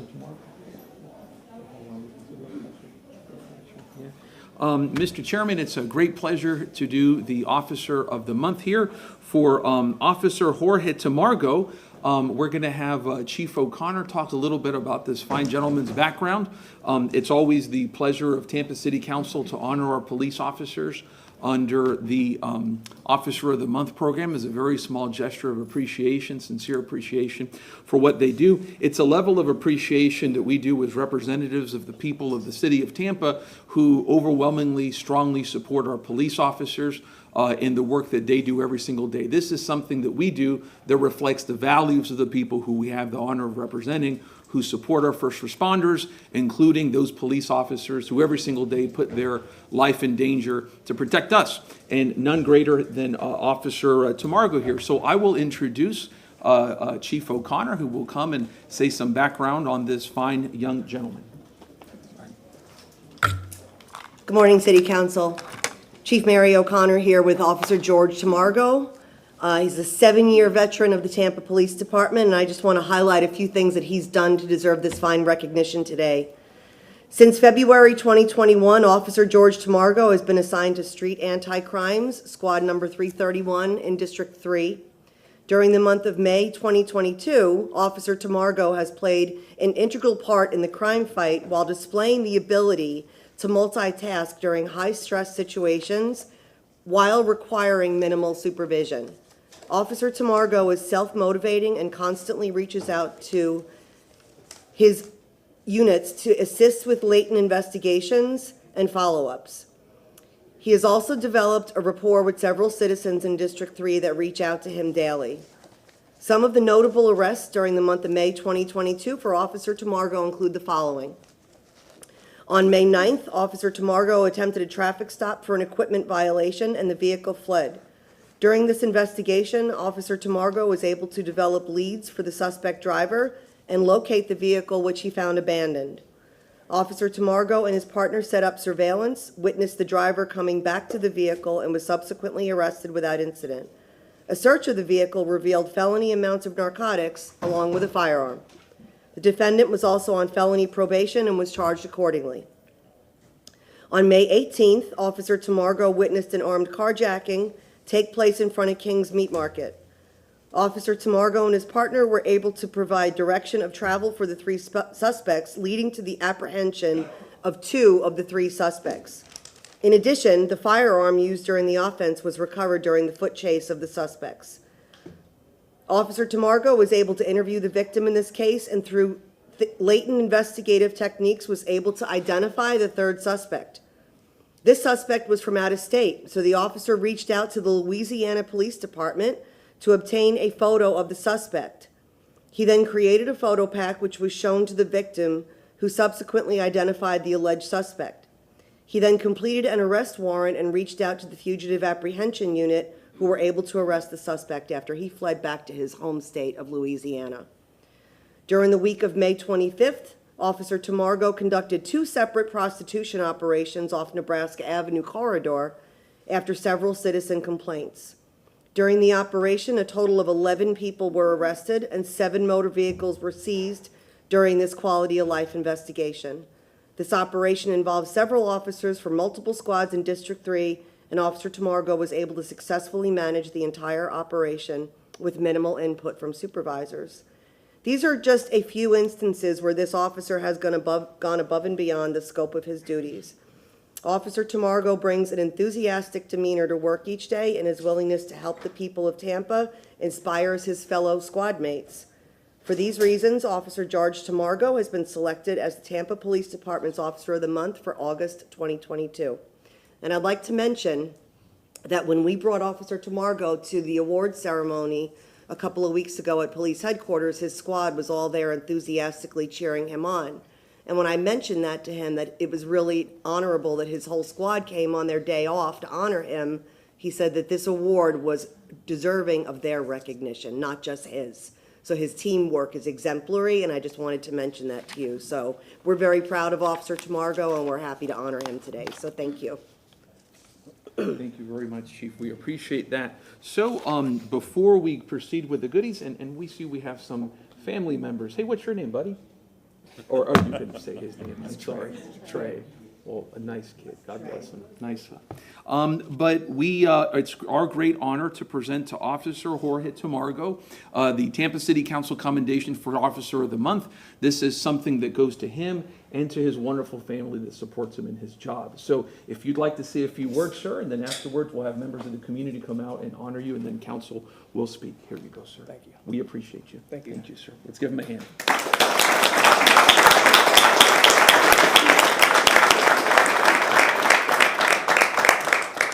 Thank you, Council, for having me today and honoring me with this award.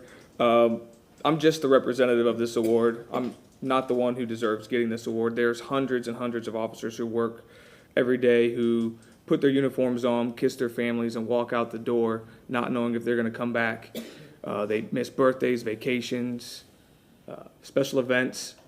They are equally as deserving of this award. And I'd be remiss if I didn't mention my squad, SAC Squad 331, who on a daily basis hunts, finds, and arrests violent felons in and around East Tampa and helping keep that community safe.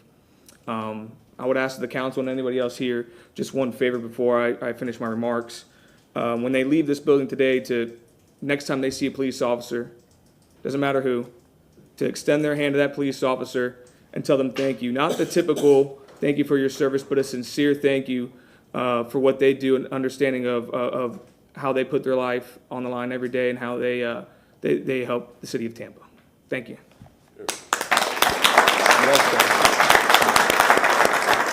So, and it is our pleasure now to have members of the community come forward and express their great appreciation to Officer Tamargo. And I wanted to build on what he said. I always tell, whenever I talk to officers and firefighters, I always say that they run into situations that people like me run away from. And that's, and I always think that's a good, adequate description of what happens. So, go ahead. Brandon Barclay, Vice President, Tampa PBA. Officer Tamargo, we're presenting you with this plaque. We appreciate your service. Obviously, the chief said all the phenomenal things both you and your squad do. We appreciate you, and the citizens are glad to have you. Thank you very much. Thank you. President, President.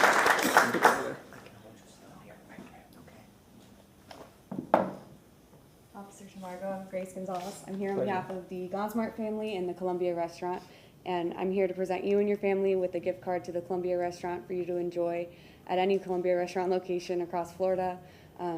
Enjoy with your family some paella, sangria, a night off. You deserve it. Thank you so much for all of your service. Thank you very much.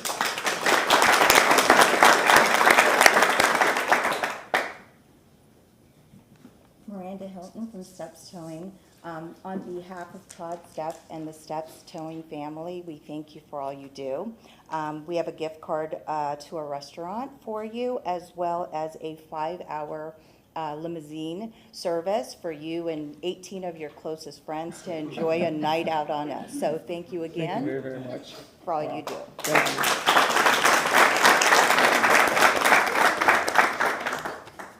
you. Morning again, council, chief, Officer Tamargo.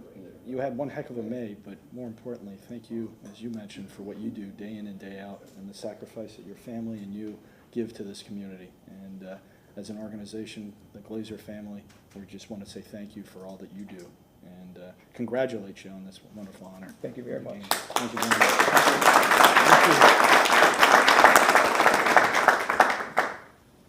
Good morning. My name's Mary Lou Bailey. I'm here on behalf of Zoo Tampa. I serve on the board of directors there, and with me is. I'm Mark Haney. I'm the Chief External Relations Officer with the zoo. So I wanted to congratulate you, and I really appreciate your remarks of recognizing the entire force of Tampa Police. You guys all rock, but you're very special to have this distinguished honor, and so take it to your heart, enjoy it with your family. We're here to present you with an annual membership to Zoo Tampa, and I hope you and your family love it and have fun and come to love animals as much as Mark and I do. The annual pass also comes with admission to things like the upcoming Halloween events and the Christmas in the Wild events and all kinds of fun things that I hope you enjoy and that you join our mission of saving animals like you save human lives. So thanks again. Thank you very Congratulations. Thank you. Thank you, Chair. I'm going to give this to you. Good morning, officer. Good morning. I'm Leah Van Name. On behalf of Tampa Theater, I'm honored to give you the gift of a membership. So you can come and visit us on Franklin Street, maybe a date night with your wife and candy for the little one. So Thank you thank very, you very so much. much. We Thank appreciate you. everything you do. You're running out of hands. Steve Michelini, I'd like to congratulate you for your service to the city and its citizens. On behalf of Meat Market and Old Hyde Park, we're providing you with a gift certificate. Enjoy yourself over there for lunch or dinner. On behalf of Chicho's Restaurant Group, breakfast, lunch, or dinner. On behalf of Bella Brava at Midtown, you can go enjoy yourself for lunch or dinner. On behalf of the Tampa YMCA, you get a gift certificate to go over there. And Yummy House China Bistro, you can enjoy yourself there for lunch or dinner. Congratulations, we appreciate your service. Thank you very much.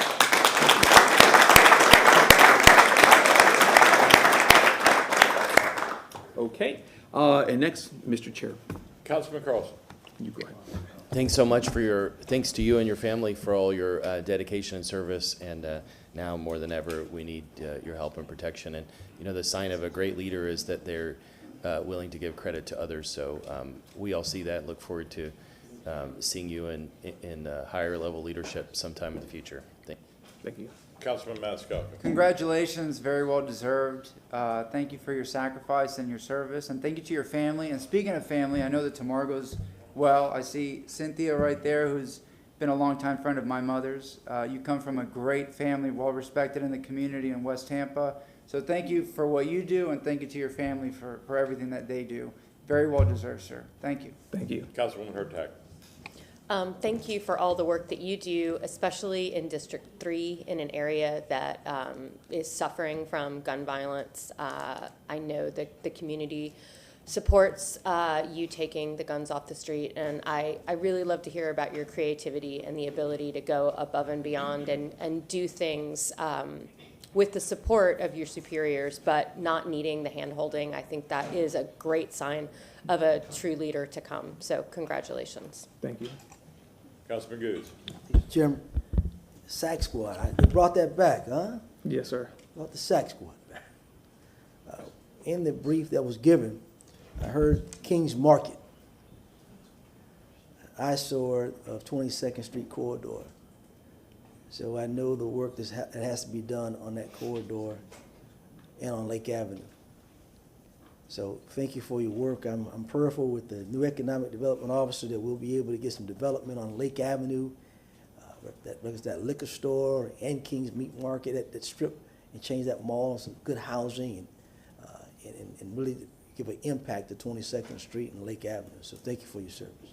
Thank you, sir. Councilman Miranda. Thank you, Mr. Chairman. Again, the Tamargo family is very well known. I remember not many years, well, a lot of years back, there was a kid pitching at West Tampa. I don't know if it's part of your family. Kid named Tamargo, and he led in everything.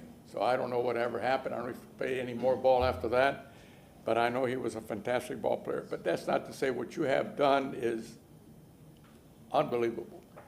When you look around and which way this country is going, let me try to put into prospects. more kids, young people under 21 are getting killed by gunfire than by traffic accidents. And that's shameful. Not that I want to see traffic accidents go up, no.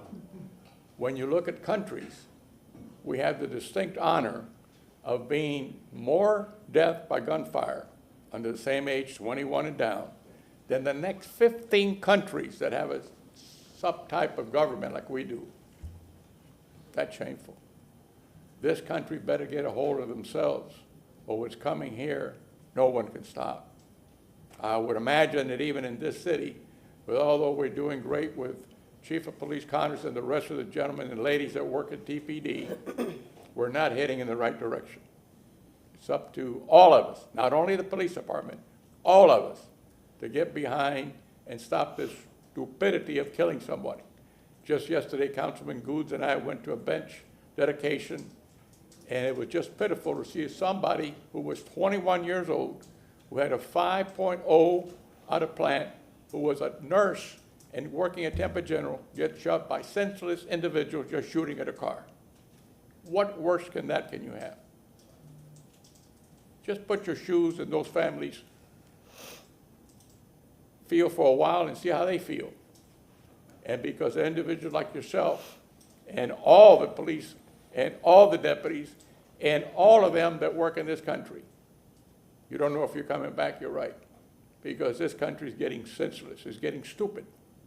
You don't kill somebody without reparation. So they're killing each other for whatever reason. This is not 1820 when Billy the Kid was out there fighting in the West, doing whatever he wanted to do. This is society supposed to be better. I don't know what the problem is. If I did, we could solve it. I don't think anyone knows what the problem is, but it's a combination of many things, including when you're born, all you see on TV is violence, all you see on your cell phone is violence. It becomes, I guess, part of the norm. It cannot be part of the norm much longer. Thank you very much for what you do. God bless your family. God bless all of you with a badge. Thank you very much. Thank you, sir.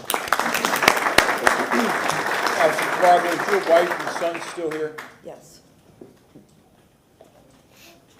Where's she at? I don't see them. Thank you, ma'am, for sharing your husband with us. Officer Margot, thank you for everything that you do for the citizens of Tampa. Thank you for being part of the family of Tampa. To your comments, when myself and my girlfriend go around to the things that we do, I walk up to every officer and I shake their hand. And they'll usually respond, Councilman, how you doing? Joseph, how you doing? My girlfriend will say, do you know every police officer in Tampa? I say, not yet. But I am going to meet everyone and thank them. And the last thing I say to them is, have a safe day. Officer DeMargo, thank you.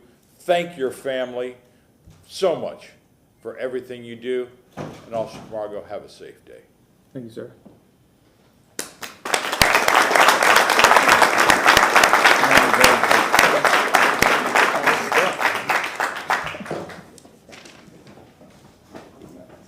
I got it.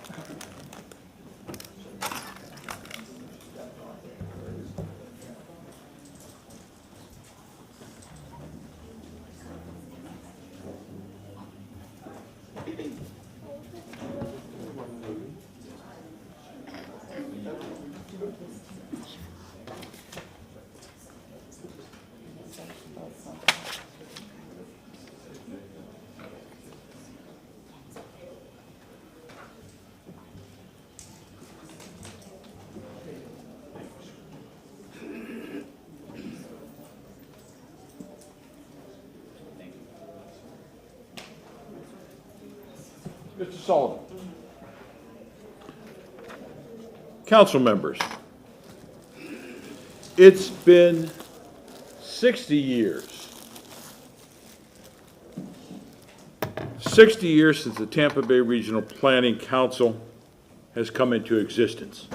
When I moved here in 1974, and you would look out of the top of the first floor of the building, which was the only tall building in downtown Tampa, You would see distant lights, Clearwater, St. Petersburg.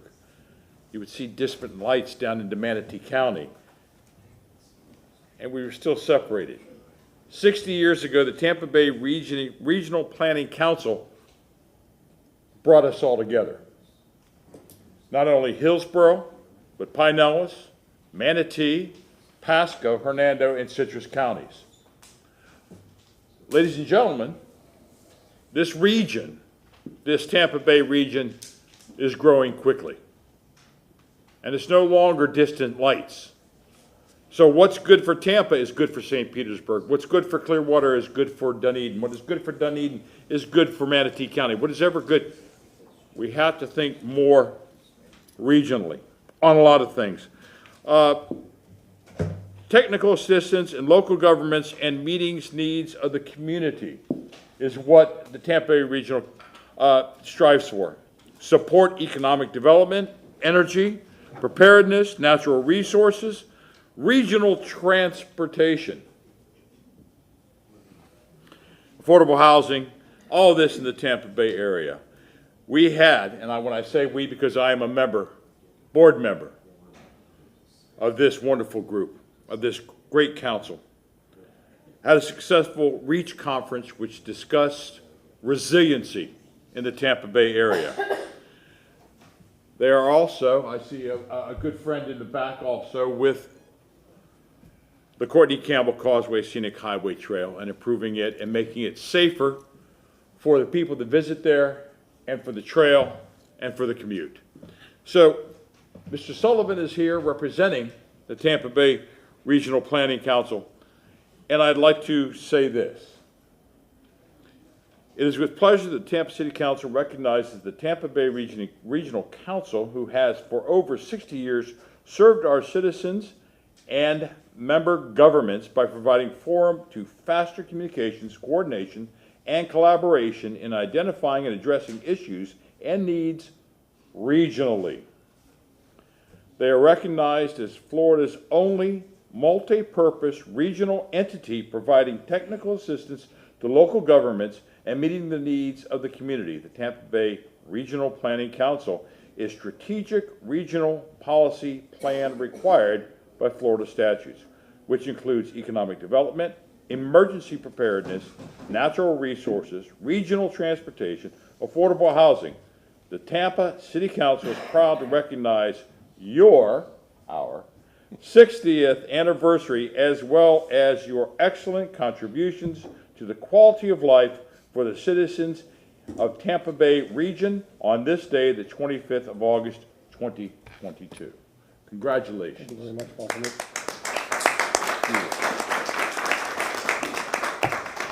Good morning. Thank you, Chair Citro, members of the City Council. For 60 years, the Regional Planning Council has really worked to convene the region. As recently as yesterday, we were advised that the Florida Department of Environmental Protection has awarded a resiliency grant in partnership with the Regional Planning Council with the City of Tampa. On September 8th, we are hosting an emergency management awareness event, if you will, at Port Tampa Bay with the Coast Guard, along with the Hillsborough and Tampa fire departments. So we continue to do our work. As the councilman mentioned, we're from Citrus County down to Manatee County. We are 3.8 million people, 5,000 square miles, the 5th largest economy in the United States. And if this region were its own region, it would have the 55th largest economy in the world. So as I like to say, the Tampa Bay region is a region to be reckoned with, and it's with great honor and distinction that we're proud to represent you as best we can, and we look forward to the next 60 years, Councilman. Thank you. Thank you. Mr. Benson, would you like to add a few words, please? Thank you. Great. I just want to say that Sean and his team are an invaluable resource to City of Tampa staff, Planning Department. Our resiliency initiatives would really, we would have not accomplished a lot we've been able to do without the support and the partnership of the Regional Planning Council. So thank you, Sean, for you and your staff for all you do for us. Thank you. Councilman Carlson. Thank you to you and your organization for all you do. I'm a huge proponent of regionalism, and citizens don't don't see boundaries. They don't know where our council districts are. Most people don't know where the city limits are, and most people don't know where the county lines are. And if you want to see the impact of regionalism, look at the bridges every day. They're busy in both directions.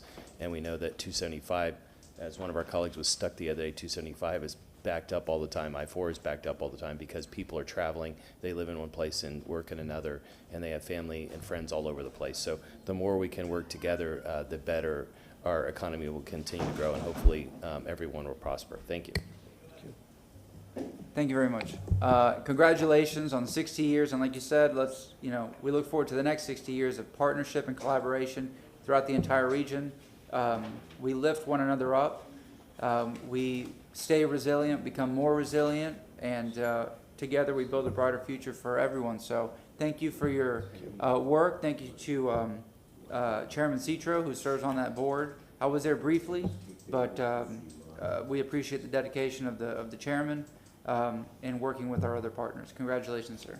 Yes, ma'am. I also want to echo the congratulations. What the Regional Planning Council does in allowing for all of us to come together and learn from one another and share our successes and talk about things that impact us all regionally is critical. And I don't think that any of our communities would be as successful without it.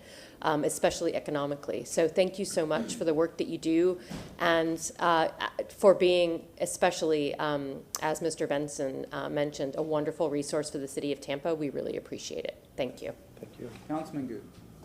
Well, thank you for 60 years.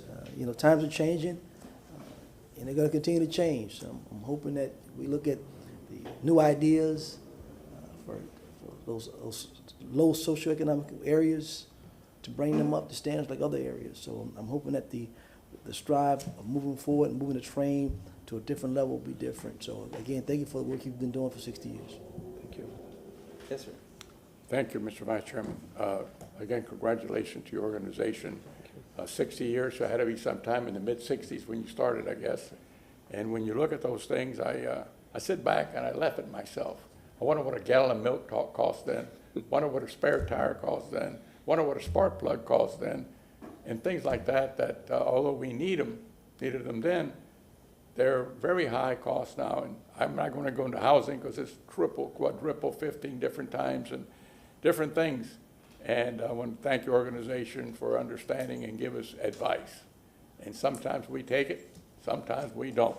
And they're between those individuals are the ones that we have to step forward, never take a step sideways or backwards because you're losing ground. The environment's caving in, and we're still making laughs and jokes about it. It's no longer a laughing matter or a joking matter. When you look at the Colorado River, when you look at the rivers of the Rhine, when you look at the problems in Poland, when you look at our own areas that we have in California and things of that nature, you understand, we should all understand, it's not a joke anymore, it's reality. Thank you very much for what you guys do. Thank you. Thank you. Thank you, Chair. Thank you Appreciate very it. much. Thank you. Thank you.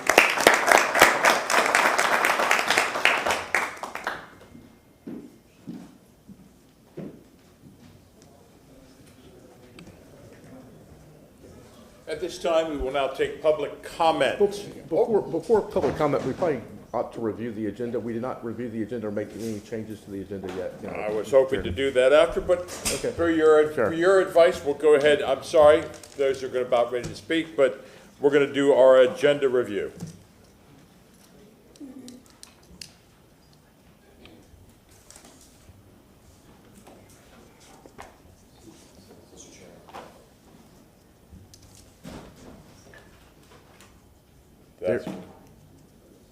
Danielle, there was an addendum to the agenda that noted there were several items. Who do we have from staff?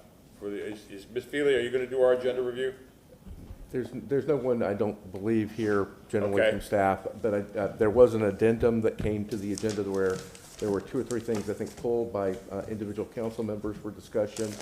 And generally, we run through the staff items to determine whether any of those items need to, whether memos suffice or whether you needed staff present for those items. So okay, I was just hoping there were going to be staff members here when we run through the staff agenda items. Okay, all right.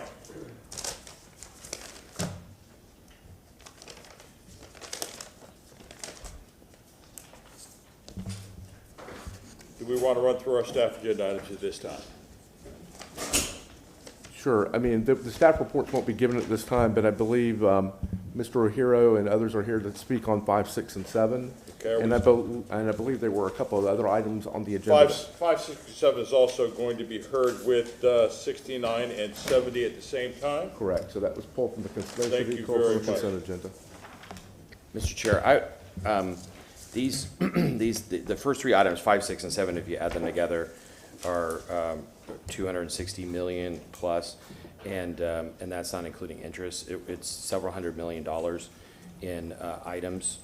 We each had short briefings this week, and the public has not had a chance to hear this before. I was told by staff that the public had heard some about it, but I pulled the transcripts from the meetings. They said it was presented, and it was only references that there would be an item coming up. This is one of the largest items we've ever approved in the city. A couple years ago, we approved this transfer from the private company to the city, and I never made a motion, but I asked several times for them to give us an update on it. We've not had an update in that time. This is a major investment by the city, a major amount of money, and we're being hit with this essentially at the last minute. The public has not had a chance to review this. Today they will hear a presentation.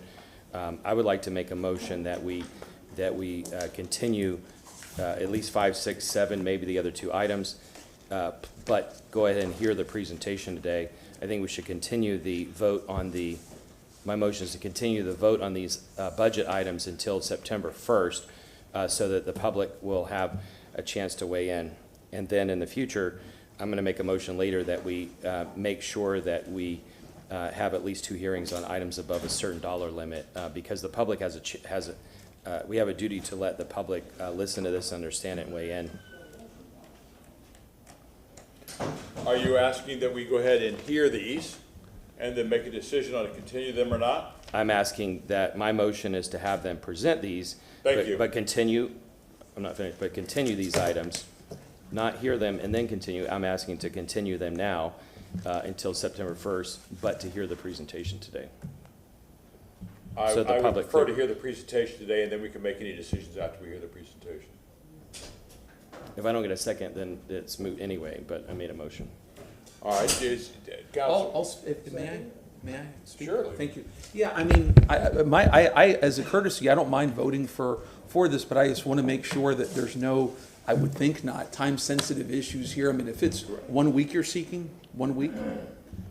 1 week, correct? Yeah, and if I could, the staff says that it's urgent because it takes 52 weeks to get this equipment, and my response is, why didn't you tell us this a year ago or 2 years ago? Why is it, I don't know if you all have seen, but lately we've had millions of dollars of items come before us that are urgent that we have to approve immediately. And the public deserves a right to review this and give input on it. Remember Hannah Avenue, it was 2 weeks after we voted on it that someone from the public informed us that it wasn't put out for bid. And so if they have to wait 53 weeks to get the equipment, fine, they should have come to us before. And so I mean, we can hear from the administration on this. If it is no prejudice, no backlog issues, if there is, then I would be inclined to vote against it. But if there isn't, I would be inclined to vote for it as a courtesy, but just my thoughts. I mean, there's a motion on the floor, obviously, but I mean, typically you would hear from the administration before making your decision whether to defer the vote or not, so. Discussion? And that's what I would prefer to do, is to hear from the administration. And then after we hear from the administration, we can vote on whether or not to continue or not. Councilman Goods. Those are the kind of questions I did ask staff, why always in the 9th hour? So I can understand where Mr. Carlson is coming from, that we have to stop this 9th hour of bringing things to council, especially these high dollar amounts, and then rushing us to make a decision. So I can agree with his second part as far as a future motion that stop happening, because it seems to be a trend and we just can't let that happen. I mean, these are high dollar amounts. I know the need for solid waste. I understand that. I'm on board with that. I get that, but I think in the future, like you're saying, it needs to be a motion to stop this type of flurry of dollar amounts coming at the last minute to us to review. Thank you, sir. Anyone else? We have a motion. Go ahead, Mr. Miranda. To me, a dollar amount is a dollar amount. I look at a dollar just like I look at $1 million. Because if you save the dollar, you'll have $1 million. So these are the things you have to look at. When you look at what's happening, sure, it come up. Why? Well, the process has been in place since Spruce Street started in the city 8-10 years ago, when it first said that we're going to move the Spruce Street operation to another place. And if you think that's easy, it is not. And when you look at what we're talking about, 1 week, maybe not, hurt. But what we're running on is on fumes over there. If that turbine goes down, if that turbine goes down, it's solid waste, you're going to remember for the rest of your life what 1 week is. I'm not against it, but I'm just putting notice now that that turbine is of age. That turbine is not making what it used to. That turbine needs to be replaced along with other things. And I like the public, since we're talking about the public, to understand, and we don't have to vote on it today, to understand what the risks are. That's all I'm going to say. Mr. Chair, can I just follow on? Councilwoman Hurtak. No, he can answer, that's fine. Councilman Carlson. No, what, again, the staff shouldn't come to us at the last minute. They should have come to us a long time ago because they've known for a while that this turbine needed to be replaced. But here's the question that I'd ask you in advance of we were all briefed the other day. And I'm not going to ask you all these questions, but the public is not even really aware that this is on the agenda today. They're looking at other things. But I would ask you to ask yourselves, do you know what the annual cost is of this plant? Do you know what the revenue is for the generation of electricity that they're selling to Seminole Electric? Do you know what the alternative is? If this, I presume that they would shut this turbine down before before something catastrophic happens, and the alternative is that they'd put it in a landfill. But we've never had a full discussion on the environmental impacts of putting it in a landfill versus the air pollution. Did you all ask the questions about what air pollution standards that they have? Do you know what they do with the waste, the dust and other heavy materials that come from it? Where do they dispose that? Do you know the cost of interest of this plant? Do you know the total cost of this plant over 30 years, including O&M, interest, and capital? There's a lot of things that are here, and if you have all those questions, the question is, does the public know? The public has not had a chance to hear this because today is the first time they're going to hear it. And if we vote on it today, I think it's a disservice to the public. We need to give them really 2 weeks, but a week at a minimum. Thank you. Councilman Carlson, have you had a meeting with solid waste? Yes. And you have? Yes. Councilman Vieira, have you? We spoke about it yesterday. I think they had requested one from the day before, but I had some private sector things. Councilman Maniscalco. Yes, and they'll have a presentation follow-up as well. Councilman Hurtak, have you had a meeting? Yes. Councilman Goods? Yes, I do. Councilman Yes, Miranda? and if I may, just going back many years ago, we used to put the byproduct in a big area of the plant until one day, this would go back in the 70s. I asked them, what are you doing with that? He said, why don't you go to Home Depot, see if you can sell it. Guess what? That's what the fertilizing for many years. I know it stopped now. Some years back it had stopped because other products come on the line. But that citrus nitrate stuff that we were throwing away became what the people were doing the lawns with. So there is progress there, but it's not being used, so it's facilitated. And when you talk about the Seminole Electric contract, 2 council members objected to it. We had a sweetheart deal, not that I say it, that's what the people in the commission said up in Tallahassee, when someone appealed that we had a better deal than somebody else. So we had to send the transmission line. They told us we couldn't sell the transmission line and TECO also do the other services. And we had to take that back from TECO and sell it to Seminole Electric for a lesser rate. If you don't believe me, check the record. If my mind is still in order like I believe it is. So look at that. So the citizens of Tampa lost many millions of dollars because 2 council members objected. Somebody heard it and appealed to the board up in Tallahassee. Thank God that you guys are still surviving. Thank you. Councilman Carlson, to your questions, of all the questions you asked that I asked, oh, I'm sorry, Councilwoman Hurtak, go ahead. From my understanding, 2 weeks ago, this was $16 million for item number 5. Yes, ma'am. So I do think there is a time issue with this. I don't know if we can wait on 6 and 7 to hear. I don't know how we can uncouple that, if that's possible. Because I do agree with you, the public needs to know about this. But I do also believe that there's time sensitivity, so I see both sides, but I just don't know if we're fine with, $18 million next week, then that is fine. Mr. Chair, if I may offer some clarification. Surely, go Thank right you. ahead. And I don't want to get ahead of the presentation, but further to Councilwoman Hurtak's comment, what we're asking for today, the immediate need, is the $17 million. We'd like to enter into a contract, and we'd like to move some funding within solid waste to accommodate that $17 million. You're quite right. A couple weeks ago, it was $16 million. We're in a volatile environment. As we've characterized it in our briefings, it's not an emergent environment, but it's an urgent environment. Trying to get that purchased for the 52-week lead time to get started on the bulk of the waste-to-energy facility. The $220 million, again, is the reimbursement resolution for the ultimate plan, but we're not asking council to approve a $220 million plan today. We're merely educating council and the public on what this could eventually lead to. When we do the bulk of the waste-to-energy facility, when we do the relocation, if we do the relocation, those are all decisions that city council will have to make, including the issuance of debt. Mr. Massey. Just briefly, I mean, really all we're talking about is your agenda and making changes to your agenda at this point in time. We're not supposed to be getting in a substantive conversation about these issues.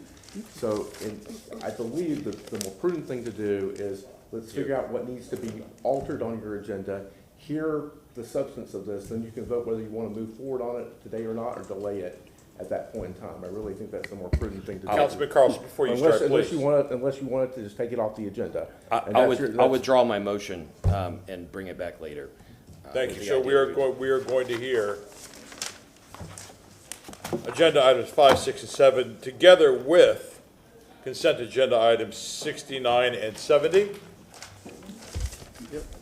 Thank you very much, Chair Pro Tem. Agenda item number 8. We will still hear that. Yep. 9 and 10. Yes, sir. Thank you very much. 11. And we will be opening 11 and 12 at the same time. They don't need to be open Mm-hmm. They're resolutions that I mean, there are a number of items that were memos submitted to you all, and I guess part of this is. And I am just making sure that every council person wants is still willing to hear them, wanting to hear them, or wants to. And you said we will hear a report on 11 and 12, correct? Yes, and they will be opened again together. 13? Yes? Yes. 14? If I may, with 14, I made that, I think I made that a little prematurely. I want to continue that. I want to first see, I want to do this after we pass the Returning Citizens Ordinance and the Training Apprenticeship Program. So if I may, I'm going to remove 14 and then make it at a later time once this ordinance that we hopefully pass today on second reading for returning citizens passes, just for the sake of time. A motion made by Councilman Vieira, seconded by Councilman Carlson. All in favor? Aye. Any opposed? Thank you. Item agenda number 15. And also, if I may, Mr. Chair, for item number 15, Chief Bennett spoke on this, I think it was last week or the week before, and it appears that this is going to be in the budget. So I do not need anybody here from that. We can just take it as it is and go forward. Thank you very much. Agenda item 16. I don't know, Mr. Benson transmitted a written report. Is that good for our council members? It's fine with me. Okay, we'll strike 16. 17. We can just speak about it when it comes. I don't think we need anyone here for that. You'd like to keep it on the agenda? Oh, yes, please. Okay, 18? Yes. 19? 19, I think staff was going to ask to. She's not down here, I believe a Continue memo. to 9:15? Yeah, I think a memo was submitted, and I believe. Correct. that- You want to make a motion? 19 and Yeah, it's 20. 9:15. Councilman Carlson. Yes. And Is there a Second. second? Seconded by Councilman Goods. All in favor? Aye. Any objection? Can I just make one quick statement on it? Councilman Carlson.